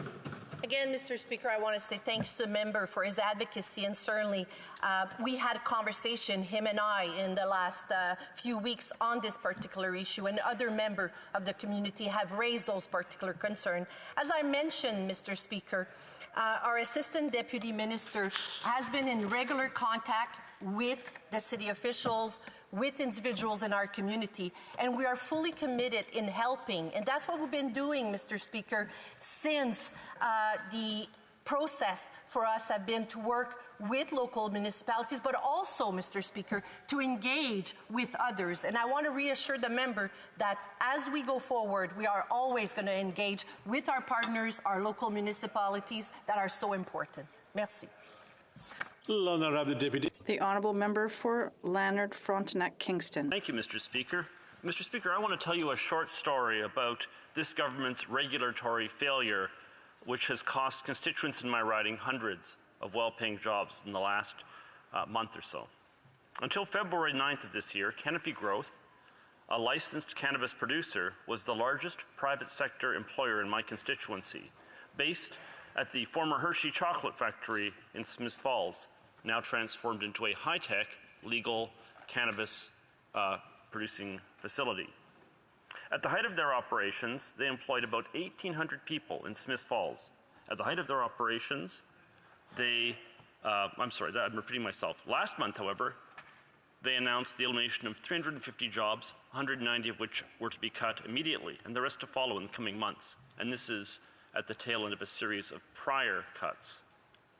Canopy will soon employ fewer than 1/3 the number of my constituents it once did. These job losses, to a large extent, can be laid at the foot of the government's failed policies. In 2018, this government, with great fanfare, legalized the sale and use of recreational cannabis, and I voted for that. We're just 5 years on, and the government's delivery on its plan, its crushing federal taxes, and its insanely high regulatory compliance costs have allowed the illegal market to continue to flourish and is directly causing hundreds of Canadians to lose their jobs in my constituency alone. A month ago, the day after the job cuts in my riding were announced, I raised this point, and the Parliamentary Secretary to the Minister of Integration, Science and Industry stood to say that his government, quote, continues to engage with stakeholders, and that they've recently funded a, quote, strategy table to, quote, support dialogue. Well, this is nice, I guess, but this government would have been better advised to have acted sooner, years sooner, on the advice that it was getting from industry and stakeholders. The next best thing would have been to say, we'll act immediately. Saying we'll have more talks when the House is not merely on fire, but just about burned down, is too late. A multi-party group of parliamentarians, including Liberals, of which I'm a member, has written numerous times to the Minister of Health on behalf of, for example, attempts to rationalize various regulations dealing with, I'm giving an example here, cannabis infusion beverages. It has inexplicably taken years for movement to occur on that one small issue. It's by far, there are other issues that are much more important, and there's no movement on them. This long struggle for incremental, microscopic improvements illustrates the problem that this government has, on a macro level, failed to deliver on its promise of listening and creating a business-friendly environment for the cannabis industry. Now, I've mentioned the Parliamentary Secretary's response to my question from last month, and I'm sure that tonight he will repeat at length the same kind of response. He will say he regrets the job losses. He'll say that some industries face challenges, and that they want to listen to industry and stakeholders. And I'm sure he'll be saying it honestly. But I truly hope that government speakers this evening will acknowledge that their ministers have been receiving advice from industry and stakeholders for years now. They could have acted upon it with far greater speed, and if they had done so, these jobs would still be in existence. While there's still some hope that some jobs can be saved and we don't lose the entire industry, perhaps the government can agree to move quickly on the recommendations that have been made by the cannabis industry, the legal cannabis industry, that will allow it to prosper and will ensure that our industry does not remain 50% in the illegal sector as it now is. Thank you. Parliamentary Secretary to the Minister of Innovation, Science and Industry. Well, thank you, Mr. Speaker. I'm happy to respond to the comments made by the member for Lanark, Frontenac, Kingston. He and I had occasion to work together on PROC in the 42nd Parliament, and I think we did good work there, and I always appreciate his interventions. In 2018, Mr. Speaker, through the Cannabis Act, Canada made history and became the first major industrialized country to provide legal and regulated access to cannabis for non-medical purposes. Now, that act had three primary aims. The first was to prevent young people from accessing cannabis. The second was to protect public health and public safety by establishing product safety and product quality requirements. And the third was to keep revenues from cannabis businesses out of the hands of criminals. Since this bold and historic decision, the legal cannabis industry in Canada has grown rapidly, and there is much to applaud. With over 900 licensed cultivators and processors of cannabis under the Cannabis Act, and thousands of cannabis retail stores, the regulated cannabis industry is present coast to coast and has welcomed a tremendous number of new businesses. In fact, the sector generates over $4.5 billion in sales and employs thousands of people. The legal sector is successfully advancing the objectives of the Cannabis Act. The regulated market, based on the Statistics Canada Household Expenditure Survey, is estimated to now represent approximately 70% of the total Canadian cannabis market. And while views on that number may differ, it's clear that the illicit market share is diminishing. Canadians are not only benefiting from having access to safe cannabis products, but also from new business opportunities across the value chain, from cultivation to processing to research to testing and retail. Small and medium-sized enterprises continue to represent a greater and greater share of license holders, and the market has continued to grow. However, as you know well, this expansion is not without challenges. The sector is facing instability and uncertainty as it continues to mature. Our government recognizes how important a competitive and sustainable legal cannabis industry is to fully realizing the objectives of the Cannabis Act. This is why in Budget 2022, our government announced a new cannabis strategy table that the member has identified that will support ongoing dialogue with businesses and stakeholders in the cannabis sector. It's an opportunity to identify ways to work together to grow the legal cannabis sector in Canada, and this commitment recognizes the economic and business realities that the sector is facing. This initiative is led by the Department of Innovation, Science and Economic Development, who is actively engaging the cannabis industry and working with federal partners to ensure that government is aware of and understands the issues at hand. Further, in September 2022, the Honourable Jean-Yves Duclos, the Honourable Minister of Health, and the other Honourable Minister, the one for Mental Health and Addictions and Associate Minister of Health, announced the launch of the legislative review of the Cannabis Act. Early assessment of the Act was always envisioned. This review will ensure the flexible legislative framework set out in the Act adapts and responds to ongoing and emerging needs, and to make certain the Act best protects the health and safety of Canadians and provides for the establishment of a diverse and competitive legal industry. Our government's commitment to Canadians and achieving the objectives of the Act, as set out in the Act, are clear, and I thank you for this moment to respond. I thank the member for retracting the name of the Minister of Health. Awesome. The Honourable Member for Lanark, Frontenac, Kingston. Thank you, Mr. Speaker. Mr. Speaker, the fundamental problem is this. If the cost to produce and sell legal product is higher than the cost to produce and sell illegal product, then the illegal product will have the ability to drive out the legal product. This is exactly what's happening in the market today in Canada. So there's some high-end product, which I grant the legal sector predominates in. But the fact is that right now it's a lot worse than a 70-30 split. I've heard 60-40, And in some parts of the cannabis production industry, I would say it's 50-50 or worse. You cannot impose massive regulatory compliance costs on the legal sector, which don't exist for the illegal sector, without having the effect of driving these producers out of business. I mean, if there was some way of making the illegal producers stop, then we wouldn't have a problem. But that was never possible. So I ask again, what is this government doing to ensure that regulatory compliance costs are brought down and taxes are kept reasonable for legal producers? Remember, illegal producers don't pay tax. The Honourable Parliamentary Secretary. Well, Mr. Speaker, we've delivered on our promise to Canadians to establish a safe and legal cannabis sector in Canada. Our government remains committed to advancing the objectives set out within the Cannabis Act, including through the planned and launched legislative review of the Act and the development of the Budget 2022 announcement to establish the cannabis strategy, where the challenges that the member has identified will be aired and acted upon. This table will provide new opportunities for government and industry to discuss the challenges and opportunities facing this relatively new sector as it continues to establish itself and find its footing as a sustainable alternative to the illicit market. Our government has been and remains steadfast in its commitment to engage and work with industry while doing so, and I extend that same offer to the member. Thank members for their interventions this evening. La motion portant que la Chambre s'arrête. The motion for the House to adjourn is now deemed adopted. The House remains adjourned until tomorrow at 10 a.m., according to Standing Order 24.